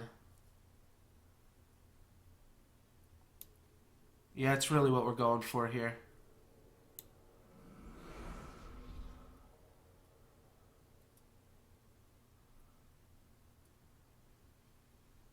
Yeah.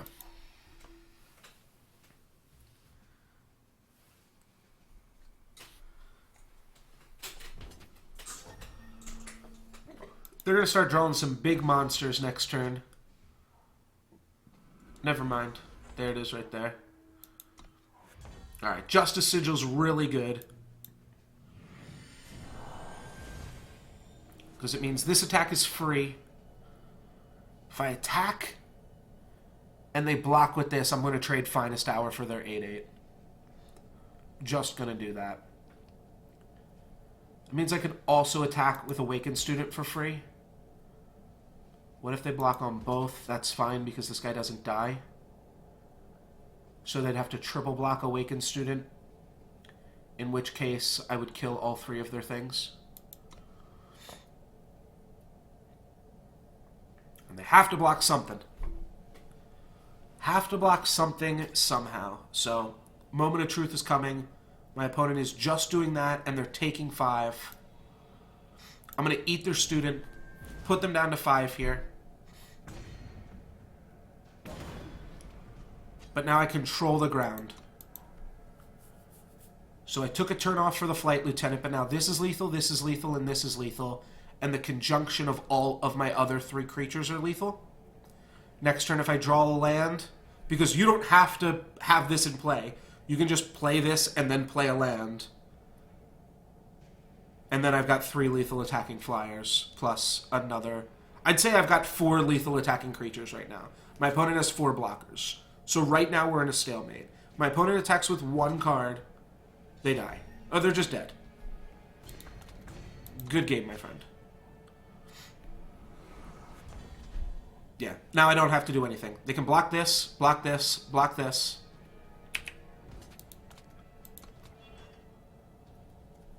We'll see if this makes them do anything.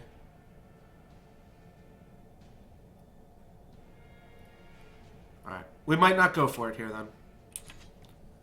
Before we do that, I just don't want this to die in combat. I'm going to play the Flight Lieutenant first.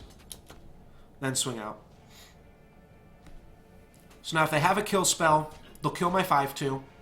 Oh, right, they're gaining 5. Oh, what am I thinking? Okay, so this is going to keep them at 3. My bad, guys, sorry. I forgot my opponent was gaining 5 life here. That was me being silly.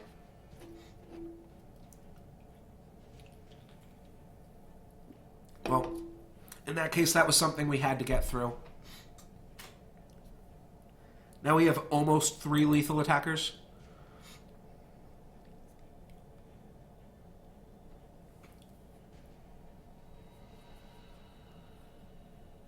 But we have almost 3 lethal attackers in a pretty strong way. It's going to probably just blank one of my creatures here. So what if I attack with this? I get to trade it with one of their creatures.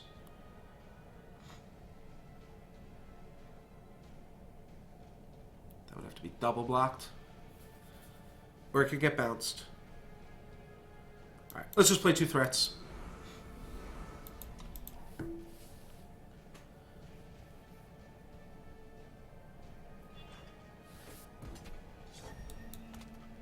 Oh, shit.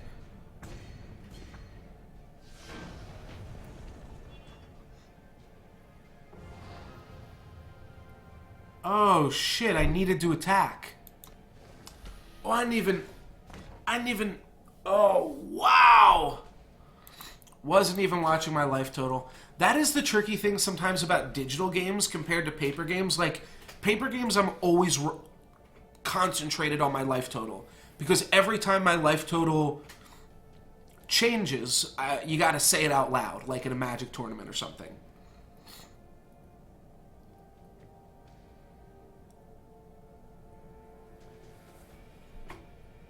Wow, I thought I just had that game. Oh, that's brutal. Alright, well, that's why you don't get cocky.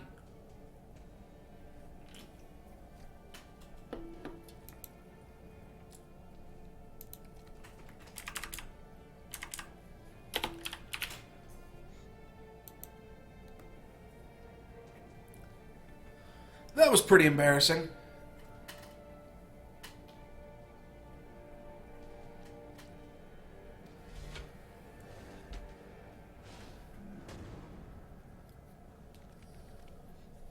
Alright, we have an awakened student. Got double finest hour. Hand's a little bit slow other than that, but I'll keep it. We're on the draw here. So, we should be able to draw some more power. My opponent reached gold in draft last season.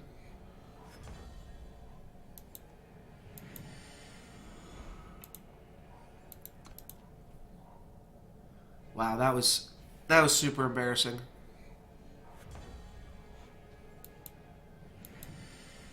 But live and you learn. We've got ways to gain life here with our Bright Mace Paladins as well. Alright, opponent has 3 mana, not going to play anything. Oh, sick.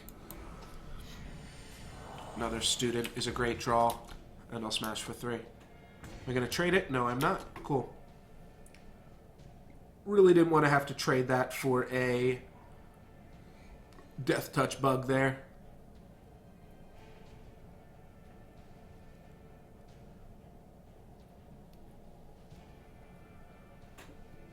Against some players or decks, it is potentially worth considering playing the Enlightened or Awakened Student on turn 3 to just go Awakened Student and then power it up. Alright, that means my opponent is definitely planning on blocking here. I feel like just attacking just pretty much reveals that I've got the finest hour. I'll just play Bright Mace Paladin. We outscale this eventually too, that we could maybe hang on to finest hour for a minute too. And we can gain back life pretty easily with this having life steal and this having life steal. I'm trying to think if anything in my deck dies to Snowball. Initiative the Sands does, but other than that, we're pretty good.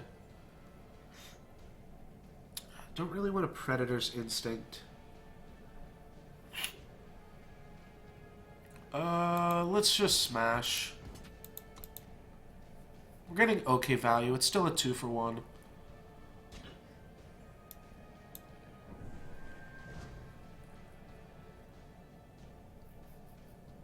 That'd be funny if they counter it and then we have got another one. No, they're just going to levitate.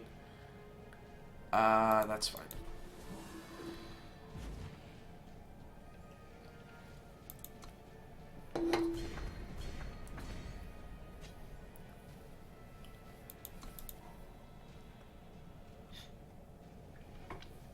This turn we can hit them for 3 to 12. Or 9 to 12, rather. Permafrost, one of my boys. Does that keep it stunned? Yeah, it does. Alright, so we can't even Predator's Instinct that or anything. Pretty much just trying to play a 4-4 this turn.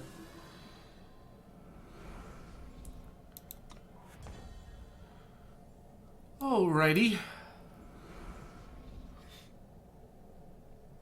Let's do this and smash. And I'll definitely trade Finest Hour for a Nesting Avasaur here.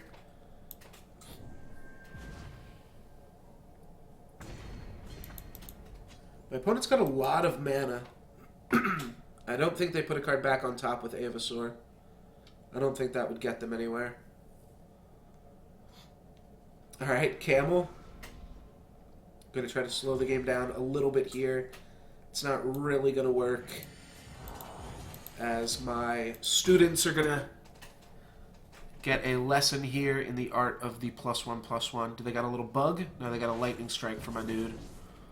That's fine. They'll take 6 down to 7 on their turn. They'll go back up to 8. And I'll have attackers that make them chump block. No, they're just going to do that now. It's definitely worse, but whatever.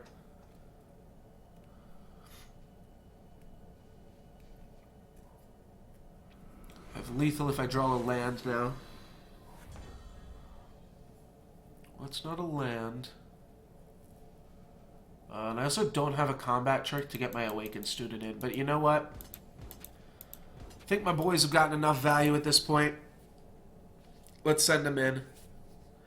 My opponent's got to be so afraid of a Giant Growth here. But there's nothing he can do. He's just got to trade. I'm going to say, you know what? This one's okay. And now I'm going to have 2 lethal attackers in conjunction with the Karmic Guardian, which auto gets through. It has been a pleasure, my friend. Good game.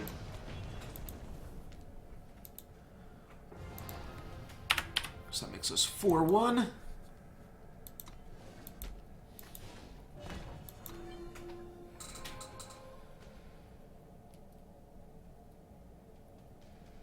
I want to ask you, do you ever think it's strange? No, that's not the words.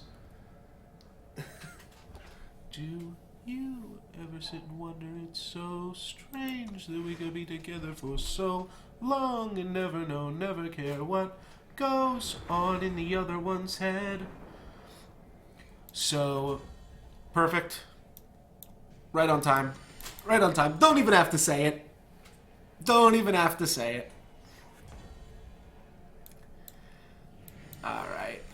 They can trade a Lightning Storm for a Student, but that's the best value they're going to get. They could also trade a Lightning Storm for a Combray Magister later on in this game, which would also be fine.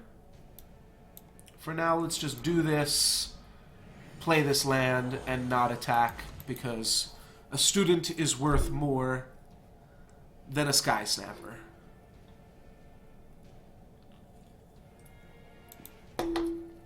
Don't really want to put a hammer on a Student either. We do have to watch our life total. We do also have to pay attention right on time for justice. We do have to pay attention to infiltrate effects. My opponent is in the infiltrate faction, Feln. For right now, they are just playing flyers, though. Huh. I kind of just want to beat down. I mean, I can already just beat down pretty well. You know what? Yeah. We're going to play my creatures first. Because this is already... They can't block this. They're in an awkward spot. And we can potentially get them into a spot where they're blocking and we're teleporting. And then we're Desert Marshalling their 3-1 on their turn. Okay. Alright. And they're getting in. Well, good for them. Good for them. This unit will never exhaust, so I don't have to worry about them killing it. And I think I just want to do that and get in for 10 here, put them down to 7. Means we've got lethal attackers, but not like super lethal attackers. Alright. Argenport Ringmaster. Now we have to be careful. If we play our Time Sigil, that means we're trading Awakened Student for Argenport Ringmaster. That seems fine. Oh, wait. Alright. Sorry. Won't happen again. Good game. Alright. That would have been like the dumbest miss lethal ever. My opponent had no mana open. That was some easy shit there.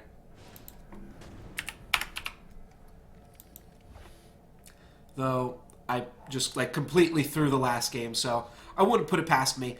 Let's look for an Awakened Student. If you guys are familiar with that card.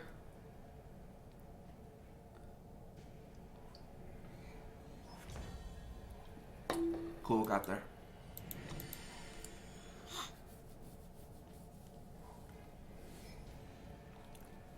Bold Adventurer. Of course you do. So the only deck that I'm like actually worried about my opponent killing a 2-power Awakened Student is red.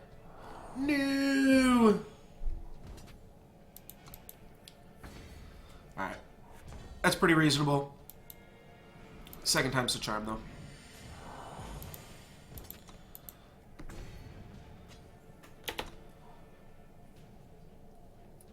Got a tie ball game here. Let's see, if I attack... My opponent could double block this.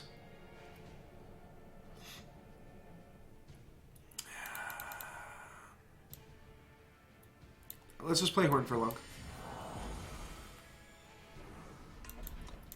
Because Horn for Lunk can still attack into these two and offer up the same trade. And then just one more turn, like one more sigil, and this is a 5-5. That's a much better board state for me. I can even make it a 5-8 if I want to. Oh, and they're doing nothing this turn. That almost makes me want to go Combray Healer on this.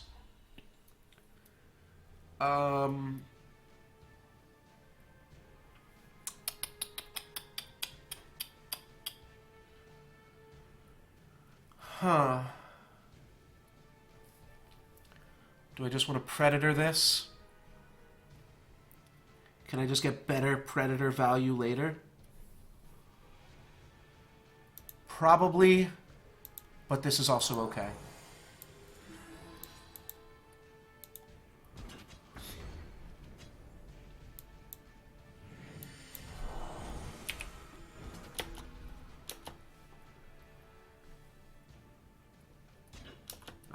They trade off, which is going to make them have a more difficult time trading off with my student in the future. Pay attention, class.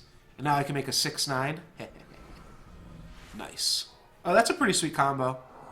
Opponent gets to go up to 22 here. So now, like, I'd be worried about this card getting stunned and removed in that way.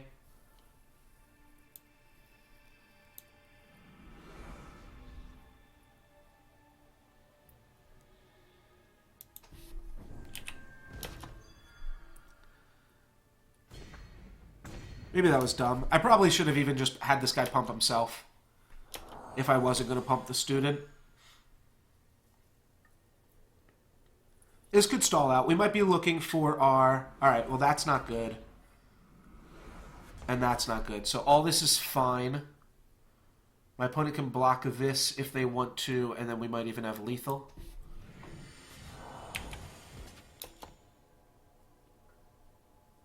No, Ephemeral... Dude's going to block this. This is going to block this. Yeah, no way we have lethal. I will get to gain some life points here, though. Right. And Ephemeral's just trading there every turn. This pump was pretty dumb, I guess.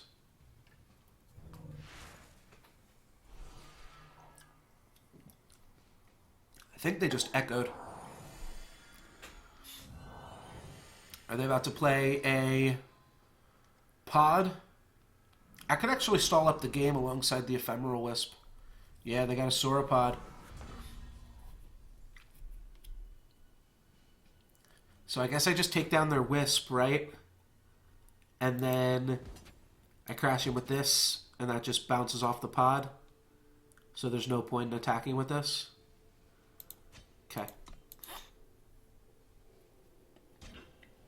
Alright, keep their Wisp at bay. Just looking for some flyers. Meanwhile, my opponent is gaining 1 life a turn. Looks like this is going to come back to bite me here. Shit. Oh, wow, a land would have been insane this turn.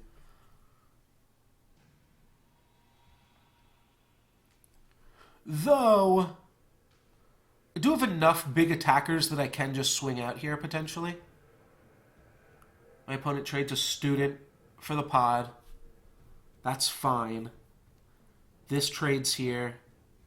They would take 12. They're going to have to do something different than that, then. 4 damage to an attacking enemy. Alright, that's going to let them clear the student. Alright, they're still going to take 6. And 6 is pretty decent value. We also clear up the field. We get them down to 8 here. Looks like they drew a sigil to get back their wisp. So now my dude is just keeping their other stuff at bay. Do they have more pods for us? Oh, okay, so they did put the pods back on top. And there is a dagger for them. Alright, they could definitely win out this one then. And, right, all of these extra card draws have been pretty clutch with their camel. This camel's gained them maybe... So turn 4, add 5, add 1, 2, 3, 4. It's gained them way more life than I can even count right now.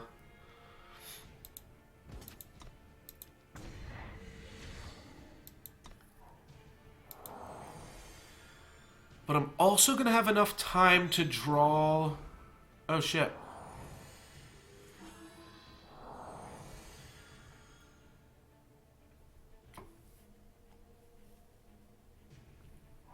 Well, my opponent's got some cool stuff happening then.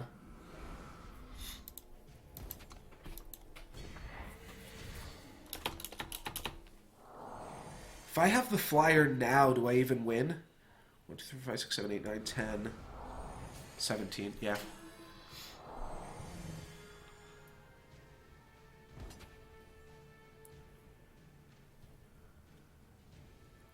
Four, 5. I'll just keep taking 4s. That's fine.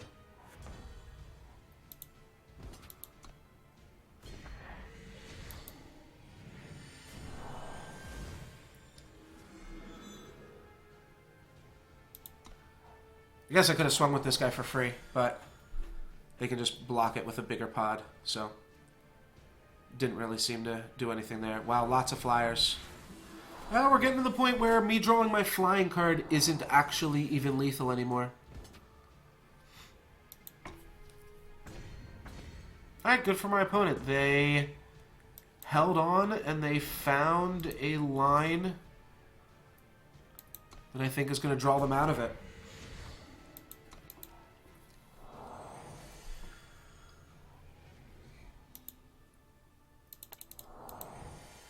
I guess I needed to hang on to my killer card and get more value out of it. Another camel. Sweet. Sure, I'll take 13.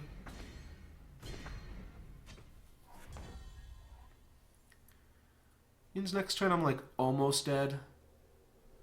The fact that I have the wasp means I'm not. And I could still have lethal on the crackback. Does this guy do Flying Aegis? Flying Aegis. They're both the same card.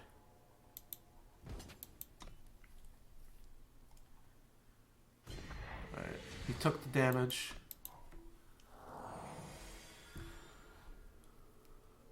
$16. I think that means I've got like just lethal enough.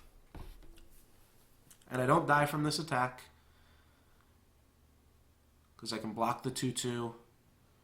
And I can block like the 5-5. Then I swing back for 8. 8. And 5 for a total of 21. He exhausted that. Weird.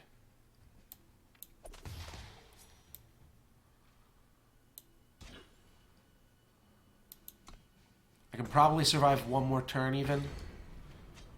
No, I can't. I can if I draw +3/+3.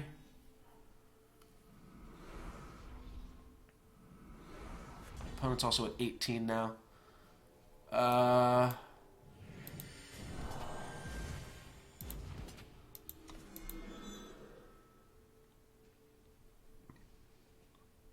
just gonna like take it at this point. I have a 2-3 wisp? How does that happen?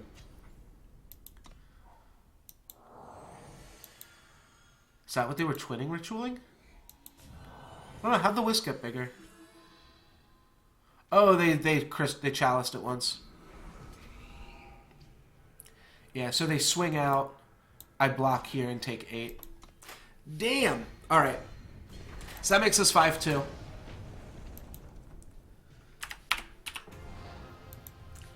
Probably played a little bit greedy that game.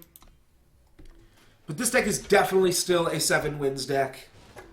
I think we can still get there. I might just be bad. Might just have to mulligan more aggressively for Awakened students. This looks good. Sometimes you just don't draw your Awakened students, and that's just, like, super unlucky.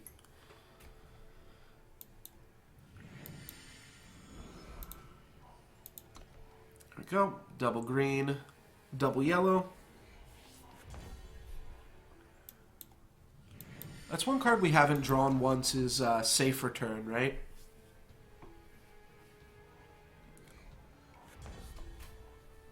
Huh. I'm a little bit afraid that this is going to get exhausted, but you know what?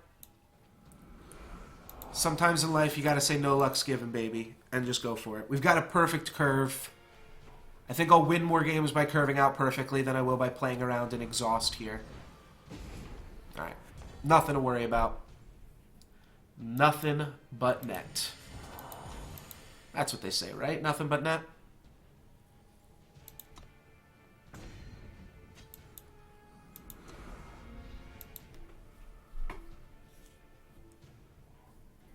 It definitely would have exhausted the student the first chance that they had before playing this.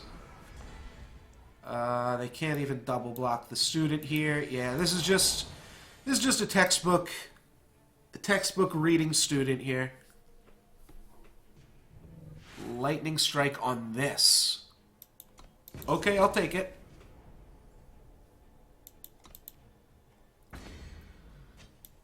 They're going to try to give this guy quick draw and first strike. I don't care. Or first strike and deadly or whatever.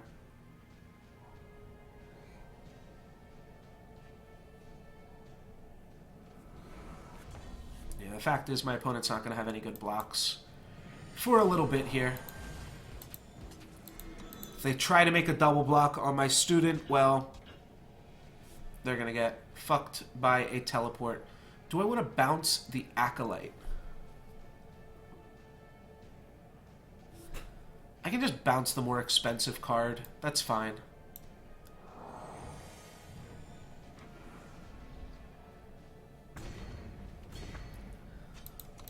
Don't really want to bounce the cheaper card that also got all of its, like, value when it came into play.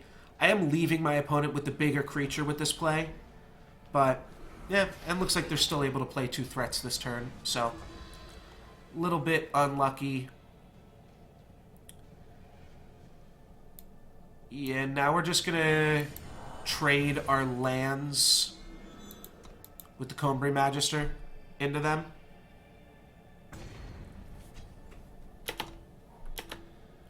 So for every land, they have to exhaust one of their threats. And we'll keep our 7/7 back on defense here. That's fine. Just going to not let them infiltrate anymore. And that's fine too. Meanwhile, let's build up another threat, I suppose. Probably not going to get too far with this.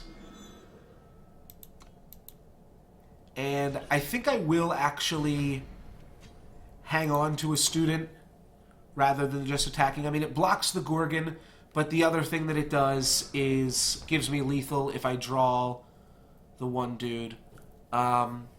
Well, I can kind of blow out their Death Touch plan here. So let's actually do that. Let's play this. Let's go smash and smash. They're going to try to trade this Gorgon for it. And I'm going to flash in my Ambusher.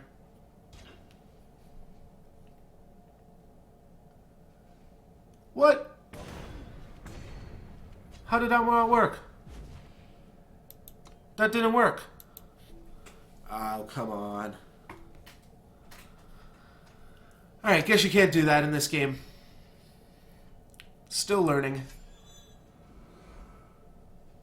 Alright, they're making that bigger so that it doesn't die to this. Alright, nothing I can do except play a Flight Lieutenant. I think I'm going to just hang on to the Lieutenant. Wait till I can play it, power, and bash. That's good.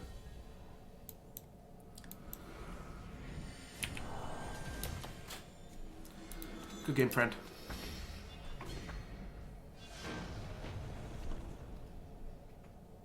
Really thought I could silence that Death Touch after attacking there. My bad.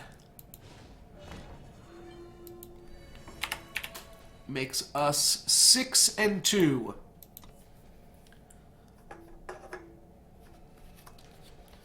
This definitely does feel like a 7 wins deck, though. I mean, Awakened Student just, it feels like one of the most powerful cards to me. We got great support, great curve, and all around just good stuff. I'm going to look for it. You know, that's my plan. Look for a student.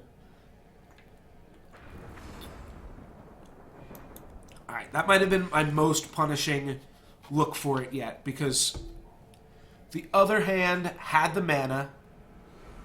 Oh, and if this is an aggressive deck,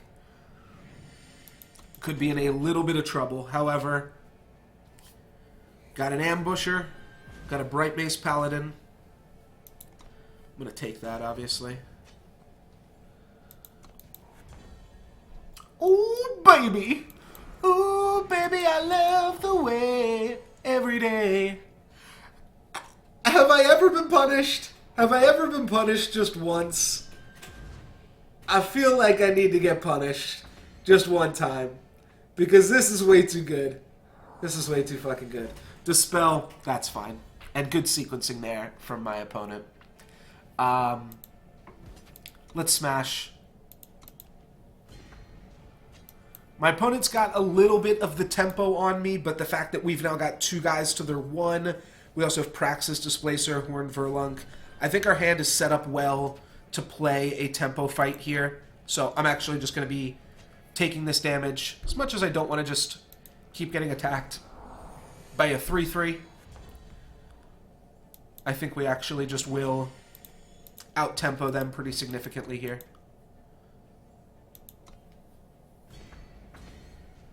And now when you throw down the Horn for Lunks, stuff gets pretty spicy. Want to play Towering Terrazon next turn, and then the turn after that, Praxis Displacer and Teleport. That should let us clean her up here. Huh. Well, I guess I should give Warcry and +3/+3 to my Trampler. This guy also has an additional health. Okay. It would make a lot of sense to put it on the lifelinker too. I think the extra health is going to be the Drawbreaker here. Is that a term? Drawbreaker? Or did I just make that up? Like, I know Jawbreaker is like a candy.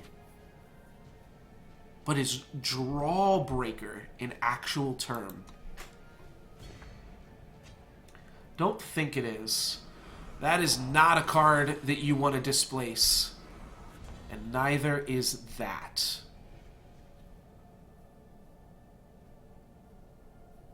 But what can I do? Well, I can smash and teleport after blockers are declared. After my opponent double blocks me.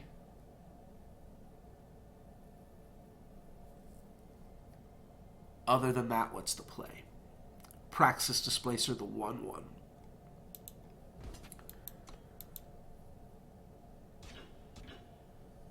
Yeah. So now I have to teleport this, which is going to give my opponent card advantage, but it's going to give me tempo.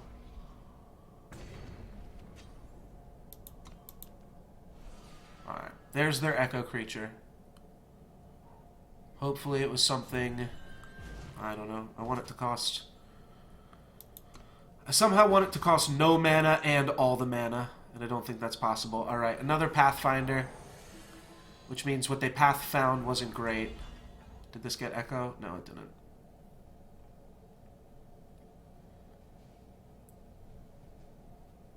If we bounce this...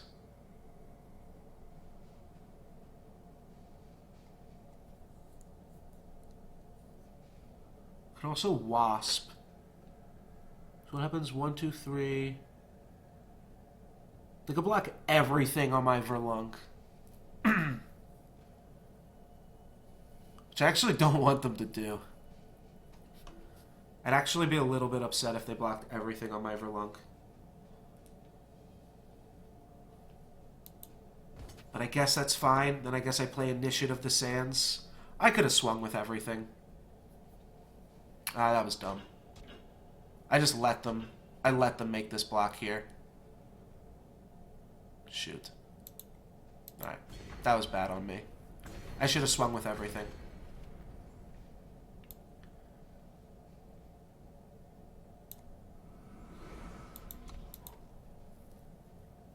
I'm setting up to play the Terrazon next turn, and then get the Terrazon in there. I also don't have any landfall things. I'd love to draw like a student. Alright, that's their Echo card. Oh shit. It's actually a really good Echo. Alright. Well. Gotta do it.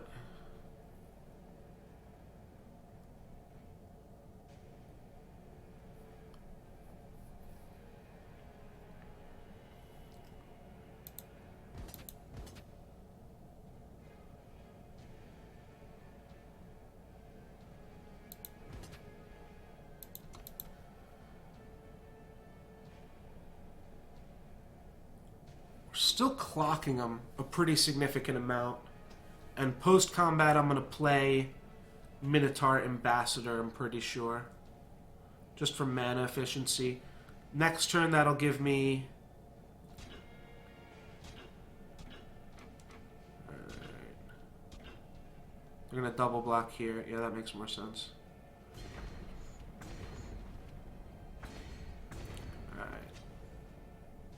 So now if I play either of these two creatures, my attacks are lethal next turn. They're going to... Or they're going to... Yeah, let's just play this. They're going to upgrade their guy. Yeah, I saw that interaction earlier, so I knew it was safe to do. If your Initiative of the Sands dies in combat, you have more mana than your total amount of power.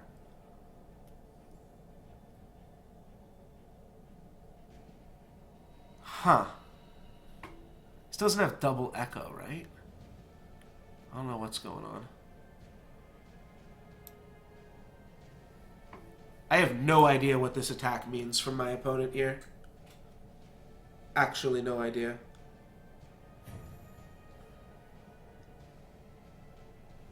I really thought they were going to make one big and keep it on defense as a 5/5.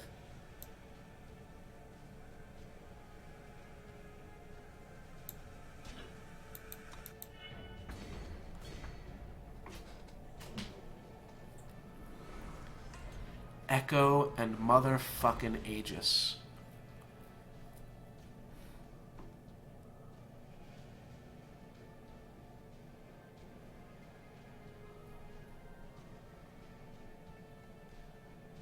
Alright, so I'm going to want to Desert Marshal this.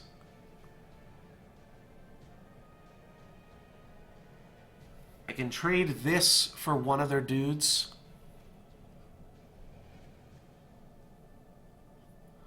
Don't see what else I can do about that.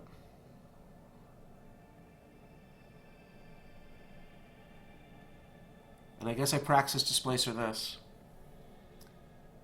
No, I want to play a Terrazon.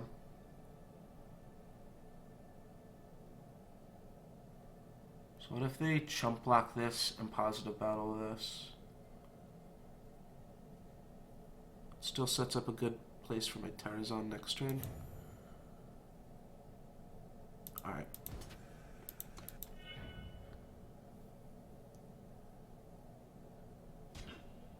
Yeah, they're gonna double block. I get to kill one.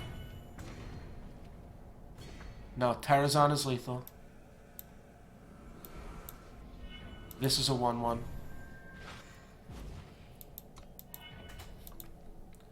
And we're in a stalemate. We're in a stalemate, but I have Praxis Displacer, and the game is very close. That can't attack.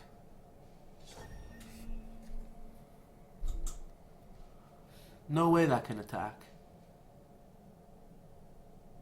Shit, it can. Shoot.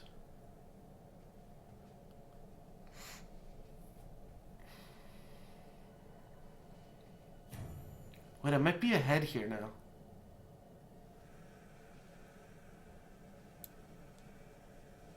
Okay. I have to block. Right? Alright, well that's a really good attacker. This guy's lethal in 2. They're not going to block this. Now I'll have 2 lethal attackers. They're going to have 2 blockers. I can draw a land. Oh, they drew a land. Wow, what a close game. Good game, my friend. Whew. Super close. Super duper close. And you know what? That is 7 wins with our quintuple enlightened student draft here. So that was pretty sweet. If you're watching this clip on YouTube, thank you very much for watching. You can catch me live at twitch.tv/NolexGiven. And quick plug for the YouTube for those people that are watching live. If you check, there is a link in the panels in the description below. I'll open up these rewards while I'm talking here. But that'll link you to my YouTube. I post full VODs of my stream, as well as highlights and other clips and things. Sweet. So we actually made out some gold there. Yeah, the highlights of my, like, derpiness are also pretty funny.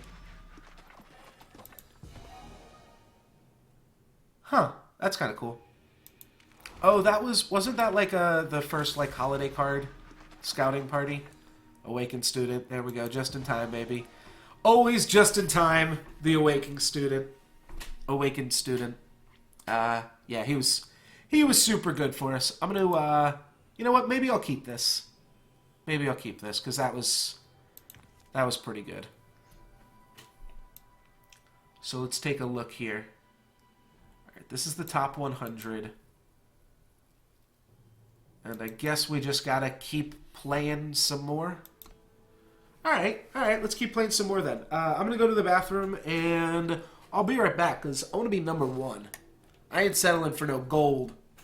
I want to be top 1, baby.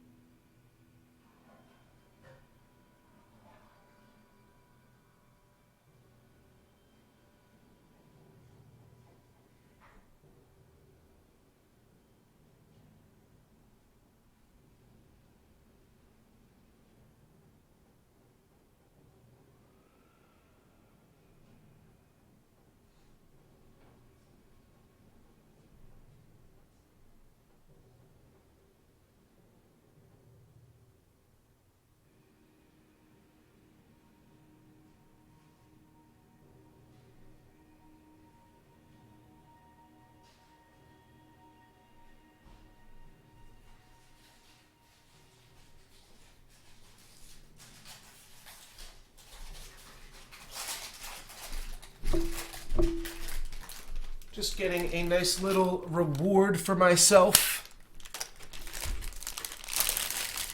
after that 7 wins. Get some s'mores Girl Scout cookies. These things are real good. If you hadn't had them yet. Sound off, favorite Girl Scout cookies in the chat. I guess you have to be American for that too, but...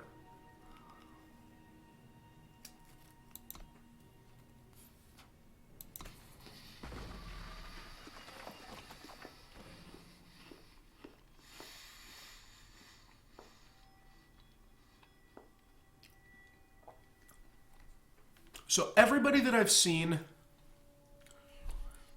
that is upper echelon that I've played against in draft, everybody that I've seen that is top 100 or at least Legends rank, whatever that is, has played a 3-color deck.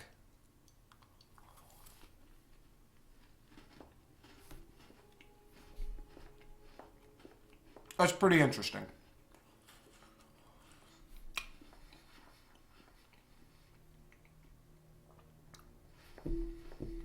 I'm not sure if that impacts what specific cards I need to take,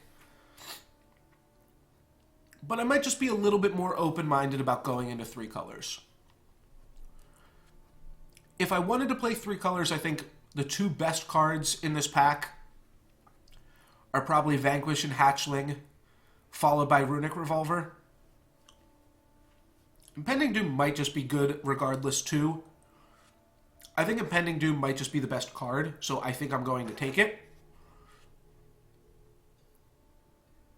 But just kind of theory crafting here. I'm not sure what a drafter that is better than I. Not that there are many of them, but there's some of you. But I'm going to take Impending Doom. Card seems pretty powerful. And I don't think you want to grab, like, Strangers or things like that. But I don't know. I mean, maybe there's something to be said for staying open. What are some other options here? Well, there's Scavenging Vulture. Then there's Sky Snapper. And for just 1 more mana, you get 1 more attack. I think I like that. May run into a little bit of trouble of defending the ground in these 2 colors. Maybe we could pick up a 3rd color to help us get some high toughness creatures. Or token making. But I'm kind of feeling Feln right now. And this doesn't really speak to me that much. It's okay. I think Mark of Shame might even be the best.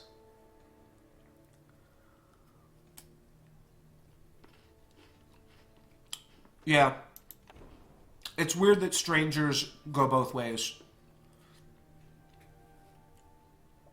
Assembly line is exactly what I was talking about with that stall the ground kind of strategy. Static Bolt is also really good. And those 2 are by far the 2 best cards in this pack.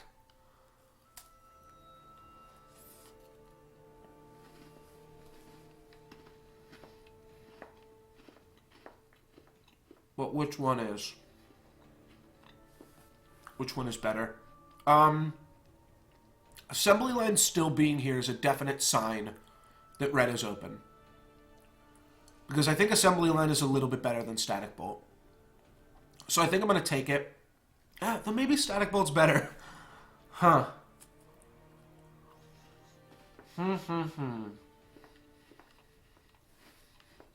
You know what? When in doubt, I'm going to pick the one that I already have a card for.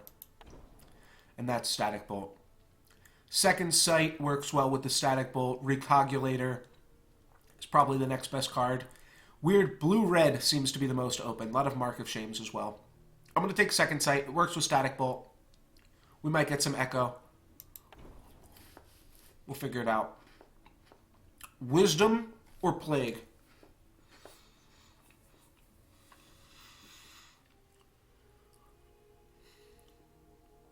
I feel like Plague is pretty solid. I haven't really seen it played in draft. Except one time I think it blew me out. Alright, I'm going to take Plague. Wisdom of Elders also seems really good, but Plague seems great. Soul Collector definitely wants to push us into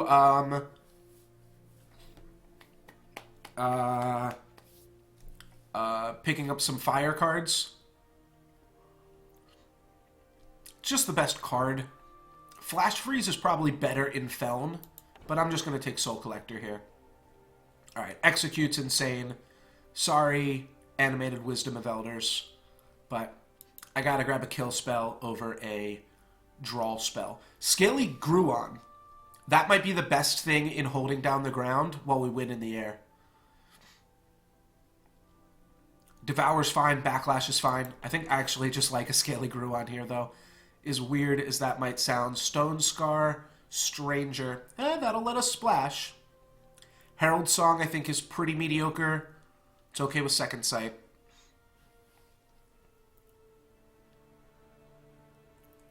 Huh. I'll take a Herald Song. There's not that many Echo cards that you get in just blue-black. Which means we might even just want to go into white. Or yellow, rather.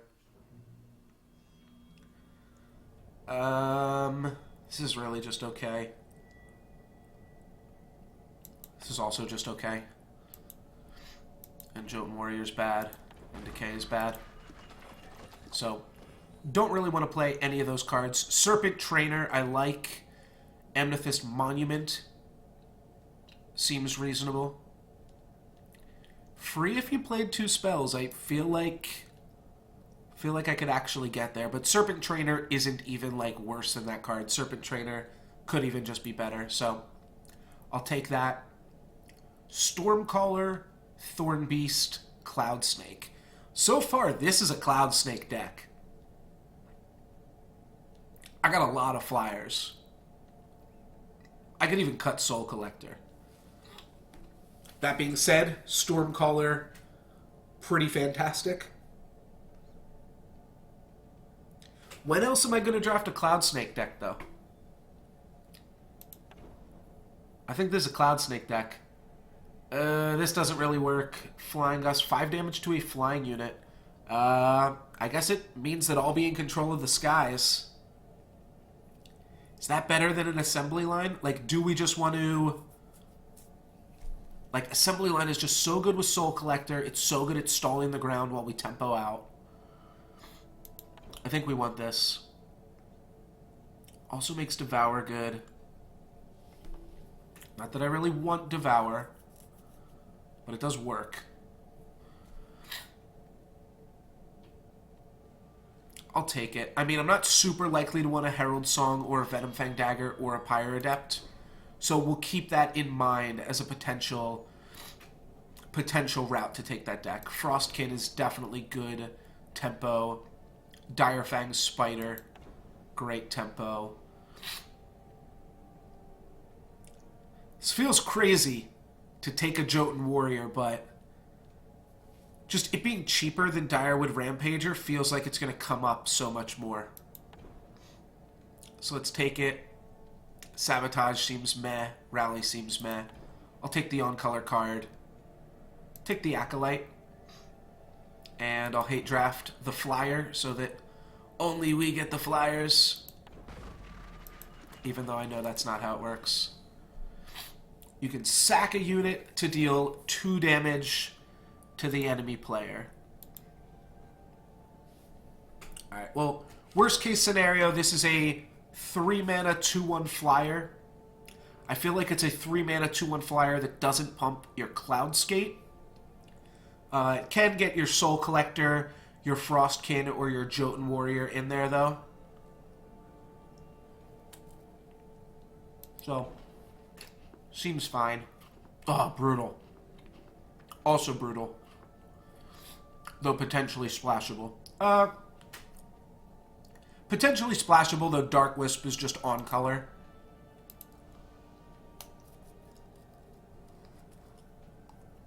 Yeah. We'll just take Dark Wisp.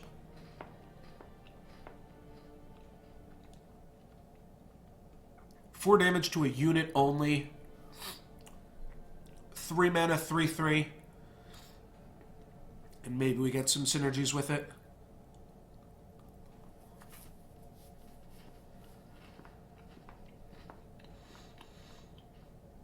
Four mana, 1/4.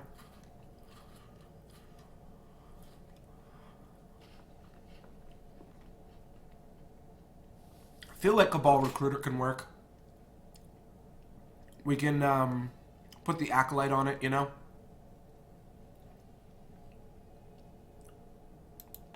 Could even Flash Freeze. Back Alley Bouncer's fine. Torch is fine, actually. Don't think I just want to splash for Torch straight up. But now we have the option. Smuggler Stash, Zenin Destroyer. This card isn't great, but gives you the option to, like, win stuff on the ground. Blocks for a turn and then gains you some life when it attacks, which might just be all the tempo that we need. I think we can cut Jotun Warrior at this point.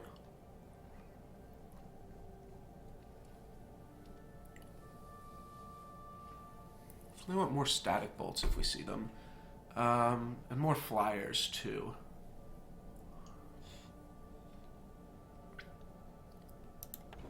Plague is also good in a stalled out board. Smuggler Stash is pretty mediocre. I guess I'll just rare draft it. I don't think I need to worry about signals at this point. Runic Revolver might actually be okay. So might Violent Gust be. Then we have a actual Mana Fixer in the banner. Okay, that's not horrible. What else do we have here? Lifesteal free if 2 units dealt damage to the enemy player this turn. Yeah. Also have a 2/2 Lifesteal and a 3/1 Flying Reckless.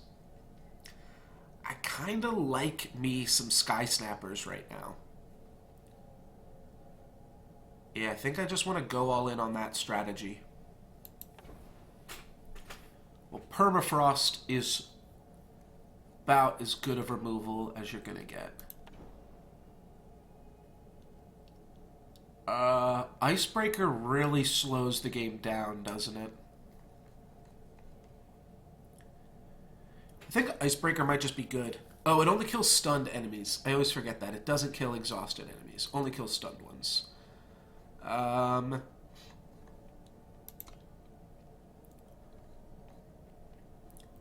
Guess I can just take another Elysian Banner. And then at that point,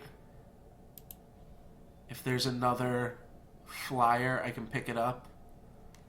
I don't want a Yeti Spy.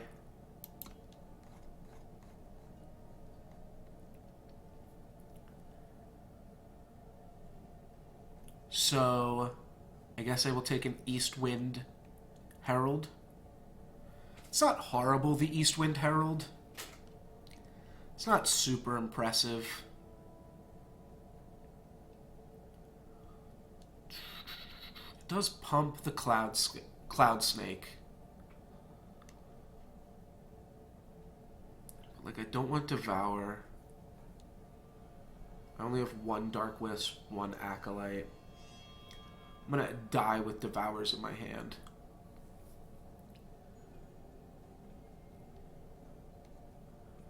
Alright, I'll take a Herald. And then Second Sight, or Rampager, or Destroyer.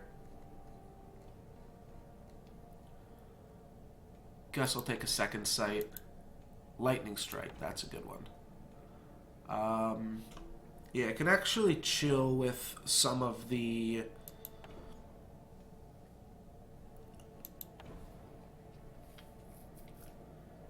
other stuff here. Camel. Probably don't want to just splash for Camel. It's good with Second Sight, but I'll take it anyways. And last pick, Humbug. Okay, so this deck pretty much builds itself at this point. We do have a Soul Collector. That's pretty good.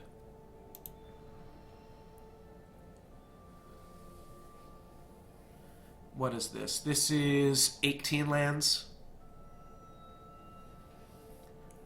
18 lands with double second sight. Second sight any good here? I might just want to play like anything other than second sight. But like I don't want to splash Torch, Assembly Line, Magma Jav.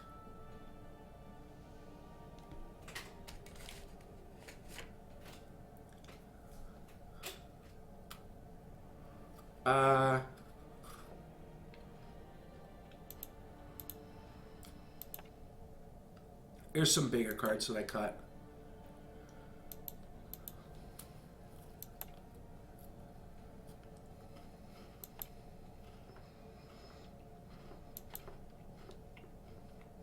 Okay.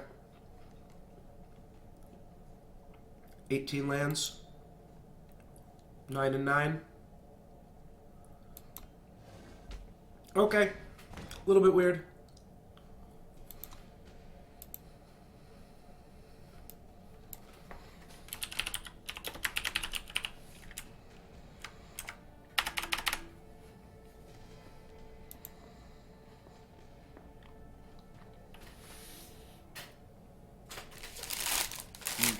Alright.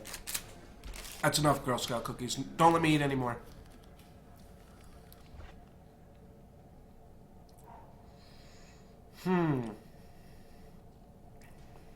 I'm gonna keep.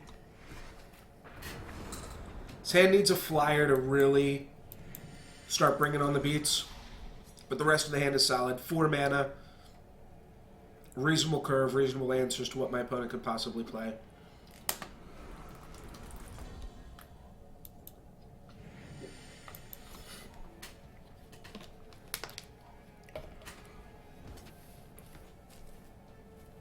I'm gonna say no blocks here.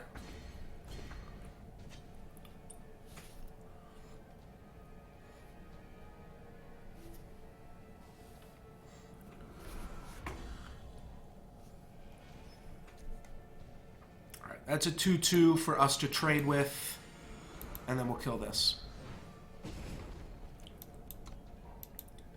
Someone's playing a mono-colored deck over here. And then just has like an off-color stranger. Alright, so they are playing black-red. That's what I'd put them on with the Grenadins. Sure. Sure. Alright, that couldn't have gone that much better for us there. Stun down an Oni Ronin. Why not? They're going to play like a 3-mana 5/5 here, though. Yeah, it's just an off-color stranger. Making their mana base look weird.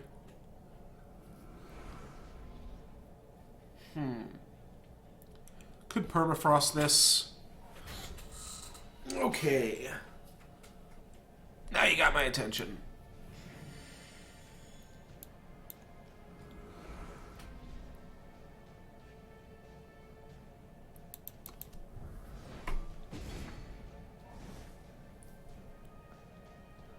This is like the worst card to have permafrosted, right? This like kind of has a drawback if you're looking for cards to silence. Alright, so they could trade back Alley Bouncer and a removal spell for Impending Doom. We're definitely doing this. Question is, are we doing this? Sure.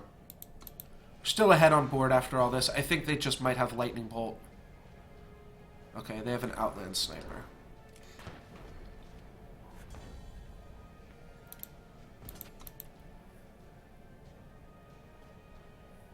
Maybe I should have just protected my flyer. Because I know how important that is to the deck. Just to like stall out the ground and then get in with a flyer.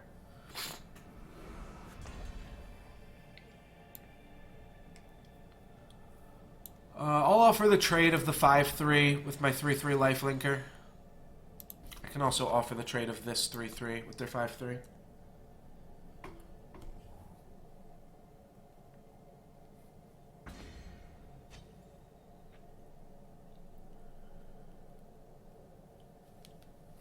And we're all I'm pretty sure I want to trade off the 3/3 lifelinker. Because, like, eventually this card scales off, right? Now, if they don't attack with this because their plan is to block my Zenin, then I might reevaluate and just permafrost before I crash.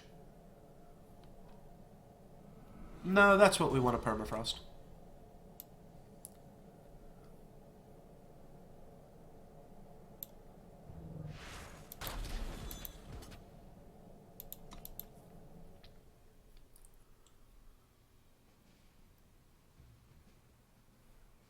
Yeah, it was easy enough. Yeah, silence does remove the weapons in this game. Removes weapons, but it doesn't remove buffs, right? Like, it removes abilities, but not buffs from weapons. Right, well, that's a free block. My opponent's hitting me for 2. I'm hitting them for 6 every turn. I make out on this attack.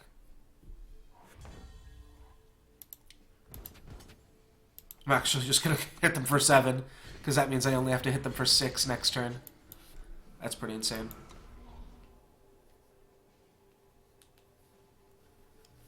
And I'm just going to, like, take 5 again, because I'm at 18. Alright, that's an Entomb ability.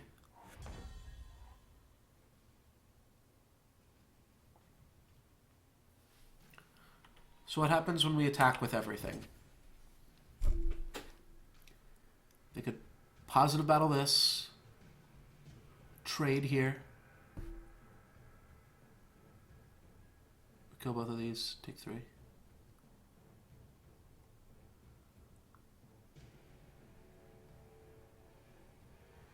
I don't really get anything by attacking with the Groan.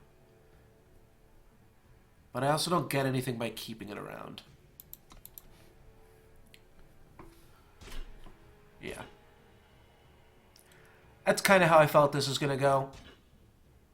Oh, they're actually going to take 3 here. And they're going to give me a 1/1. Sure.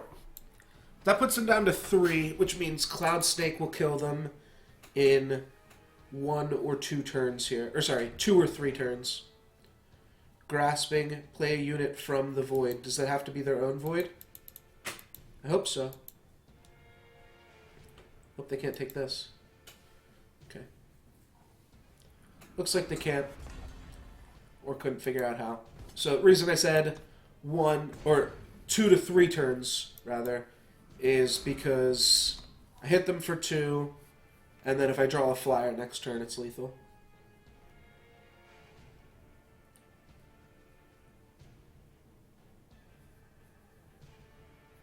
This deck definitely isn't that strong.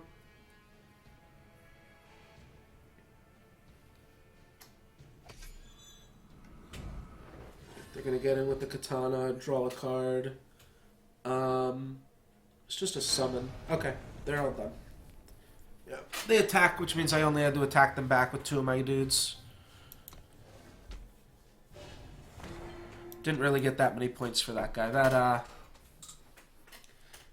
That game didn't seem like either of us were doing anything super powerful. And my deck's definitely not great.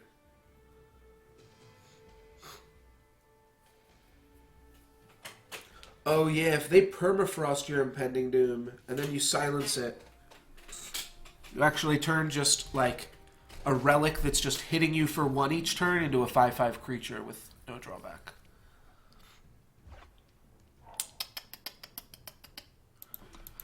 I'll keep. I don't think I have any double primal influence costs in the deck. Well, have double primal if I do. Yeah, I got a lot of shadow sigils. Got a lot of shadow. Love to draw a Cloud Snake. Cloud Snake one time on time? Nope. I'll run this guy out there. It blocks his boy. And we are going to be in a tempo game soon. He can attack here, kind of freely bluff a trick. Oh, that's not bad. Now I can't attack. Alright. Not only can I not attack, but I also can't Serpent Trainer. Which is kind of the worst.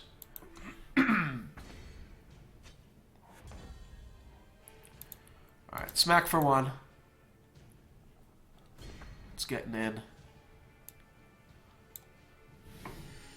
Thinking.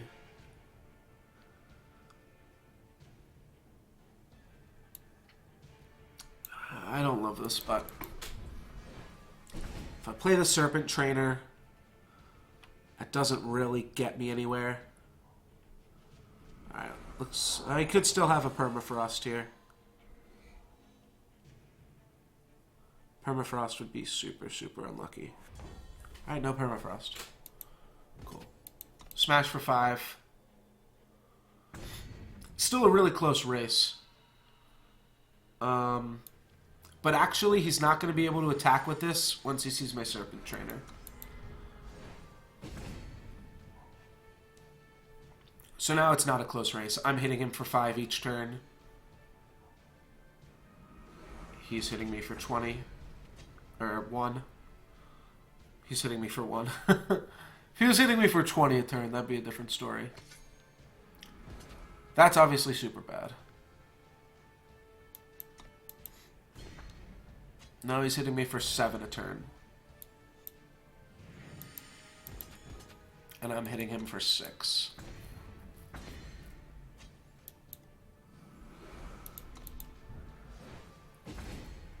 I maybe shouldn't have even attacked with this. They might suicide both of these guys just to deal 2 damage to me.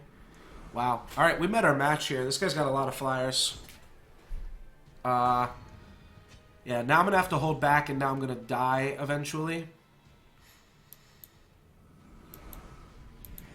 Yeah, now I need something to break this board stall. And my opponent's already got something to... Actually, that doesn't really break the board stall. Alright, 5 damage to a flying unit. Helps. For sure.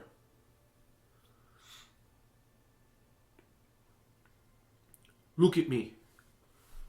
Look at me. I'm the captain now.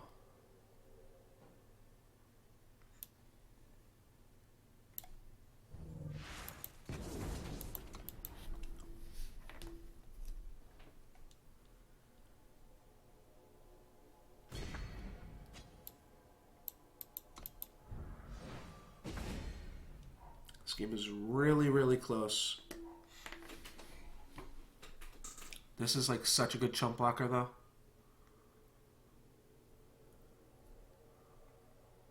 Well, we might smash with this. But then I get to... No, I don't even. Yeah, maybe that's free.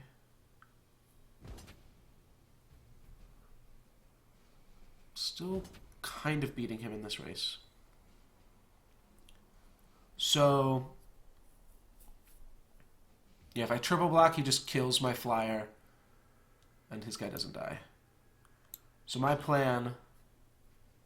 and this is why this is such a good attack off the Wiviark. Oh, shit. How does damage work in this game? Can anybody in chat tell me... if I block here, deal 1 damage to this, this dies in combat, will I get to give this -2/-2 and kill it?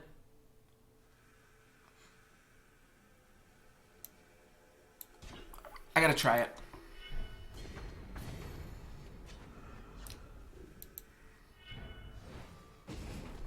Nice. Invulnerable to damage. Fuck you. I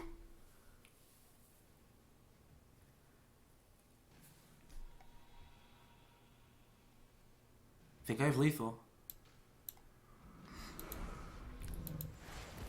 This is what tempo is. Tempo is block your opponent's 2 biggest threats, take 5, while hitting them in the air for Xaxes. This is the definition of tempo. I mean, it's not Xaxes, sorry, I don't know why I said that, but...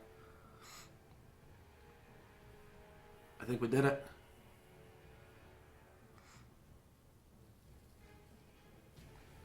And Mangy, I don't know what you're referring to there. Fast spell.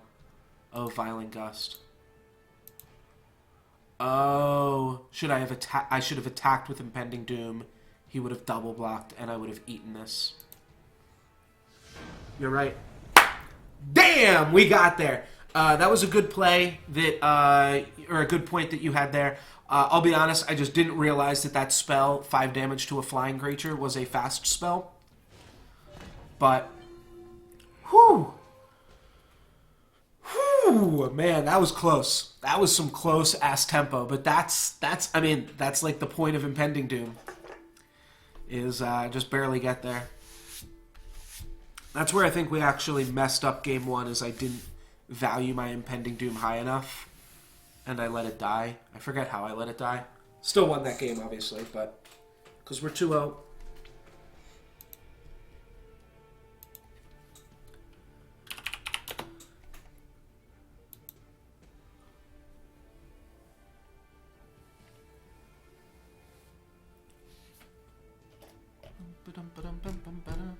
Yeah, it's a good point. Deck Builder automatically adds power to your deck. I didn't change my dude out. This looks fine. Love to draw a Soul Collector this game, I think. A lot of Shadow Sigils again, but Shadow Sigils make the world go round. And looks like my opponent is Combri. Start off with a Static Bolt, not too shabby. They were playing around Static Bolt with their Awakened Student, or they just top-decked it. They top-decked their Awakened Student. How lucky. Eastwind Herald. Interesting. Well, I can trade Static Bolt and Dark Wisp for their 1/1. Might as well offer it. Yeah, it's a 1-for-1 trade.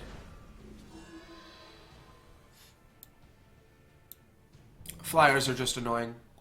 Let's get them the hell out of here. Are they going to Safe Passage? Safe Passage or Primal Growth? Finest Hour. Alright, they did it.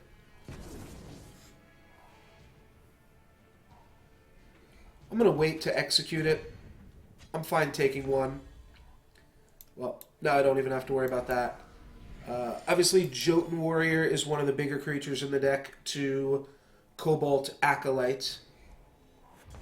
So that's the plan here now. Still traded a Static Bolt for a Finest Hour. So we traded a 2-mana slow spell for a 1-mana fast spell. Yeah.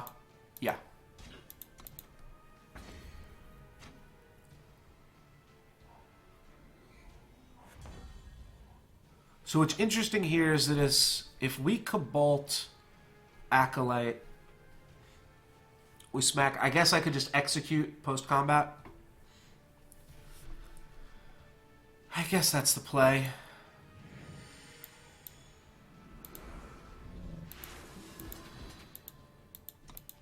I feel like we're both trading a lot of resources randomly here.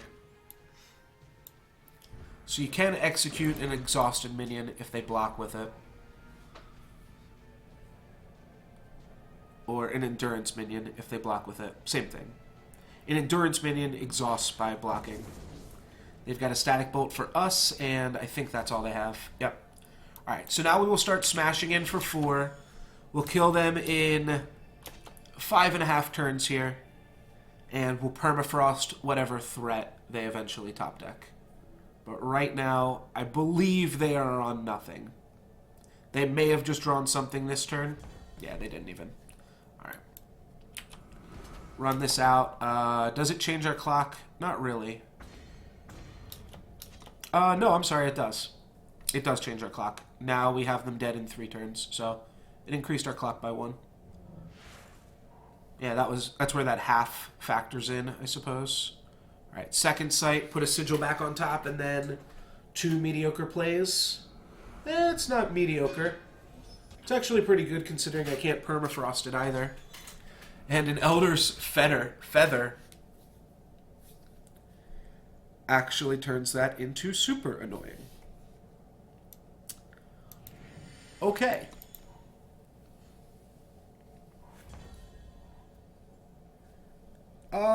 Sure, yeah, this works.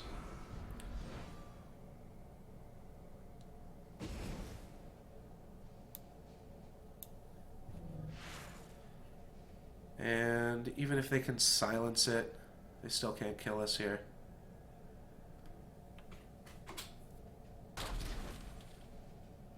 So they can trade with the Cloud Snake. Yeah, but I have to let them do that. Alright. Oh, I should have played Zenin Destroyer there, but they're dead in 4 turns regardless here. Alright, that turn they drew their second sight card, so they drew a dead card that turn. They're going to TP their guy back, but he's going to be on the ground. It is going to gain them 4 life. So that part of it's reasonable. It does get Aegis back again. Okay. I should have had the Zenin Destroyer in play so that I could attack. Because hitting my opponent for 2 will actually... I'm going to roll 50-50 that they brick here. Hitting my opponent for 2 puts them back down to a 2-turn clock. So even if I throw away the Destroyer, 2 points of damage is like drawing an extra card. Draw a copy of a unit in your hand? What do they have in their hand? Cobalt Acolyte? Wow.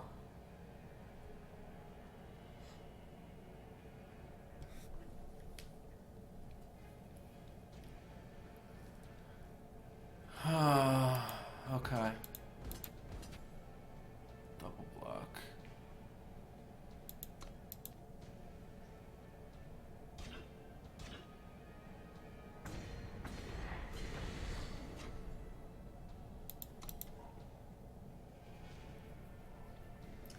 Cobalt Acolyte seems super good.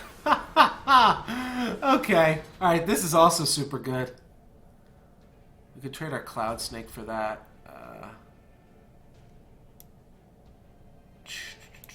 Yeah, 6/6 flyers in sand. I've got to kill this, right? Yeah.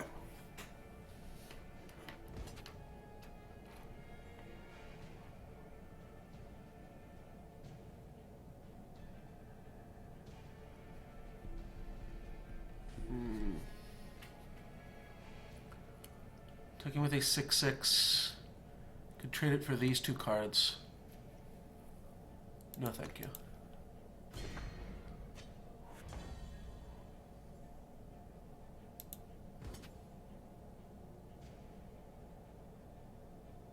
Do I want to trade Jotun Warrior for Cobalt Acolyte? This already is like a free attack.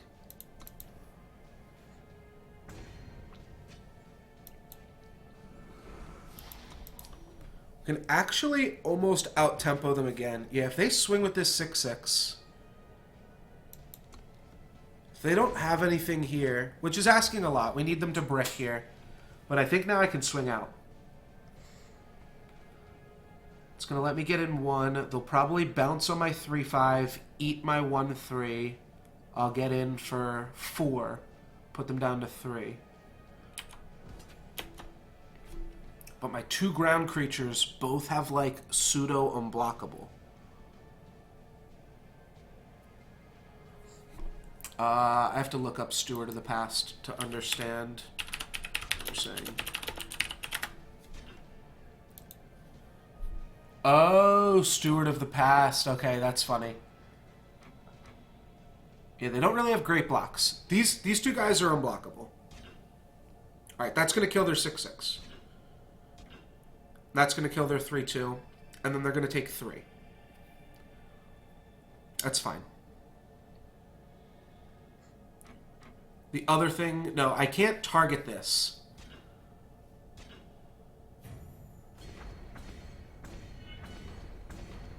Okay.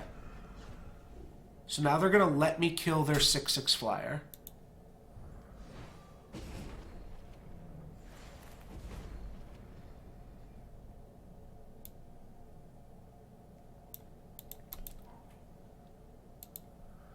Don't have any draw 2s in the deck, which is a little bit unfortunate. Alright, this is going to trade for Horn for Lunk. These two are just going to bounce, so there's no point in attacking with this. Yeah, but this gets to trade with Horn for Lunk.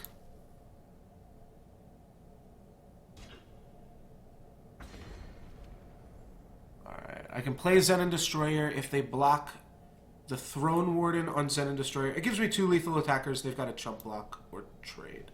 Yeah, we'll both lose our creature here.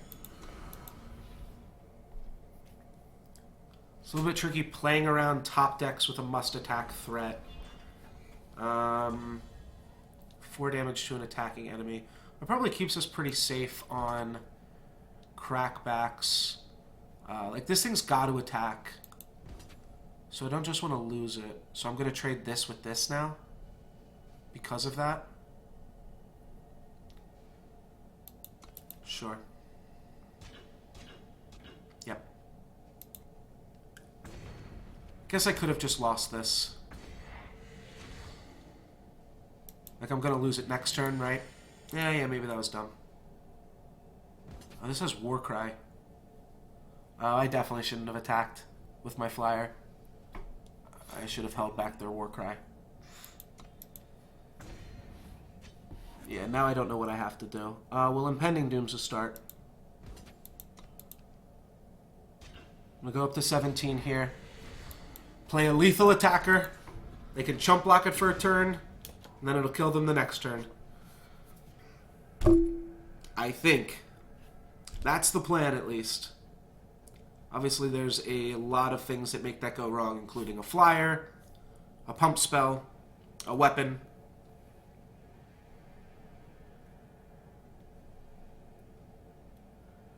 There's a lot of things that make it go right.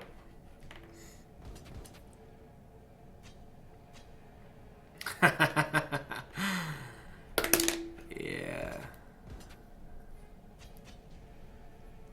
I don't know what an attack could do. Okay, crystallize. Alright.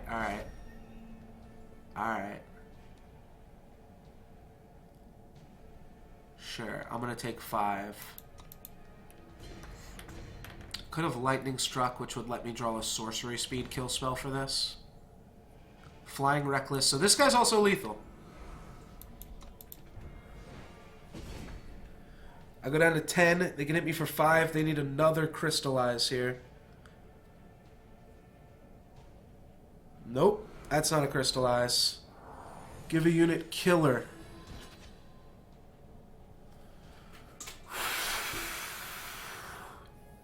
I think I have to kill it.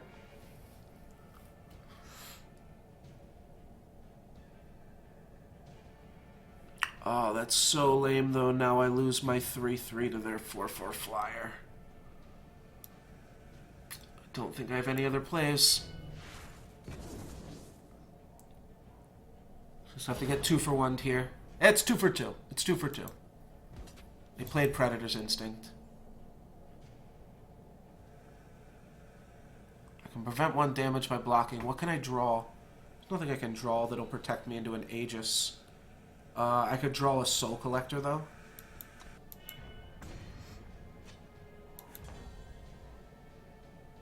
Shit, man. Have to attack. Not allowed to not attack. Whew. So close.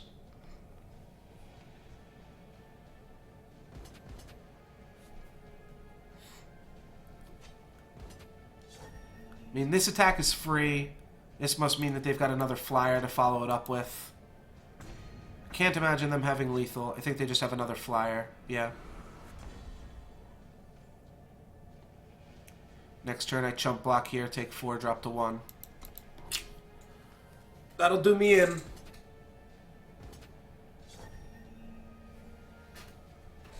Yeah, I need to draw,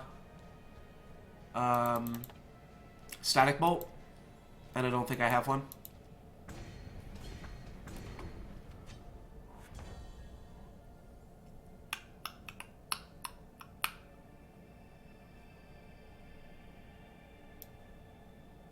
No, it won't do shit.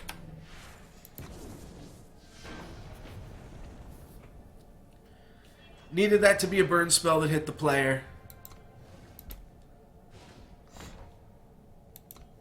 Unfortunately, it was just a burn spell that hit the creature. Let's just take a look at this deck real quick. Just familiarize ourselves with everything in it. We do have 2 reckless creatures, so... Oh, Plague.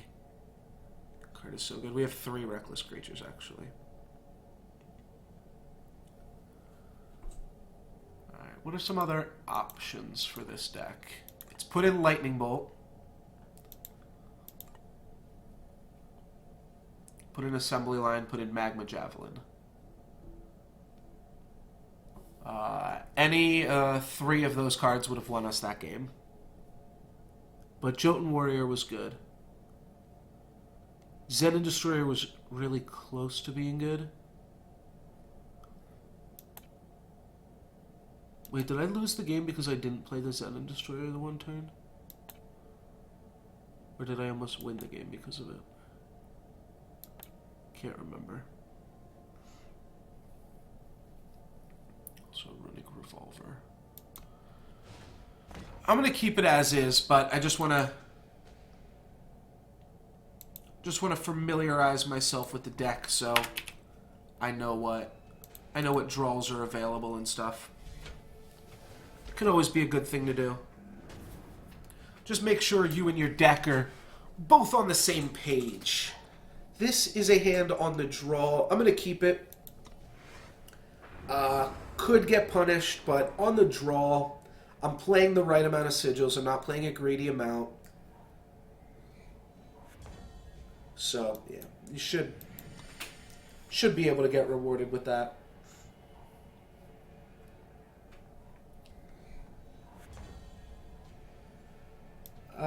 I guess I'll get slightly punished if my opponent has a temper. But as long as my opponent is a nice dude, we shouldn't have any problems, right? Right opponent, no problems. That's what I thought. Now it looks like a temper to me. Whatever you say, dude.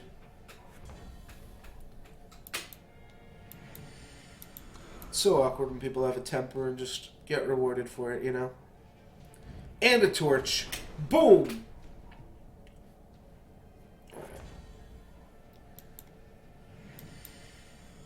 And a 3rd mana.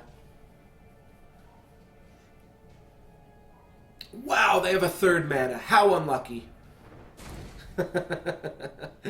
They'll take probably our Stone Scar Magus, maybe our Frostkin.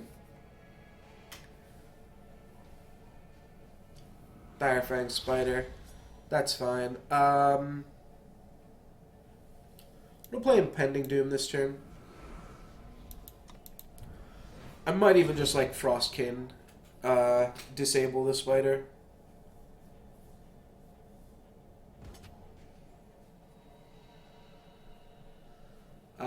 No blocks on that. No fucking way. What are they gonna do? Give it Endurance or just play another spider? Oh, they're gonna combust it. Yeah, that's fine. That's a 2-for-1. Take that 2-for-1 value all day, baby.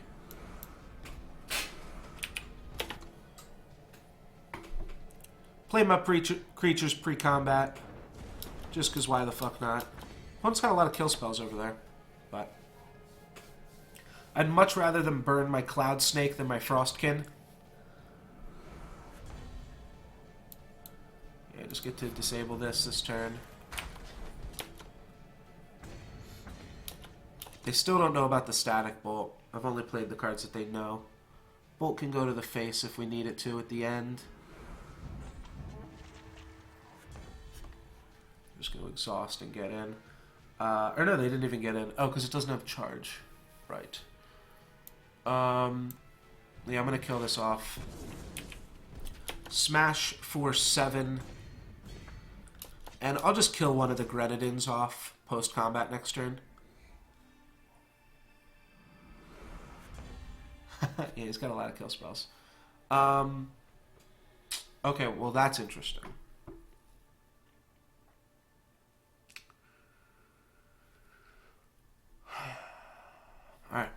Looking for a flyer then.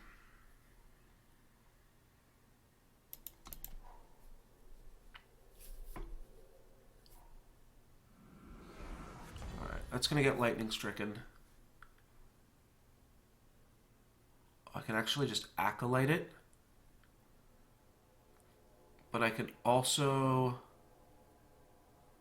acolyte this twice. But then this will be huge. But then I can lightning strike it. Well, that kind of sounds wet. It's a little wet sounding. So you see what I'm saying here, right? If I plague, swing out, I finish this off post-combat. It can't kill this. They can double block this. It's better to just turn it into a 3/3 pre-combat.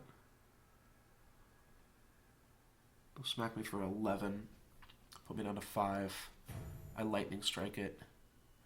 Go down to 5. That's what I mean by go down to 5.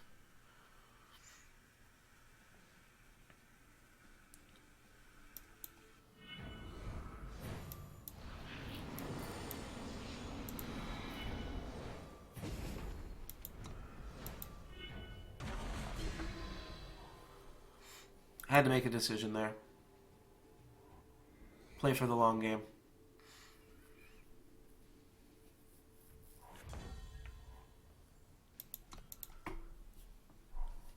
Just gonna hope that I have more flyers in my deck than they have in theirs.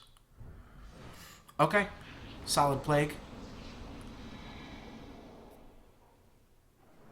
And piercing shot. And lightning strike.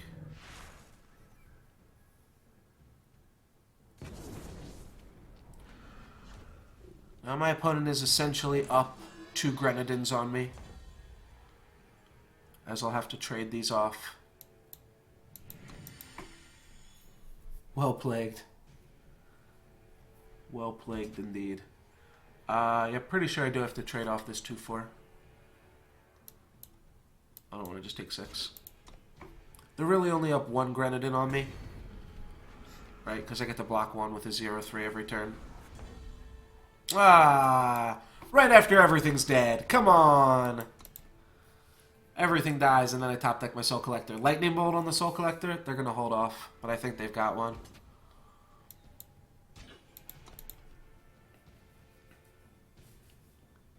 Lightning Bolt on the Soul Collector now? Yeah. I got a lot of fucking Lightning Bolts. 1, 2, 3. Plus a temper and another thing. Alright, they played Rampage to clear my guy. Looks like I got a better one. But they had to do that in combat, otherwise Soul Collector was going to grow to a 2/2. Yeah, I can actually beat down here now. This is fine. We're now super ahead. Just in those last 2 top decks. Good game, my friend.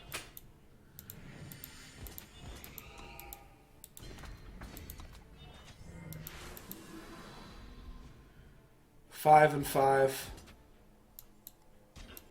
They might have a plague. Rampage, that's fine too. I don't want to die to some dumb Rampage shit. I still have the same clock against them. That's not true. I decreased my clock by 1 turn. But they actually could have killed me if they just, like, had a 3-point burst spell.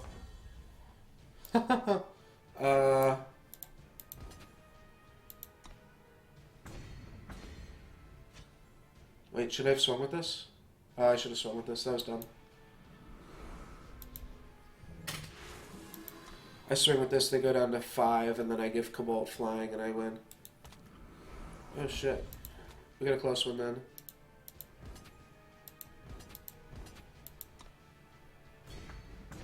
I'm actually potentially punished. Yeah, they could come back and win this, so... A plague would be insane. I'm just gonna take that. So I get 1 more damage in with this guy. Yeah, that's fine.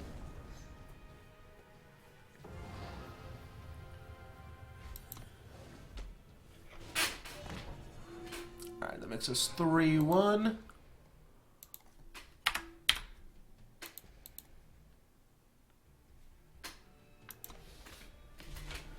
Well plagued, my friend, well plagued. The Hentagonist. Huh. Darkwisp, Acolyte, Soul Collector on the play.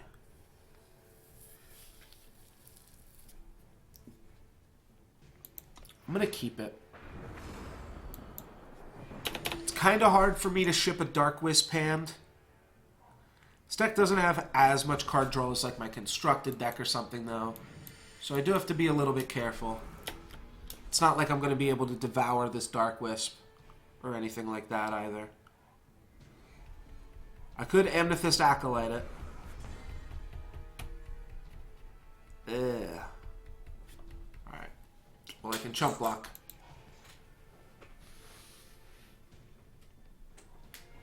Oh, the snowball. Alright. It shouldn't be a big deal. I can still trade it off with Stonescar Magus. I would like to hit some power or primal sigils eventually. Would be okay.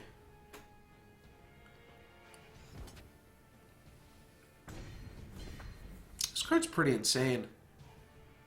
Aegis, and then you can give it +1 in flying. Okay. Alright, we are going to get some decent Plague value eventually. But for right now, we've got 9 cards in our hand. Obviously, I want to play Cloud Snake first. Ooh, Thorn Beast. Might not have time to play Cloud Snake then.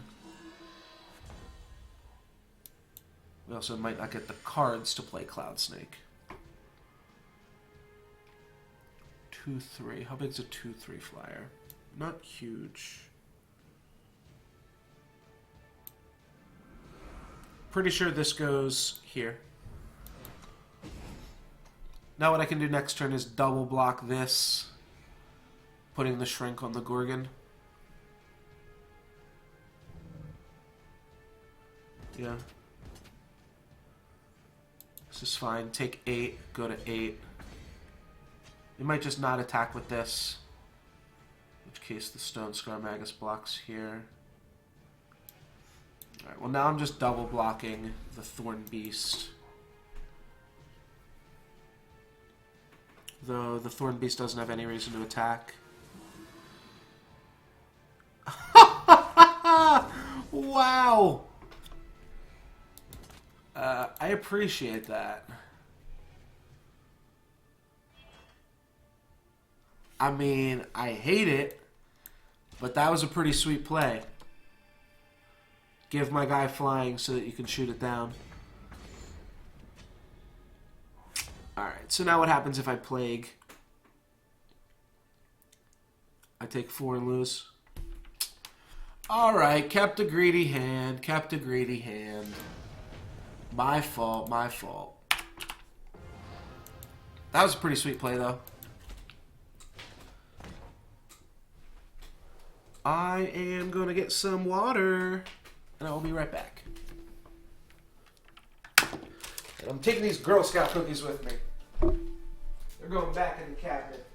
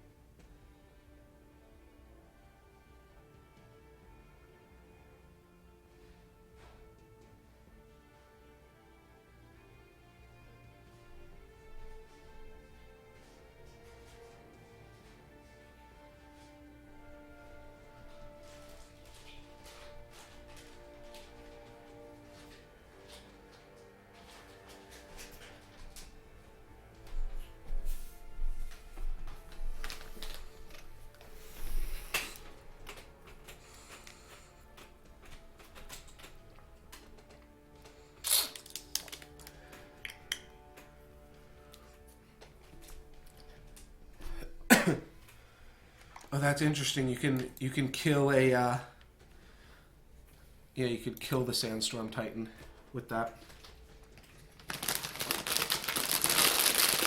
Alright, I put back my cookies, but I got some chips. Don't hate.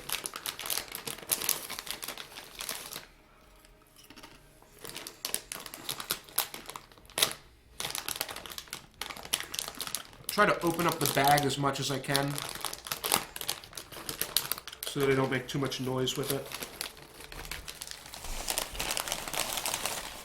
Probably should have just poured them into a bowl, but whatever. You guys can suffer a little bit.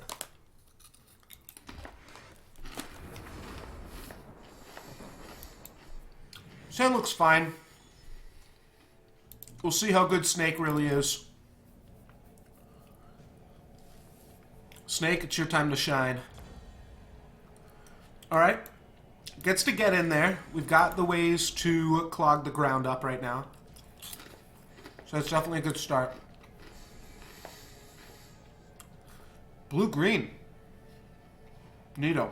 Aww. And they've got another one, too. I'll just play Gruon. Just go for mana efficiency here.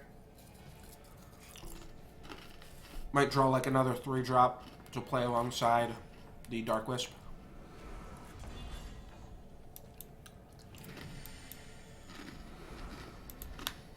So, I was actually thinking this. I don't know if I said it out loud yet. One of the drawbacks to having Gruon as our main form of defense is Warcry.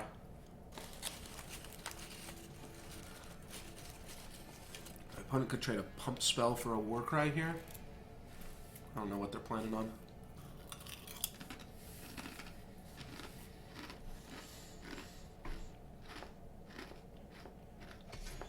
Yeah, can't block this. We know they have a 3-damage Static Bolt in their hand. However, that is a slow spell. I'm gonna attack with Gruon for free. Alright, they do have a Finest Hour as well. So I'll play Zenin Destroyer and it will get bolted.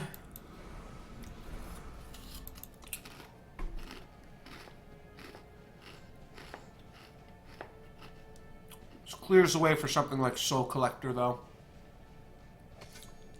Alright. Or they'll just eat it up.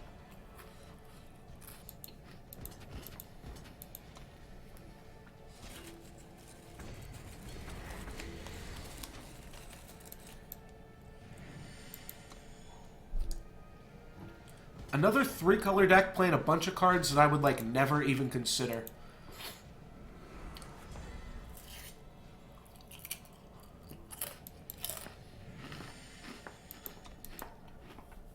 Yeah, this will kill me. 3/3.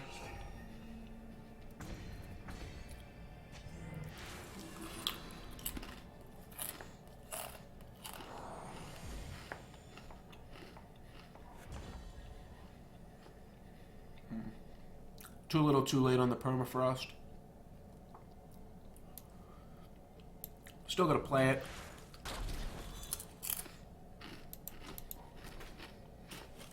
Buys me an extra turn.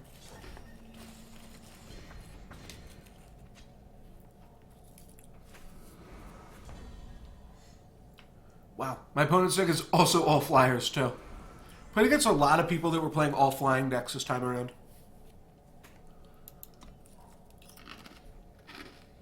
Yeah. They have lethal. Nothing I can do. Good game, my friend.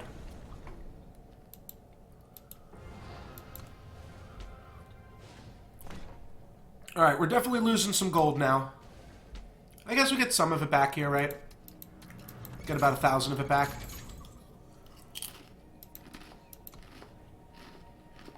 A little more than that.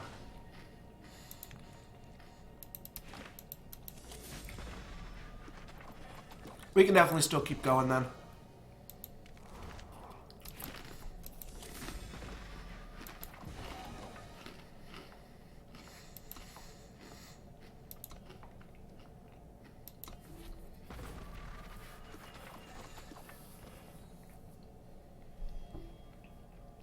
Falchion, Furnace Mage, Sergeant, Icebreaker, Teleport, Peacekeeper, Acolyte. Power level's like reasonably flat in this pack, I would say. Falchion's good in tempo.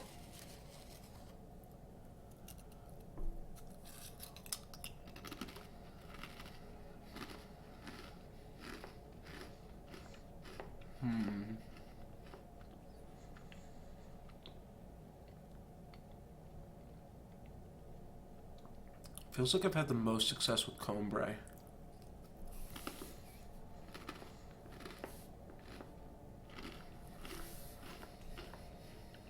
Okay, so I guess I'd take Teleport. I could see taking Acolyte too.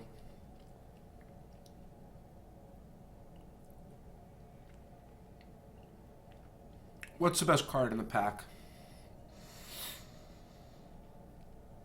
Sergeant, maybe Furnace Mage.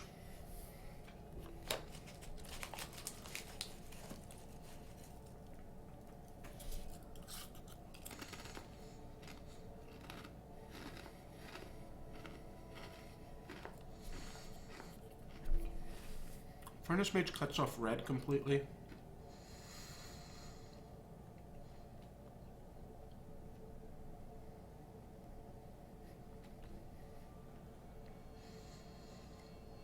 Okay. Field Captain's pretty good. It's also an Awakened Student.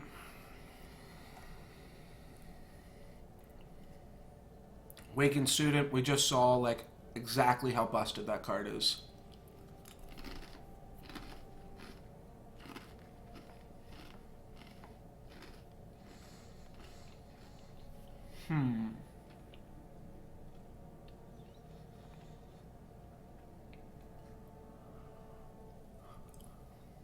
There's no other time cards in this pack. The only other green card's pretty bad.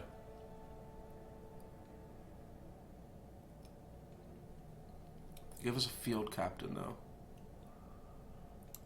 Alright, let's take that.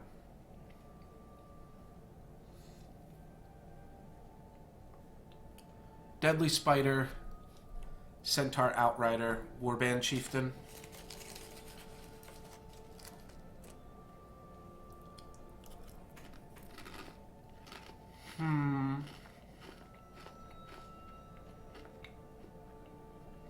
Mark of Shame, also not terrible. Potentially.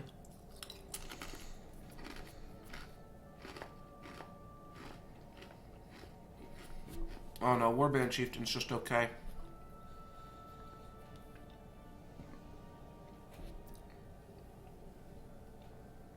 So if I went into black, would I rather have Direfang Spider or Warband Chieftain? Honestly, both about the same. I think I'd rather have the Spider. So shore up the early game. Could also just take a 5-2. I'm gonna take a Spider. Alright, Endurance Charge. I think this card's just meh. But I've seen it played against me to okay effect. Endurance is really clutch because killing exhausted units, like that's the main thing you kill.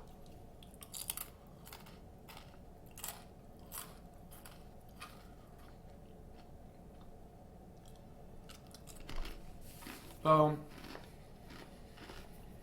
think I'd almost rather just play Treasury Guard.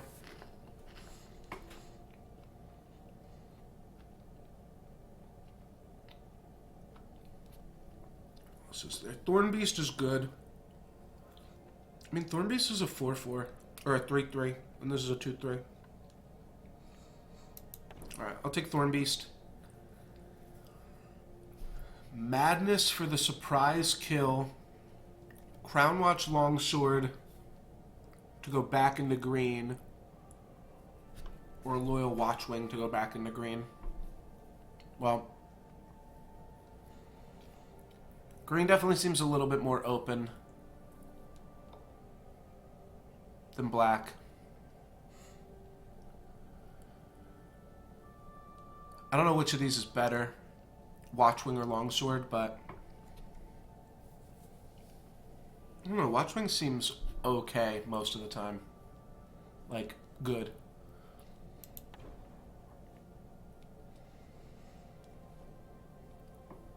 +2/+2. Well, that's pretty good in Rakano.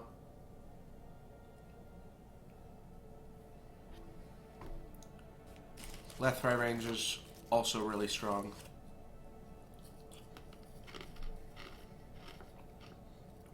I guess this is the time to make a decision.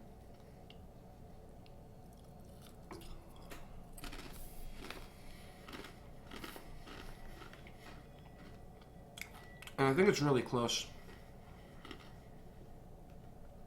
I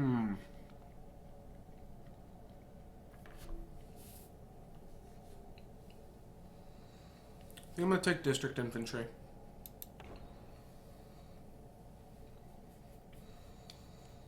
I think I'm going to follow it up by like a rare draft. Maybe. I mean, I guess I'll play the Acolyte if we need to. Longsword's good, Temper's good, and Valkyrie's good. Also, Violent Gust and Scavenging Vulture are both good. But two of the cards in the colors that we want to play, or three of the cards, rather, in the colors that we want to play are all good.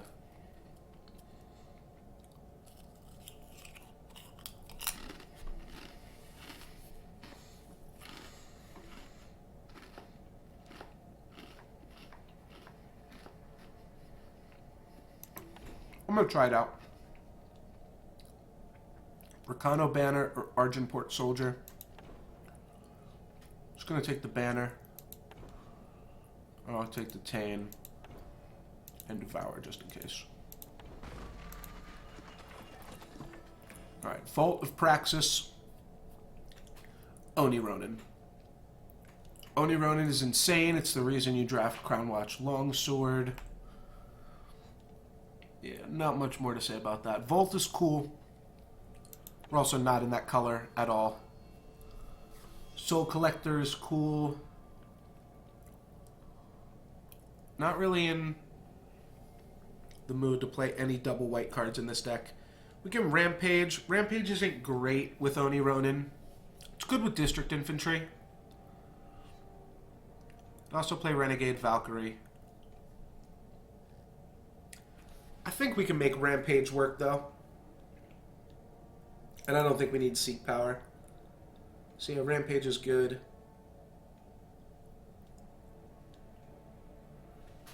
I guess we just take a 3/2. We could also take a Temper or a Rebuke.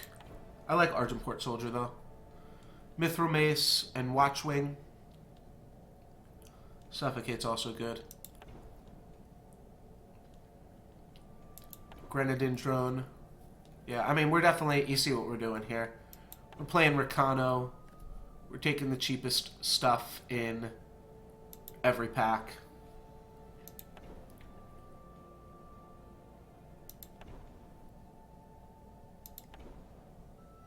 And...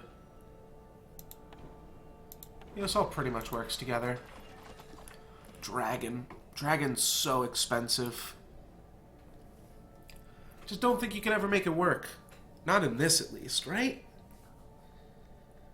I think you'd be much happier with just, like, an Inspire. Or Crownwatch Cavalry. Summon, give a creature +2/+2. Yeah.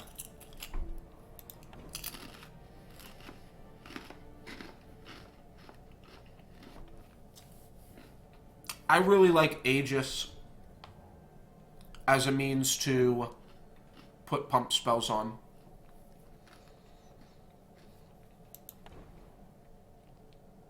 So I like that a lot. Crownwatch. I don't like ageless creatures that you have to put pump spells on, though. That's the difference with this one. I don't know if Blast or Armor Smith is better. I feel like it's probably Blast, though.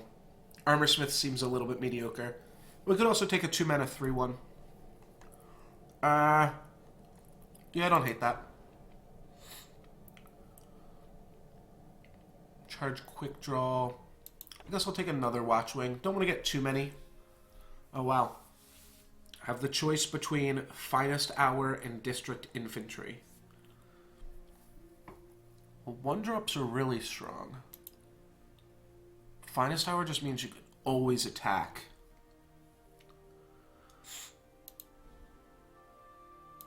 I'll just take a 1-drop.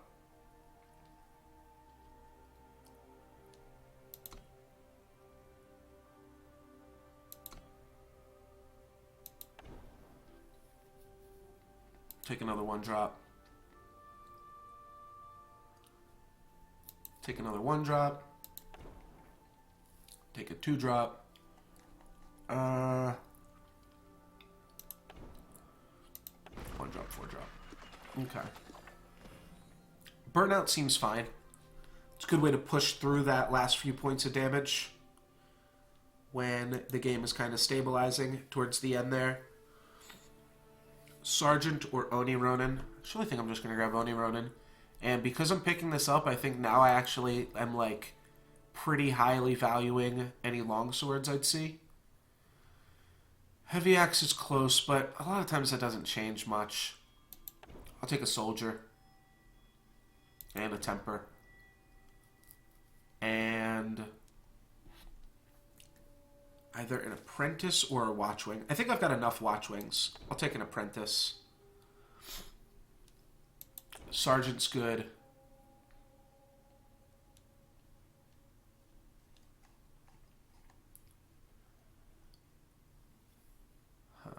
Rebuke is probably the best.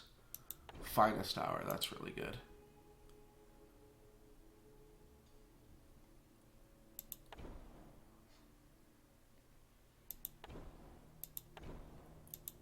Alright, I think we can make this work here.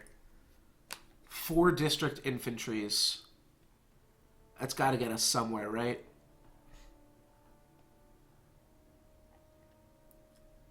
We want to cut a few more cards here.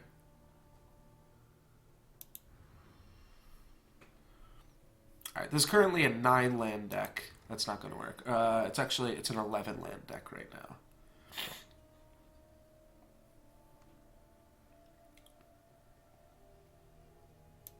Cut both of those. So now what is it? 13?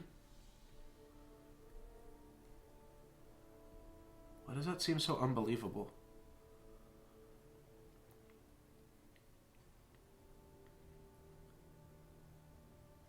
Have to play at least 15. Have to. Legally.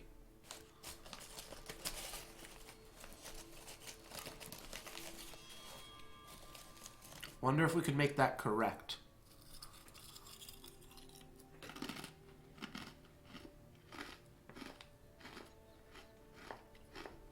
Hmm.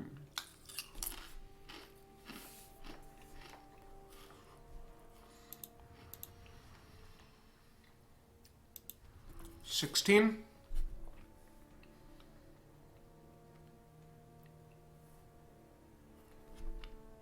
$16's got to be too low, right?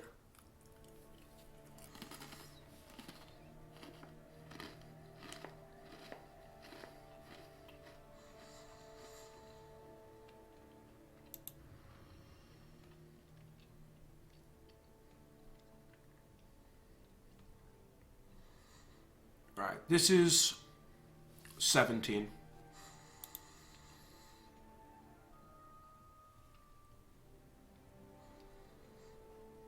That's got to be as low as you can go.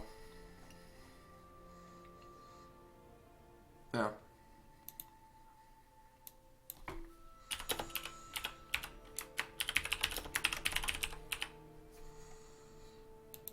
Alright, 17 land Vricano. And quad district infantry.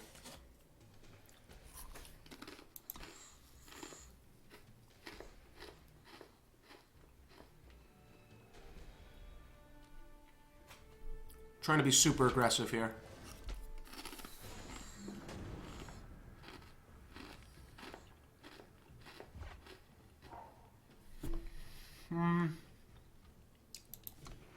Sure. It's a good Warcry hand. Don't have any of our 1-drops. I think it's actually a pretty decent odds that we'll draw a 1-drop here.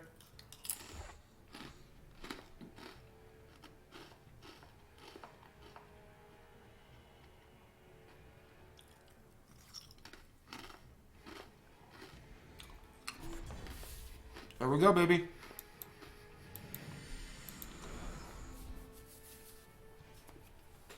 I mean, we have 8 1-drops in the deck.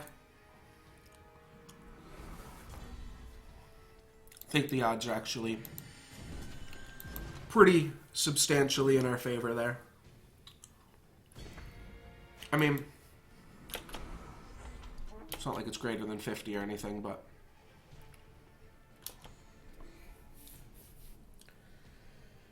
What is it? It's greater than 1 in 5, so...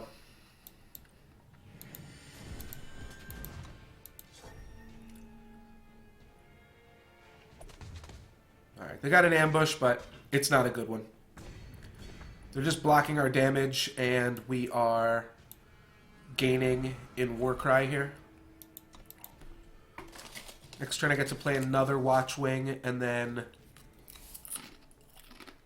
throw an Axe on this. They're gonna kill it. Okay.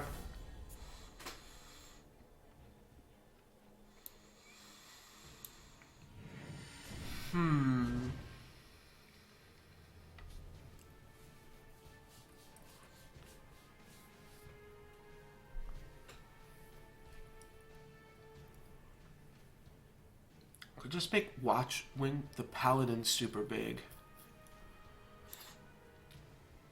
I'd rather make the Watchwing super big, though.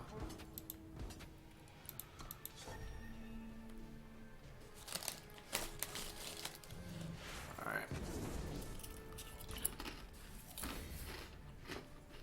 My opponent's taking no damage, but I am Warcrying here.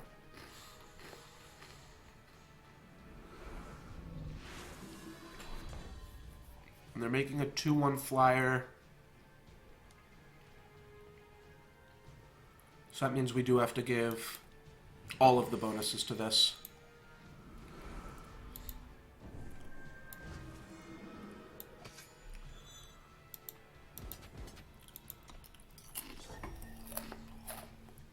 I can trade here, I guess. Maybe I should have just put the bonuses on this. All of their creatures have flying. So it's almost like flying is irrelevant. Alright, when I draw a creature, it is going to be big.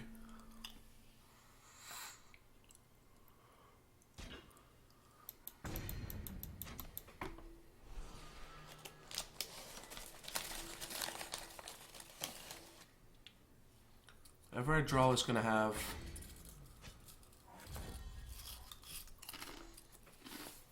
Yeah, it's going to be big.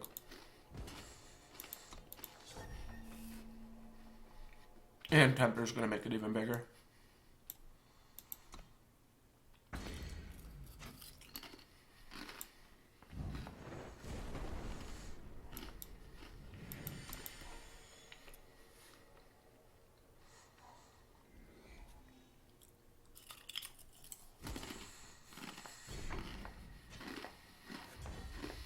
There we go.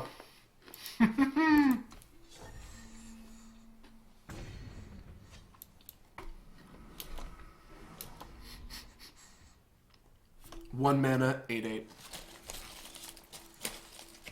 Well, at the point of the game that we're drawing it here.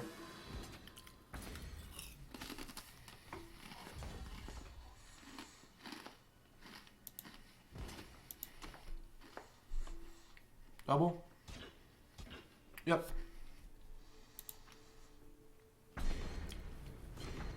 Kill this, hit them for 3. It's blocked by the Aegis. Unlucky. But... Oh, that guy got Echo. Oh, shit. At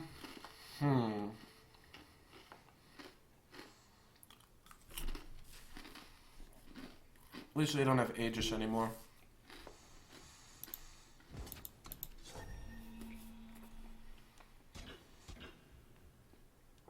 I'll trade it for their Aegis, dude. I don't know what I'd do otherwise.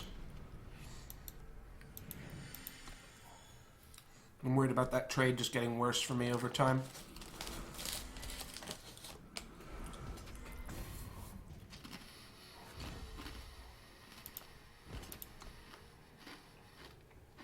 Wait. Alright. I'm not gonna lie, I zoned out. I've been looking at the screen for too long today.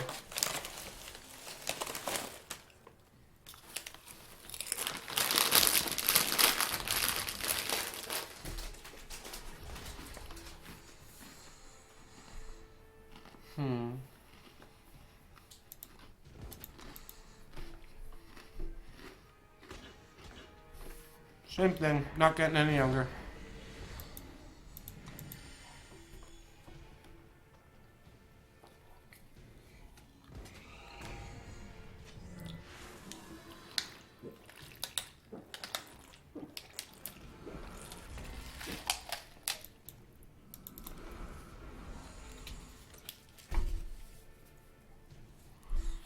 Alright, I'm not gonna lie. I think I fell asleep halfway through playing this game.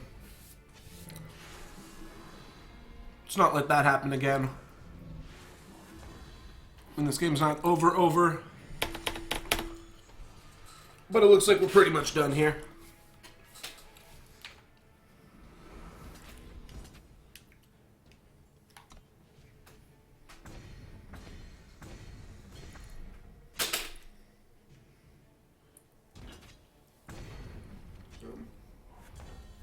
Could have chump blocked a 3-3. Doesn't really do much. Rather chump block the 6-6 this turn.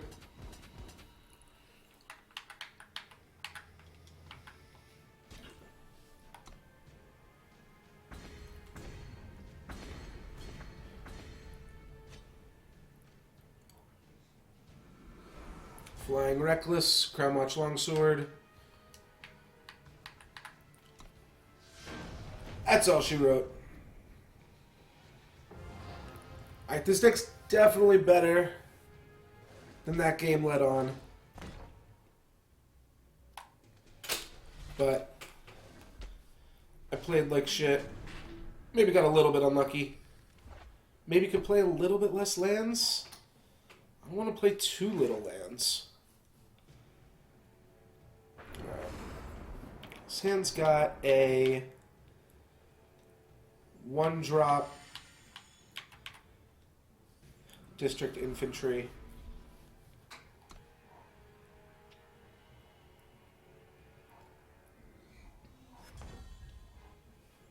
I'm gonna hang on to Tinker here.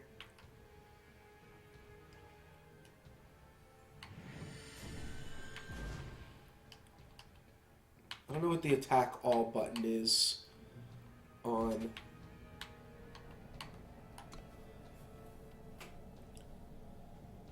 the gamepad. Yeah, this is fine though.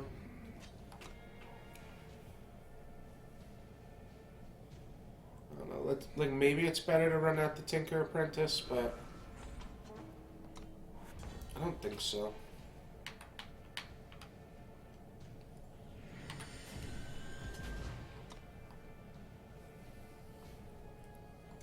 Just have to do this a few more times. We got 7 damage worth of burst in our hands, right?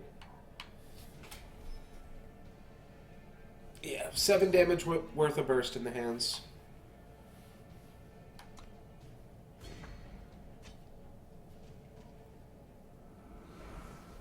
Let's get a little bit of this burst out of our hands here.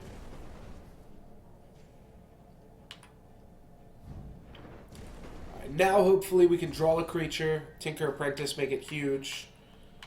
Alright, not quite. Tinker Apprentice does also give us a card to sacrifice to the burnout when we get there eventually.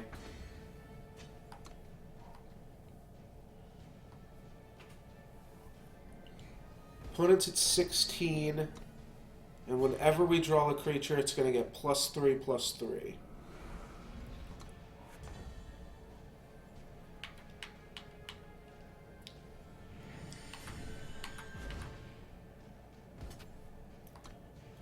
See if they take the bait here. They decide not to, which makes sense. Opponent's getting in a lot of attacks for free, and they've been war crying this whole game.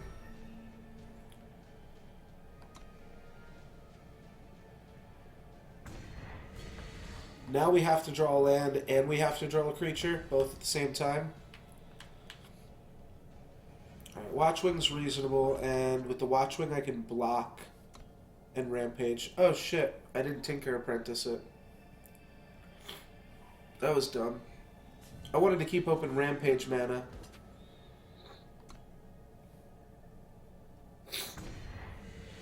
Alright, next game I swear I'll wake up.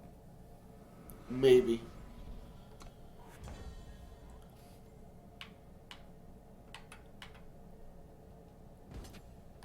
Alright, this attack's probably free.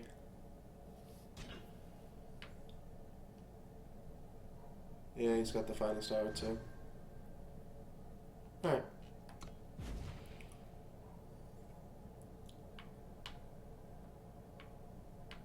So what can I do?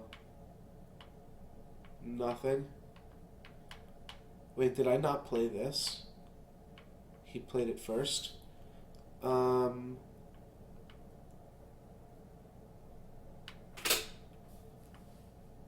Okay.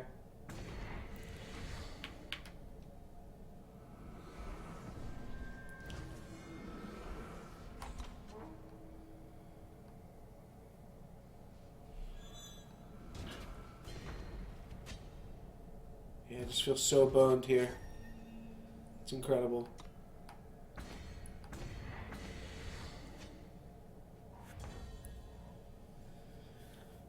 Huh. Oops, just clicked end turn.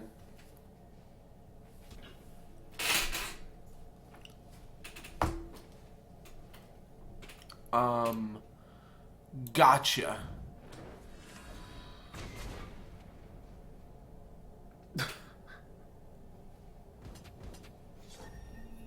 Yeah, I'm just dead here, though.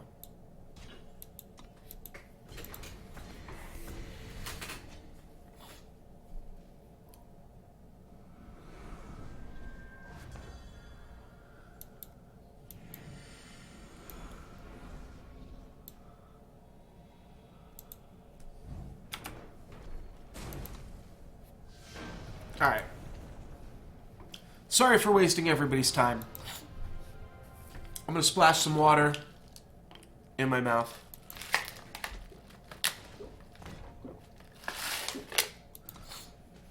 And try to win. You know what? Well, we're in it. I was gonna say let's take a land out of my deck. Let's get even greedier. But sand actually looks good.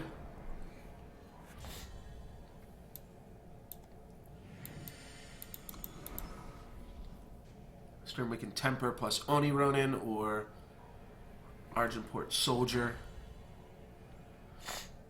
Oni Ronin is less damage, but it's potentially an additional Warcry trigger. So I'm gonna get Oni Rip with it, and it doesn't change our curve at all. Next turn we can still play Argenport Soldier and keep open the temper. Not gonna do that anymore. Just gonna play into a Lightning Storm from our opponent here.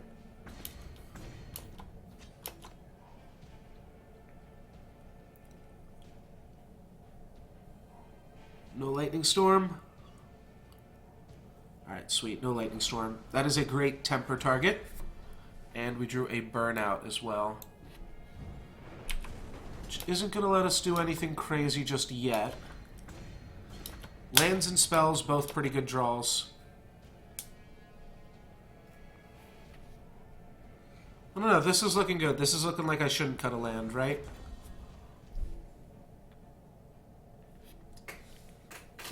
To play a 1/4 Tinker's Apprentice. Pump up my Javelin.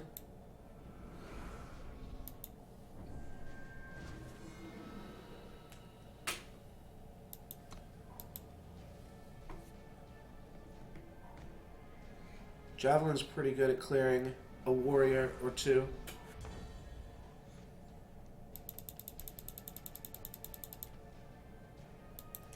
Just gonna hold. I don't love it, but my opponent's so close to dying. Like, just getting the +3/+3. I'll turn this into a frog. What? Oh, that works. Oh, I didn't realize that works.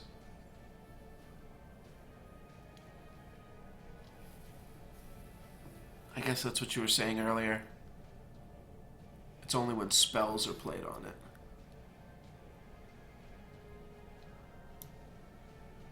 I guess this trades for a dude.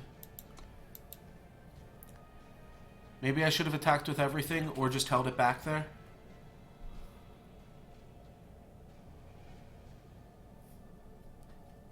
I think they're debating. Yeah, they can't really play around any type of combat tricks there. So if I had combat tricks, I'd be attacking more.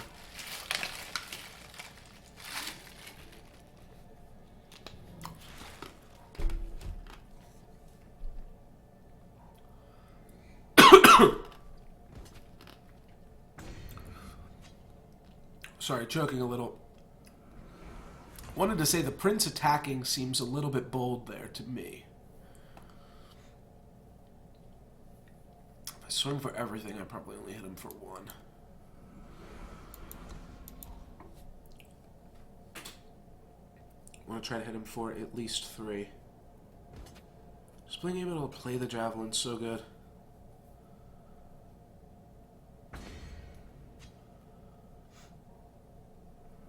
Damn, okay. Right, so now we can pump up these guys. So what happens if we attack with everything? They can block these 4 creatures, we only hit them for 2. No, we want a Javelin here. And pretty sure we want Javelin to just clear this.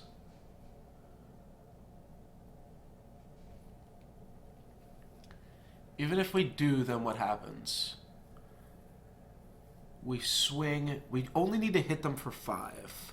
We also need to keep back this. Otherwise they have lethal. They might still have lethal regardless. We're going to swing with these. He's going to hit them probably...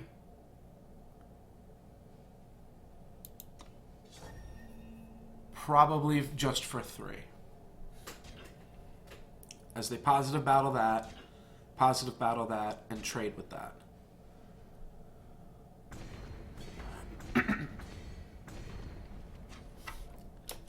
Kept back my 1/1. So that if they didn't have a land, I could block. But they had a land, which means if they swing with both of their creatures, or swing with all 3 of their creatures, they win. But if I didn't make that attack, then I can't get in any damage. Alright, kind of forgot that I was also trying to climb a ranked ladder while I was drafting. So every game kind of matters. If you just go 0-3... I mean, it's just a waste of everybody's time, right? So, time to stop losing.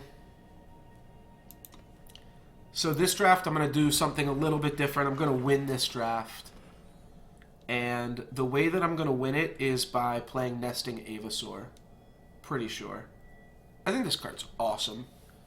Teleport is pretty strong, and Sand Warrior is pretty strong. So we are passing 2 pretty strong time cards. Passing no red, So that's interesting. But passing very little blue.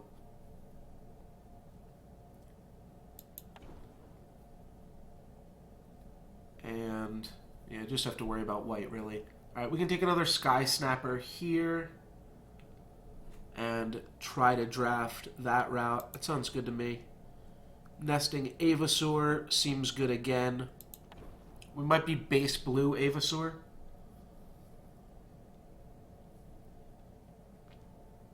Four mana, 3/3 flyer. Seems good. Could go Madness. Though I don't love Dormant Sentinel, but I think I can take it. And it's fine with the Avasaurs. Alright, Initiate of the Sands is good. Blast is also good. But I like Initiate. We definitely pretty much want anything with Echo on it. Anything with Echo is pretty fantastic. Levitate or Herald? Take a Levitate. Alright, Twinning Ritual is good.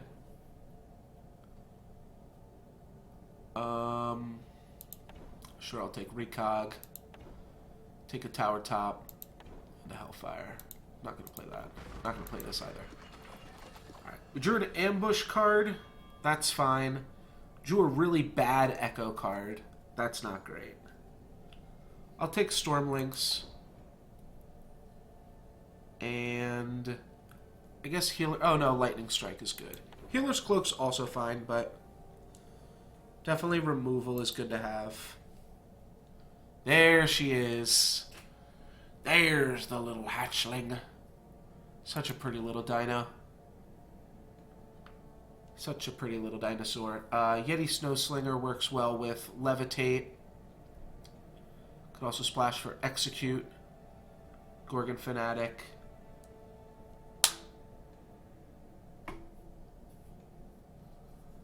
I'll try splashing for Execute here. Oh, Twilight Raptor is really good. So is Cobalt Acolyte.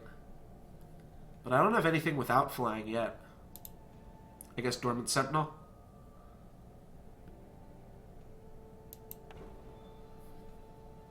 Alright, so we're base blue. And then we're a little bit in black and a little bit in white. Seems strong. Ghost form, okay.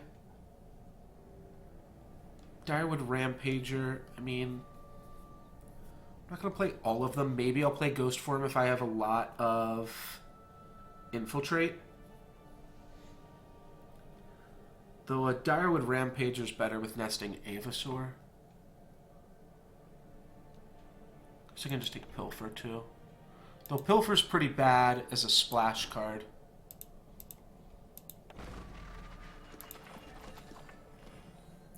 Transform all cards in your hand into 2 mana, 3/3 flyers. Well.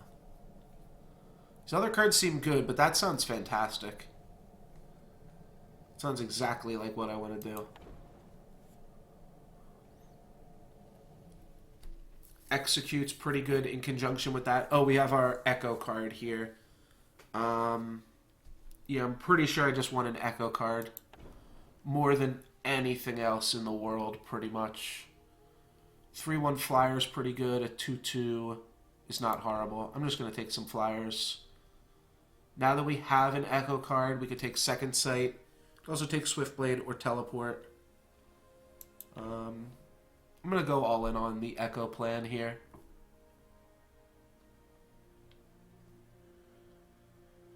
I think we can make that work. It's a little expensive, but I think it could be good. Take a Bouncer just because maybe. This card seems really strong. And I'm not convinced that we're in black anymore. Knife Jack seems fine. Violent Gust also seems pretty good. I'll just take Violent Gust. Is a quick spell. If you have enough going on with Herald Song, maybe it's okay. It's good with the Looter. right? I'll take it. I don't think I'm going to play it. Don't think I'm going to play that, or that either. So I don't think I'm going to play any of these cards, but...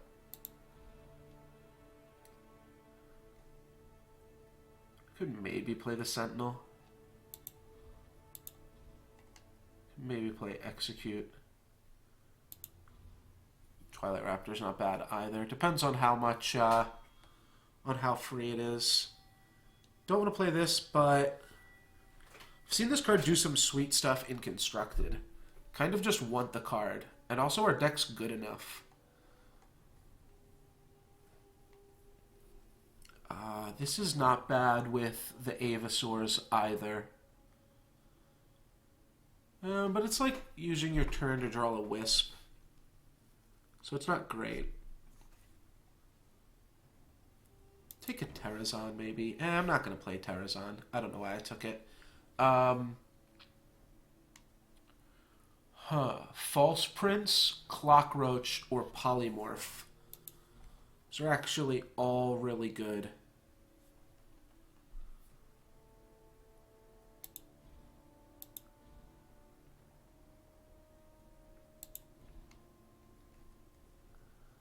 Those are all pretty strong here. Polymorph, it keeps the stuff. You know what? Let's take a Clockroach. Because I say so. Lightning Strike. Banner. Or False Prince. Or Dragon. Just going to take Lightning Strike. And then I'll take a Violent Gust, and I'll probably cut it. Because I don't think I want to. Probably also don't need the Herald Song.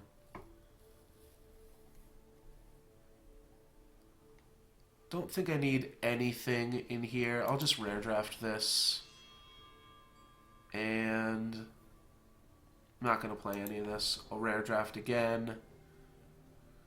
Rare Draft Knife Jack? Yeah, I guess so.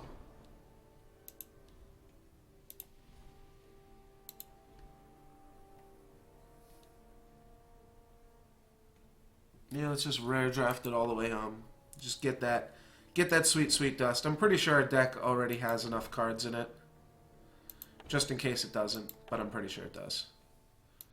Oops. Initiative of the Sands we want in. Dark Return we want out. Clockroach we probably can't even play. Warband Chieftain we can't play. So this is 23 cards. Which would be 22 lands. We can always put in stuff like this, this, and this potentially. Maybe even Violent Gust. Though we don't need Violent Gust. Jotun. Jotun Warrior's not great. Let's take a look at some of the other options that we have then. Terrazon, Violent Gust. Those other options come in the form of black cards. We've got Dark Return, Execute.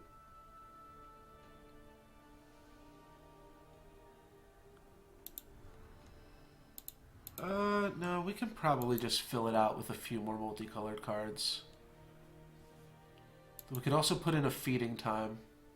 That's actually not a bad card, even though I took it as a rare draft. So what if we like just did this? Maybe Dark Return, because Dark Return's kind of a late game card. Oh, we have to take out Treachery too.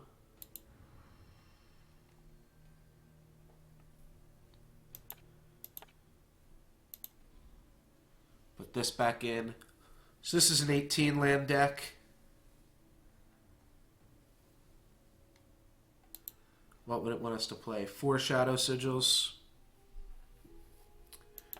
You know what I'd rather do is put the Clockroach back in. Wait, if you draw an Echo unit, you get 2 copies of it? Oh, that's insane. Hold up. Hold up. Wait a minute. That's really good.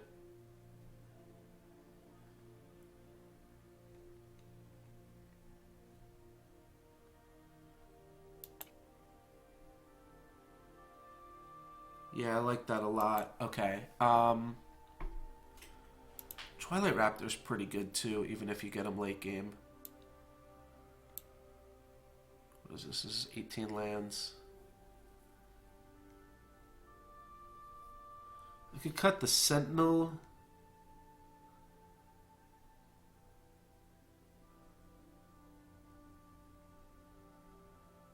Sentinel's like super expensive. Could also cut Herald Song. Though Herald Song does kind of help thin out your draws a little bit.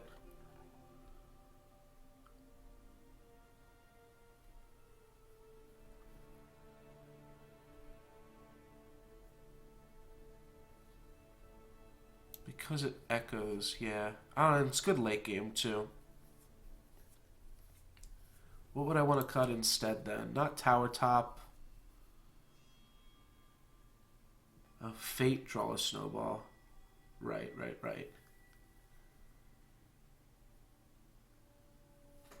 I guess I could just cut Dormant Sentinel. I have to cut one more card after that, too. Alright. Terrazon? I don't think so. 4 mana, 3/3 flyer. Nah. That's okay.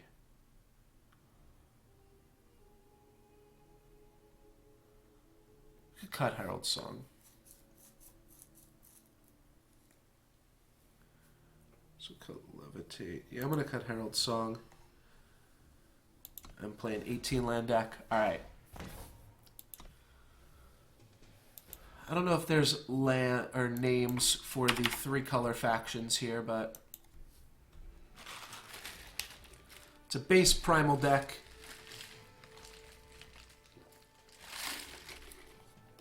With some other colors in it.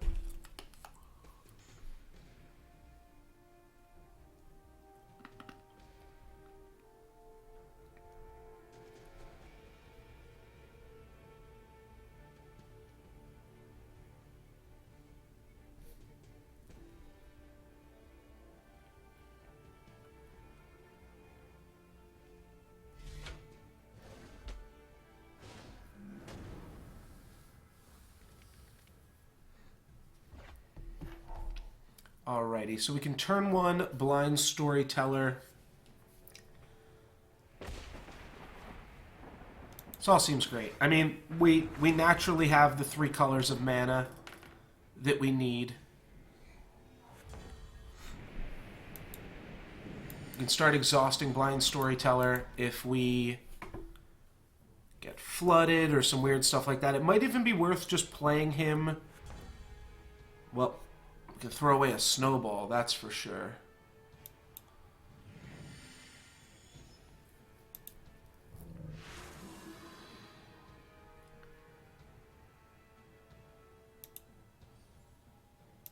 Yeah, throwing away a snowball seems pretty free.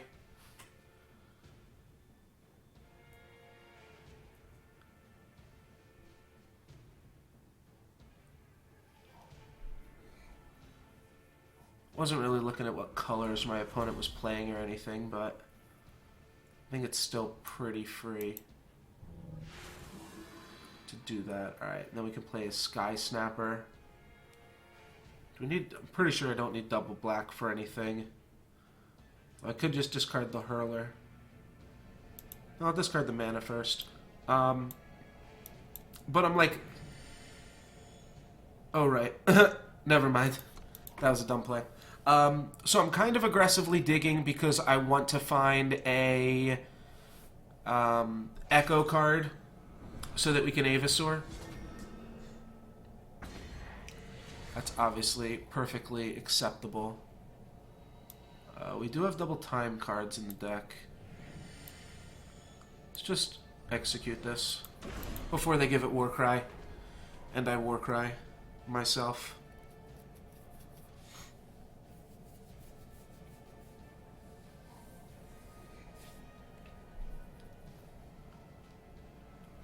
Alrighty. There we go. There's our buddy. So let's go ahead and put a hatchling back on top of the deck.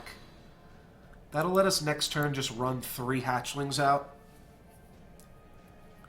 Which is pretty insane. Though I might hang on to one and just play this guy plus 2 hatchlings. I'll say no blocks here. My opponent's got a lot of life points, but I mean, we want to turn this thing into a pig. That's our game plan here. And 6 mana. I assume they're going to play something that would have gotten this back. Not quite. They're just going to ramp a little bit.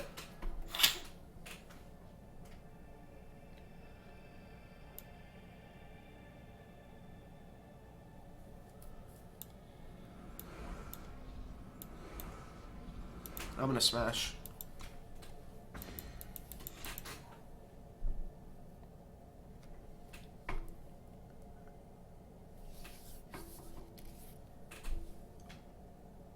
Finally made our first 3-color deck work. I'll be curious to see how often we can draw our mana and have it work. Maybe we should just be playing Herald's Song just to make our deck a little bit smaller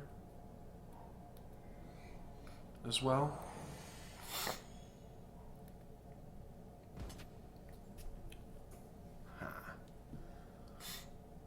I'm going to take it again. Oh shit, I didn't realize this guy was attacking. Oh god, I'm way too tired. Way too tired.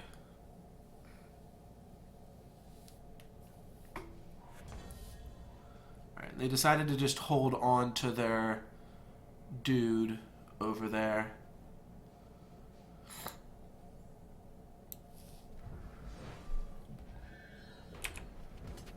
It's feeding time. Smash for 8, right? No, 10. 10's a pretty good number to crash for. Yeah. I think they're going to be playing something bigger at the end of this turn, because I can take 2 hits from this, but I can only take like 1 hit from whatever their 7/7 is. No, they don't have anything?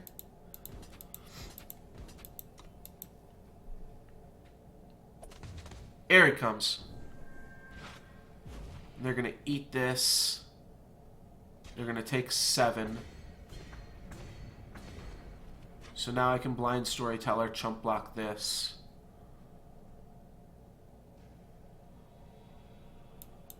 And then Terrazon can eat this guy.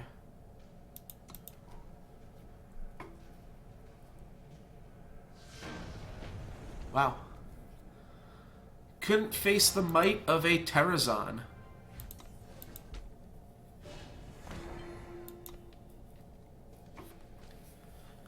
Alright. Yeah, I just can't wait to Dark Return back a hatchling. That seems insane. I did not even realize that that was something that you can do. I'm not even totally sure that it's something that you can do. But I think it might be. And if it is, well, that's kind of fantastic.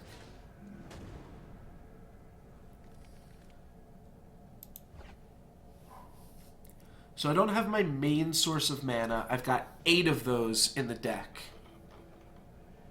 And I'm on the play. Let's redraw. Alright, this time I don't have any time mana, and I have just an Initiate of the Sands.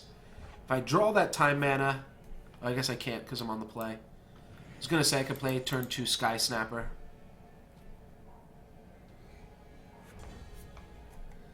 Still going to play a turn 3 Sky Snapper, turn 4 Soaring Stranger, and then just have removal spells to hopefully back up that tempo.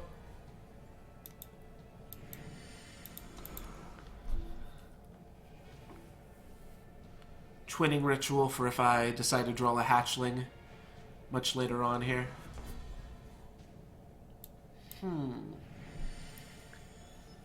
So now I could Twinning Ritual the Stranger and Play Initiative the Sands.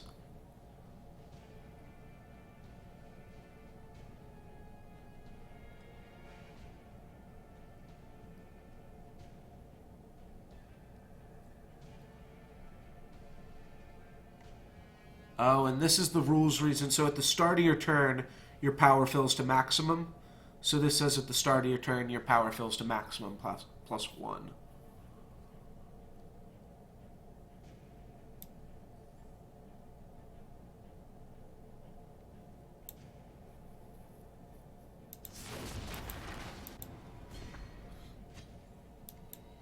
I just don't think I need to Twinning Ritual a Soaring Stranger here.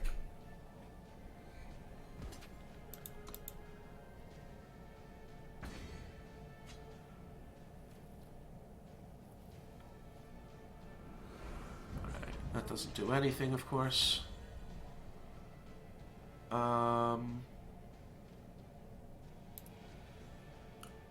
Sure.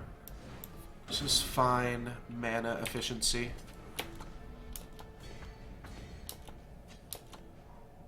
Still gives me Feeding Time and Lightning Strike. So next turn I could just Twinning Ritual and then play a Hatchling.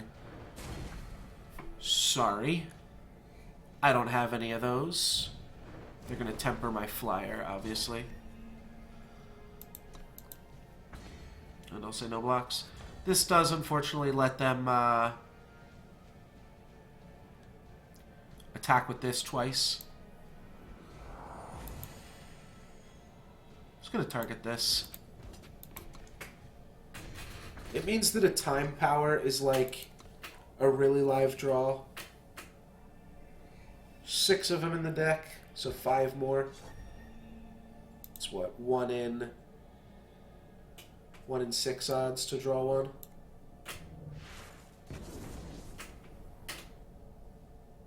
Meanwhile, the onus is still on my opponent to make something happen here.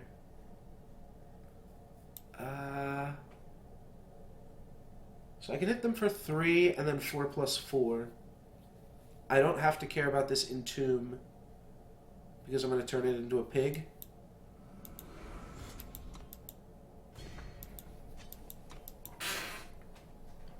I could have also hit them for 4 and then 3 plus 3. But I think this works out just as well. Wow.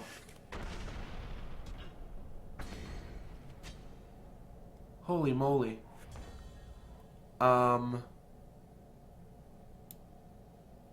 Okay. How did they give this... Oh, they Warcried 3 times on a quick draw weapon. Wow, okay. That's pretty crazy bad for me. Luckily I made this guy a little bit bigger. They'll clear my Initiate here. Then I'll hopefully be able to smash and put them down to 1. No, they're going to torch it. No. And Grenadin drone, so I can't even bash. Okay, I can Lightning Strike. That's the plan then. So I can either trade Lightning Strike or Tarzan for their thing. I'm not going to block. They'll get the idea, and then I'll Lightning Strike their face. Which also has the benefit of dealing a bunch of damage to their face. Probably don't want to Dark Return just yet. I mean, it doesn't hurt me to do it this turn. Just gonna attack for free, actually, here. Oh, they're gonna trade that? That seems good for me.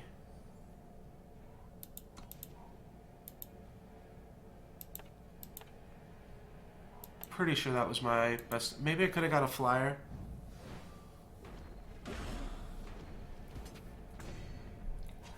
This game's close. But, I mean, board state, I'm definitely winning. Depends what's their last card in hand. They top decked a Sigil, and their last card was another Combust. Okay.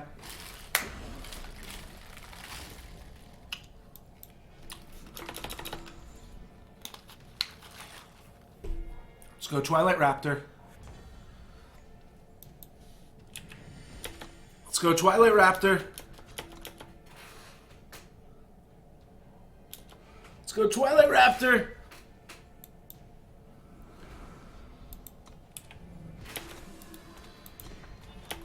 And Twilight Raptor plus Nesting Avasaur. It's going to spell good game for my opponent. They would need a huge flying lifelink creature here to stabilize, and that's not what they have.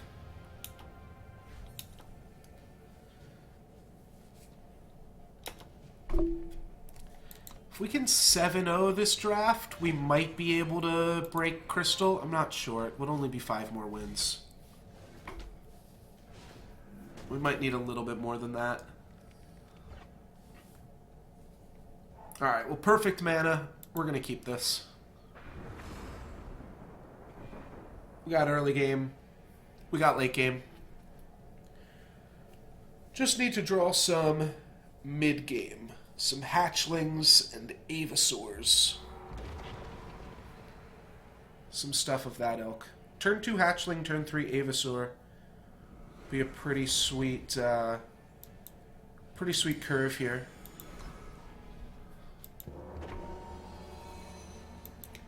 Hit the gong. No blocks, I can bolt that. Right, my opponent's deck is a little bit aggressive, maybe. Go for mana efficiency. No. Shoot. I should have static bolted this. I'm going to want to execute whatever they put the armor on. Yeah, that was a mistake. I was thinking mana efficiency, and then I realized I need to kill all of my opponent's threats here. We'll have mana efficiency next turn, I suppose. Just means I take 2 extra damage that I didn't need to take.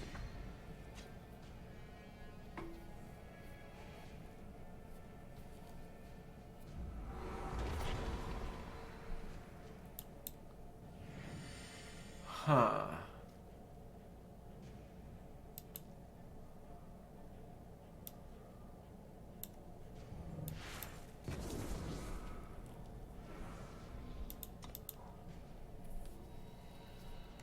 Might just trade this Raptor with this 2/2.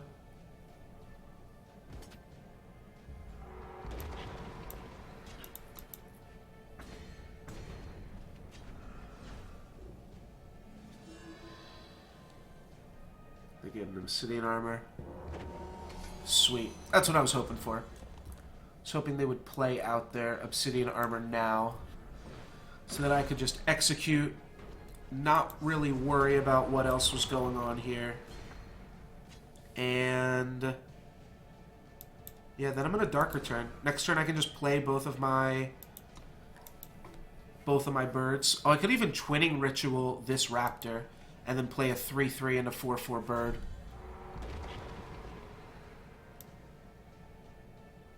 Yeah. Sounds like the best course of action here. All the birds. It's bird time, baby. Let's keep this back to block.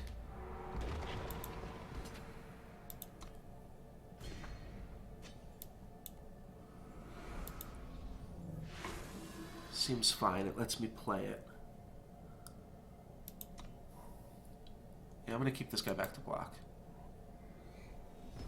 It's tricky, because they could have a quick draw and then I lose my best guy.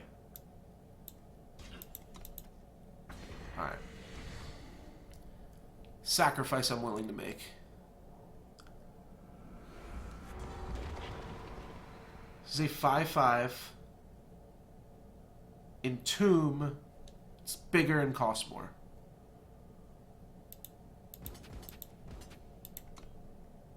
act like we're just trying to tempo him out, but then we will really smack him up with a snowball and play a 4-4.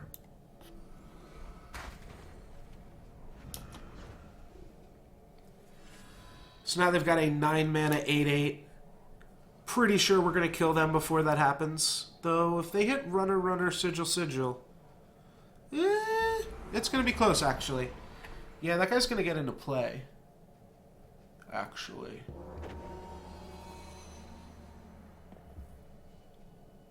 We definitely don't want this to become active here.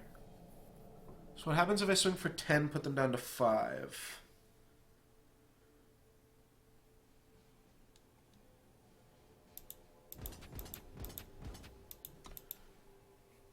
Let's go for this. We can snowball off their Gorgon post-combat. And then play another lethal or almost lethal attacker. There's got to be enough to do them in. No way they can take care of 3 of our creatures here. Oh, and their guy costs 9, right? Yeah, it costs 9. It's an 8/8 for 9, not a 9/9 for 8. So, yeah, that's no problemo.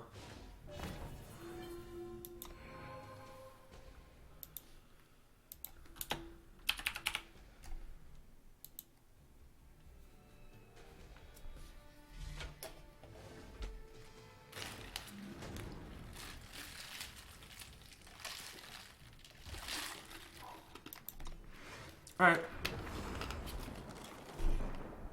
I'm going to keep a hand with a hatchling and all of our colored sigil requirements. Turn 2, we get to play a hatchling. Turn 3, maybe we'll get to play an Avasaur. We'll see.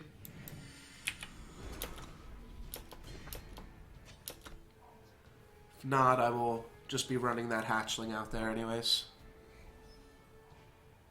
Alright, Argenport Soldier.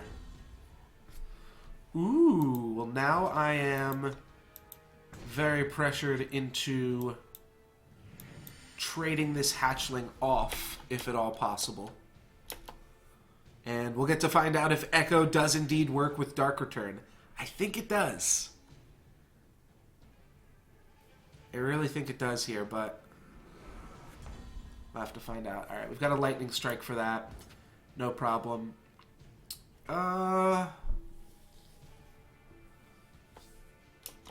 Yeah, I'll keep the one dude back.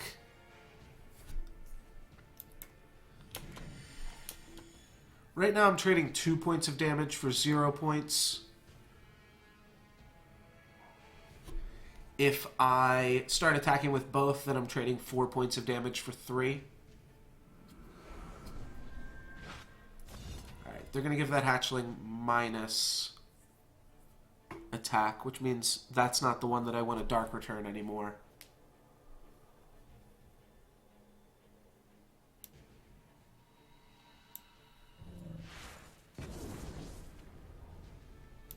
No blocks.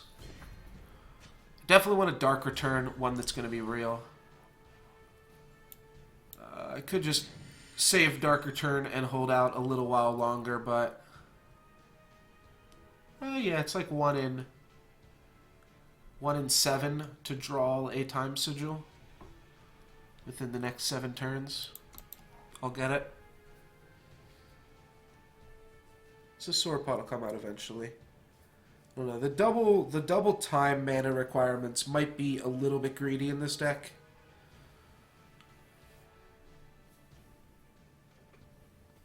I'm not sure. Pretty sure my opponent should be happy trading either of these. They're just going to trade that. That's fine. I'll get to Dark Return both of them then here. No blocks.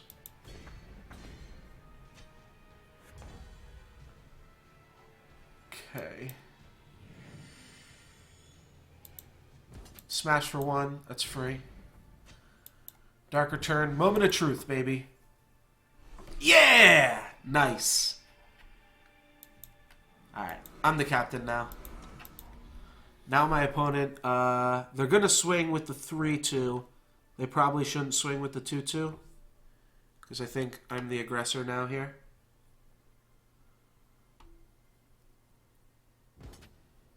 Yeah. And what I'm going to do even is static bolt their 2-2 flyer. So that I can get in the air for all that I need to. Do all my air swinging goodness.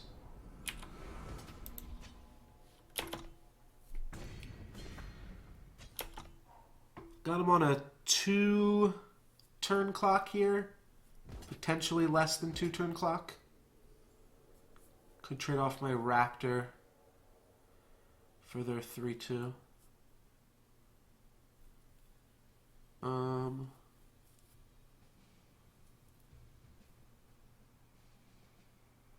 6. Yeah, I'm gonna want to block next turn, so let's just do this now.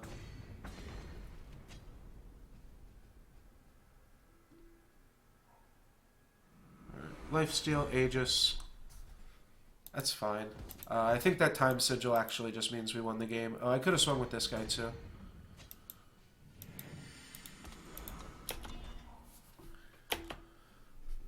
They've got 5 cards in hand. So, we didn't just win.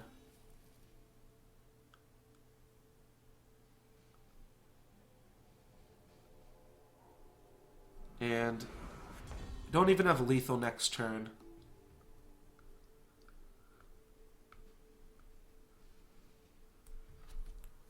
So this has to block.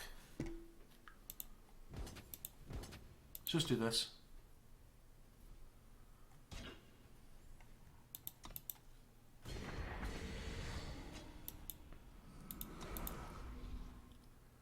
Now, this is lethal, and our flyers are lethal, so this is lethal.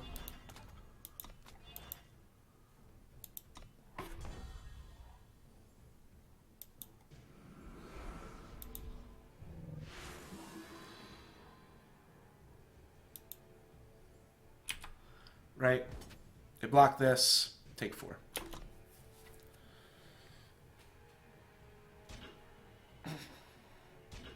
Yep. That'll do it. Alright. Take 6.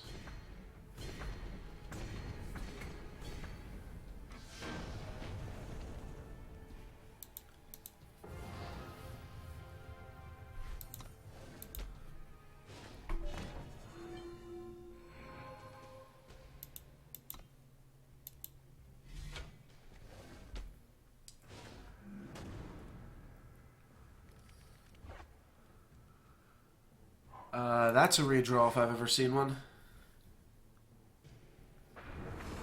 This is fine, though. We've got a Violent Gust to clear the sky, and then turn 3 Hatchling, turn 4 Avasaur, turn 4 Hatchling.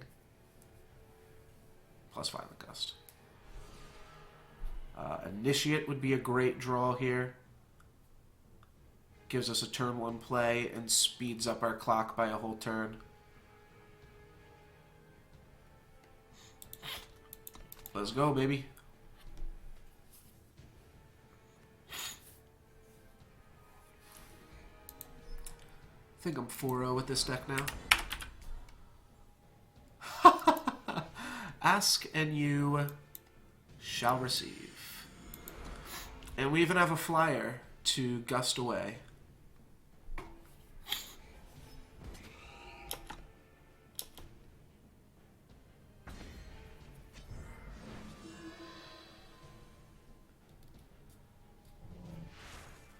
Alright, they got a second sight of their own, so they're doing stuff. You know what would be an even better turn 5 play, or turn 4 play, I suppose, is second sight.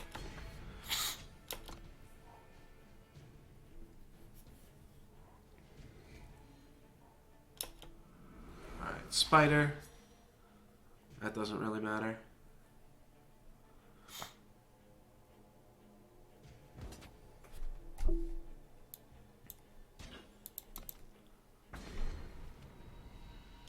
This way I don't have to gust it.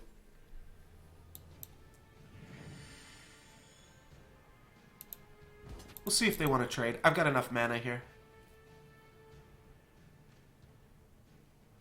Almost looked like they wanted a lightning storm for it. I also don't have any flyers, so like, it's not like this is like great for me. But I think we're both happy about this reasonably. Oh, I guess I'm not going to draw second sight here. I'm going to draw 2 hatchlings, right? I guess that's the idea. Yeah, they do have a lightning strike. Let's play Soaring Stranger, and we'll try to draw second sight next turn. Though I won't get greedy. I don't have to... I drew Initiate of the Sands. I don't have to call all my shots here. Gust away their flyer, smack them down. Yeah, I don't think we're going to get too much better value out of that.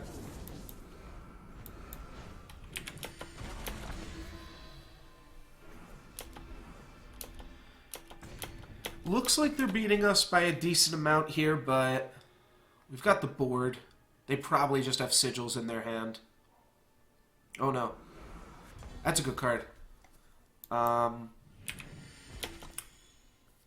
They actually... So, what did we just hit them for? 7. We can hit them for 7 3 more times. We're beating them barely.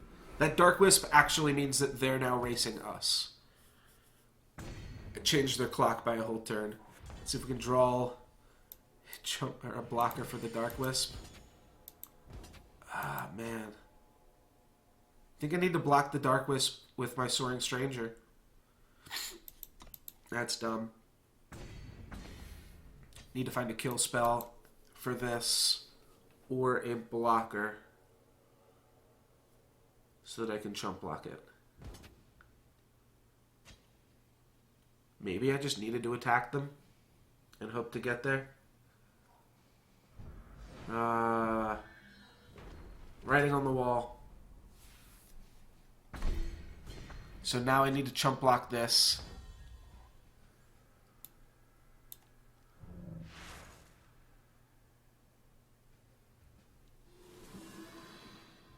Snowball.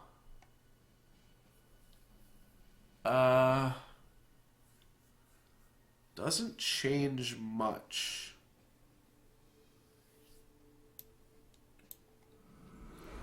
Guess I'd rather trade a hatchling into it for the chump block. So that way I can crash back with the grunt.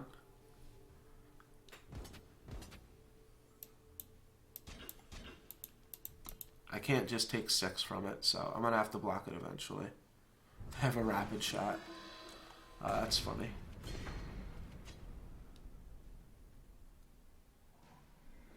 Alright, well, still need to draw a kill spell. Alright, looks like we're chump blocking it. Sure. I'll give him a card. Which is kind of dumb, because now they've got 2 draw steps to answer my hatchling. The draw for the Wisp and the draw for turn. Alright. That's fine, that's fine.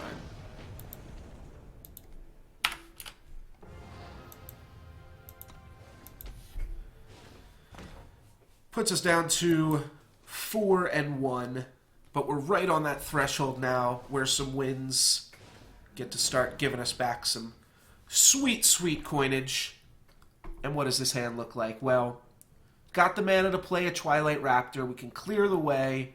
We're never going to play this Sauropod, but we can play everything else that we have. We also have Levitate, which is just going to be able to cycle here. So, ultimately, I think not too terrible. If my opponent plays a card here, I will just Levitate it. Alright, not quite.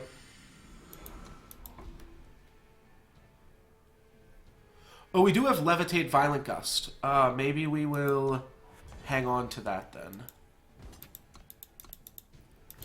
Would love to hit my land drops, but a kill spell also isn't that bad. It's like almost an unconditional kill spell here.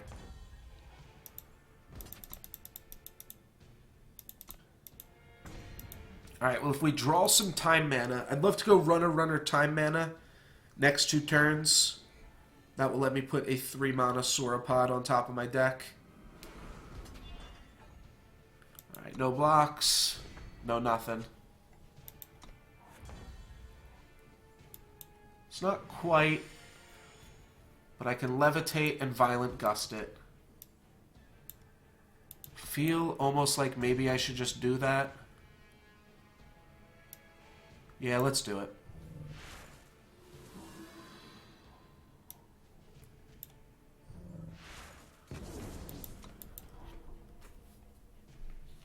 Learned that play earlier on, so good to make use of it here. Alright, Hooru Fledgling. Now the game's going to slow down just a wee little bit. But that's alright. If I draw 3 more mana, or 2 more mana, one of which is time and one of which is primal, I can put this back on top of my... or not back on top, but I can put this on top of my deck, and then all of my cards become 2 mana Hooru Fledglings. Maybe that's enough to out-tempo my opponent here. This is a little bit awkward in that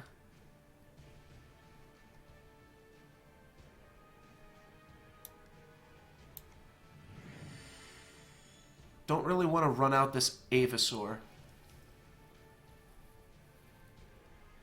So I guess I'm just going to Lightning Strike my opponent's weapon or Fledgling. Could also just run out the Aevasaur. Then next turn my plan is go Second Sight and try to find a time mana.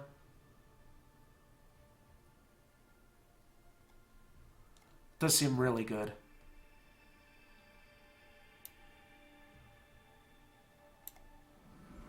Alright, let's give it a shot. Even if we don't find a time mana, we can find a primal mana. And a primal mana will let us change those Sauropods into better stuff. Alright, well, that doesn't really mean anything. Both of my cards are the same as far as dying to that. Alright, well, now it means something. Now I've got to Lightning Strike their weapon, or we're in an awkward spot.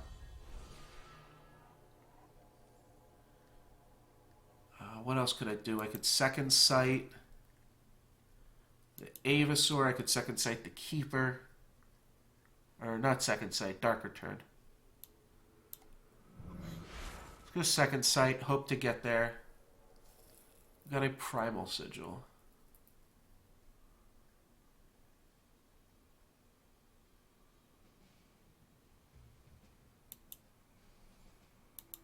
None of these draw cards or anything. I guess Nesting Aevasaur kind of does. And also it's a 4/4 flyer.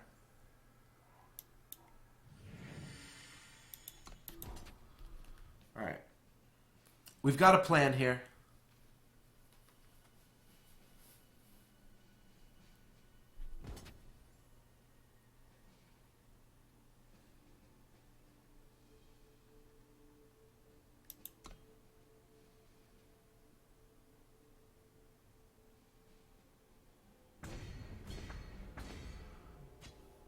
Gonna take 9. They're gonna attack me with their weapon, right? If they don't, I'm gonna be so mad. If they play around Lightning Strike, I might just be dead here regardless. You have to attack me with your weapon. Really? They don't? So they're just gonna use their weapon to finish off my Aevasaur? That's not even good.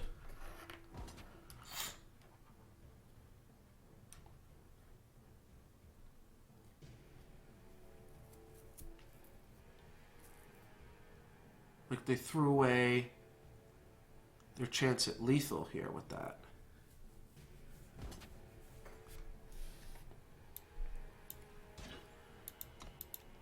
But I'm not drawing enough mana in time.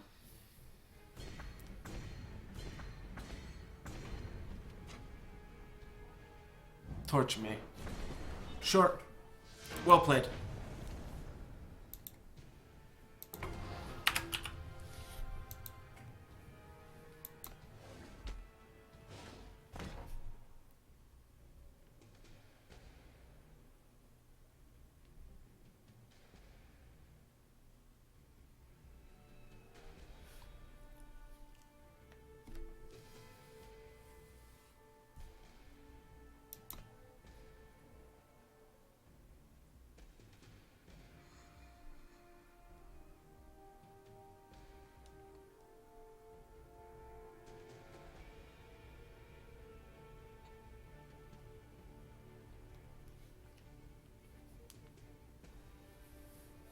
Alright, so that puts us 4 and 2 going into the final round here.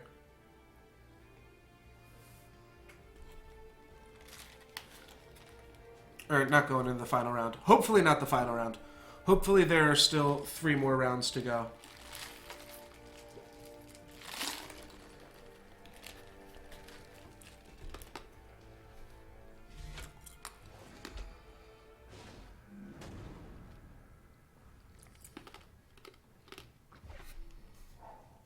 Alright, perfect mana. We'll keep it. Hand's a little lackluster. Gotta lead with one of the 2 Stormlings manas.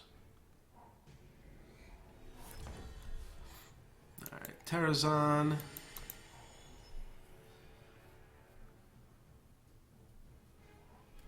What do we got here? I'll just run it out there. It's gonna be able to get in for a decent amount of damage here.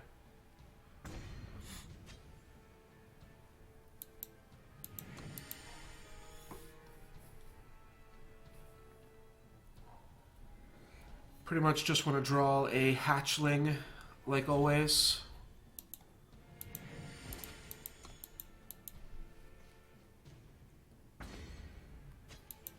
Looks like they might have been debating a lightning strike.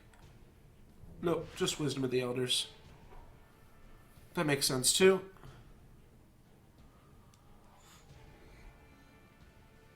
And land go is my... Stormlings continues to beat down.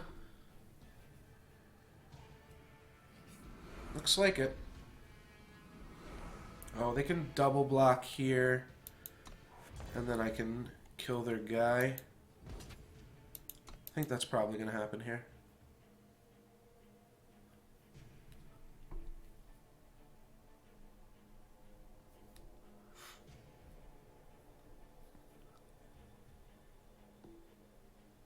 Looks like they don't want it. Oh, they're just going to do that. Right.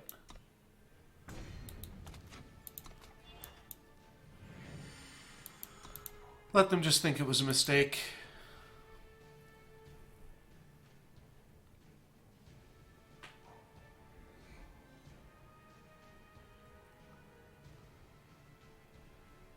And now they're like, what could the trick be? I guess the trick would be like teleport.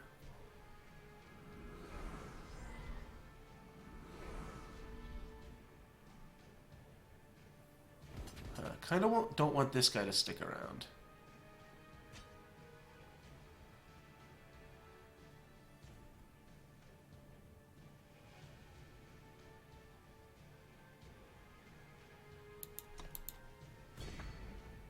Just gonna Violent Gust the Serpent Trainer. Everything else is fine for now.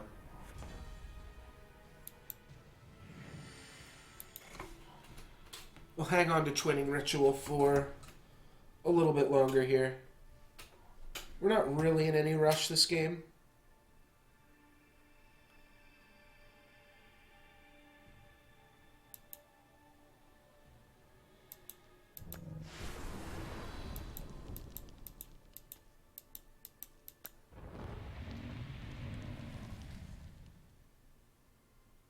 Static Bolt. Oh, discarding Static Bolt. Okay. Wait, when did this guy get flying? Oh, strangers are flying. Cool.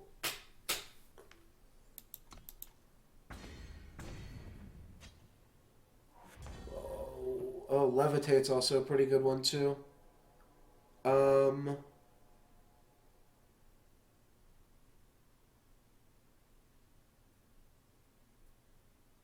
Sure, we can end the turn here. Plan is just Lightning Strike this and then block this guy. My opponent knows I've got 5 spells here, theoretically.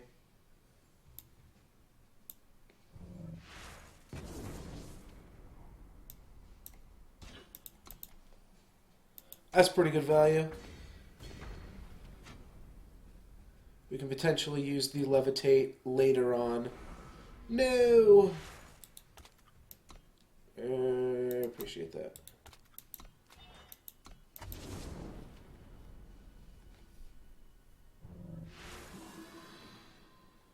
And they're looting. Alright, they're going to have pretty good card quality over us. It's a pretty good card to discard. It's a little scary.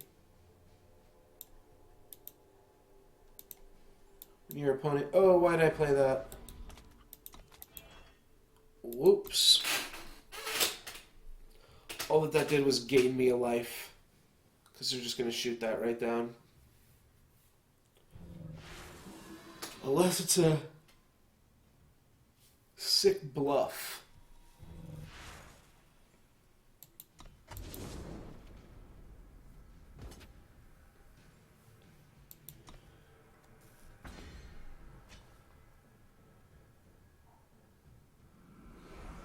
Alrighty, well that's got to get dealt with.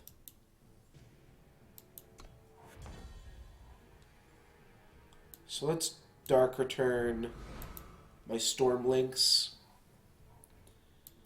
The plan here is to flash it in and levitate it.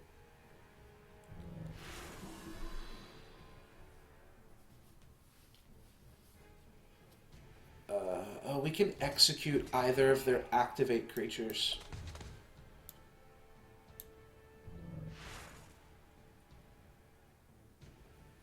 Kind of get blown out by a removal spell here.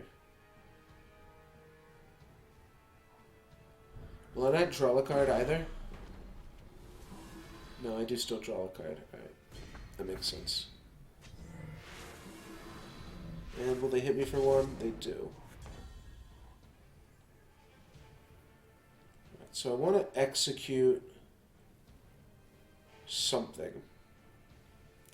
Yeah, I'm pretty sure I just have to execute the pinger.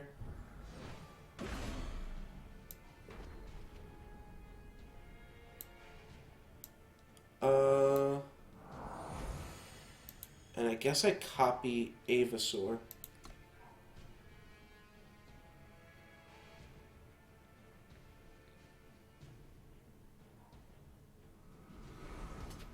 I should have played this, because if I draw another Sigil next turn, I want to be able to run both of them out there.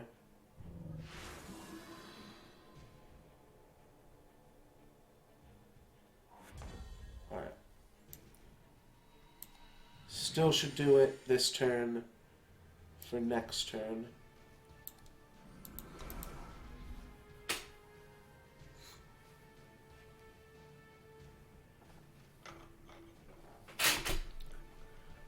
I think I'm getting a little bit fatigued here. This is probably going to be the last draft for me for tonight. Let's take 6. Drop to 3. Start I play 2 Avasaurs if I draw a land. Well, maybe I should have played an Avasaur this turn to guarantee I can play 2 Avasaurs next turn. I don't think I can win if I do that. But I guess it's the same. It's not like I'm ahead by having this extra sigil.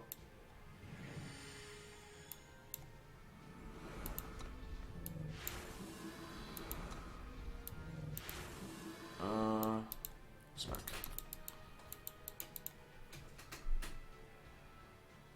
Looks like they've got a kill spell for it. Oh no, Wisdom of the Elders. Well, that's pretty good when you combine it with the fact that they've also got a looter. All they need to do is deal 1 damage to me.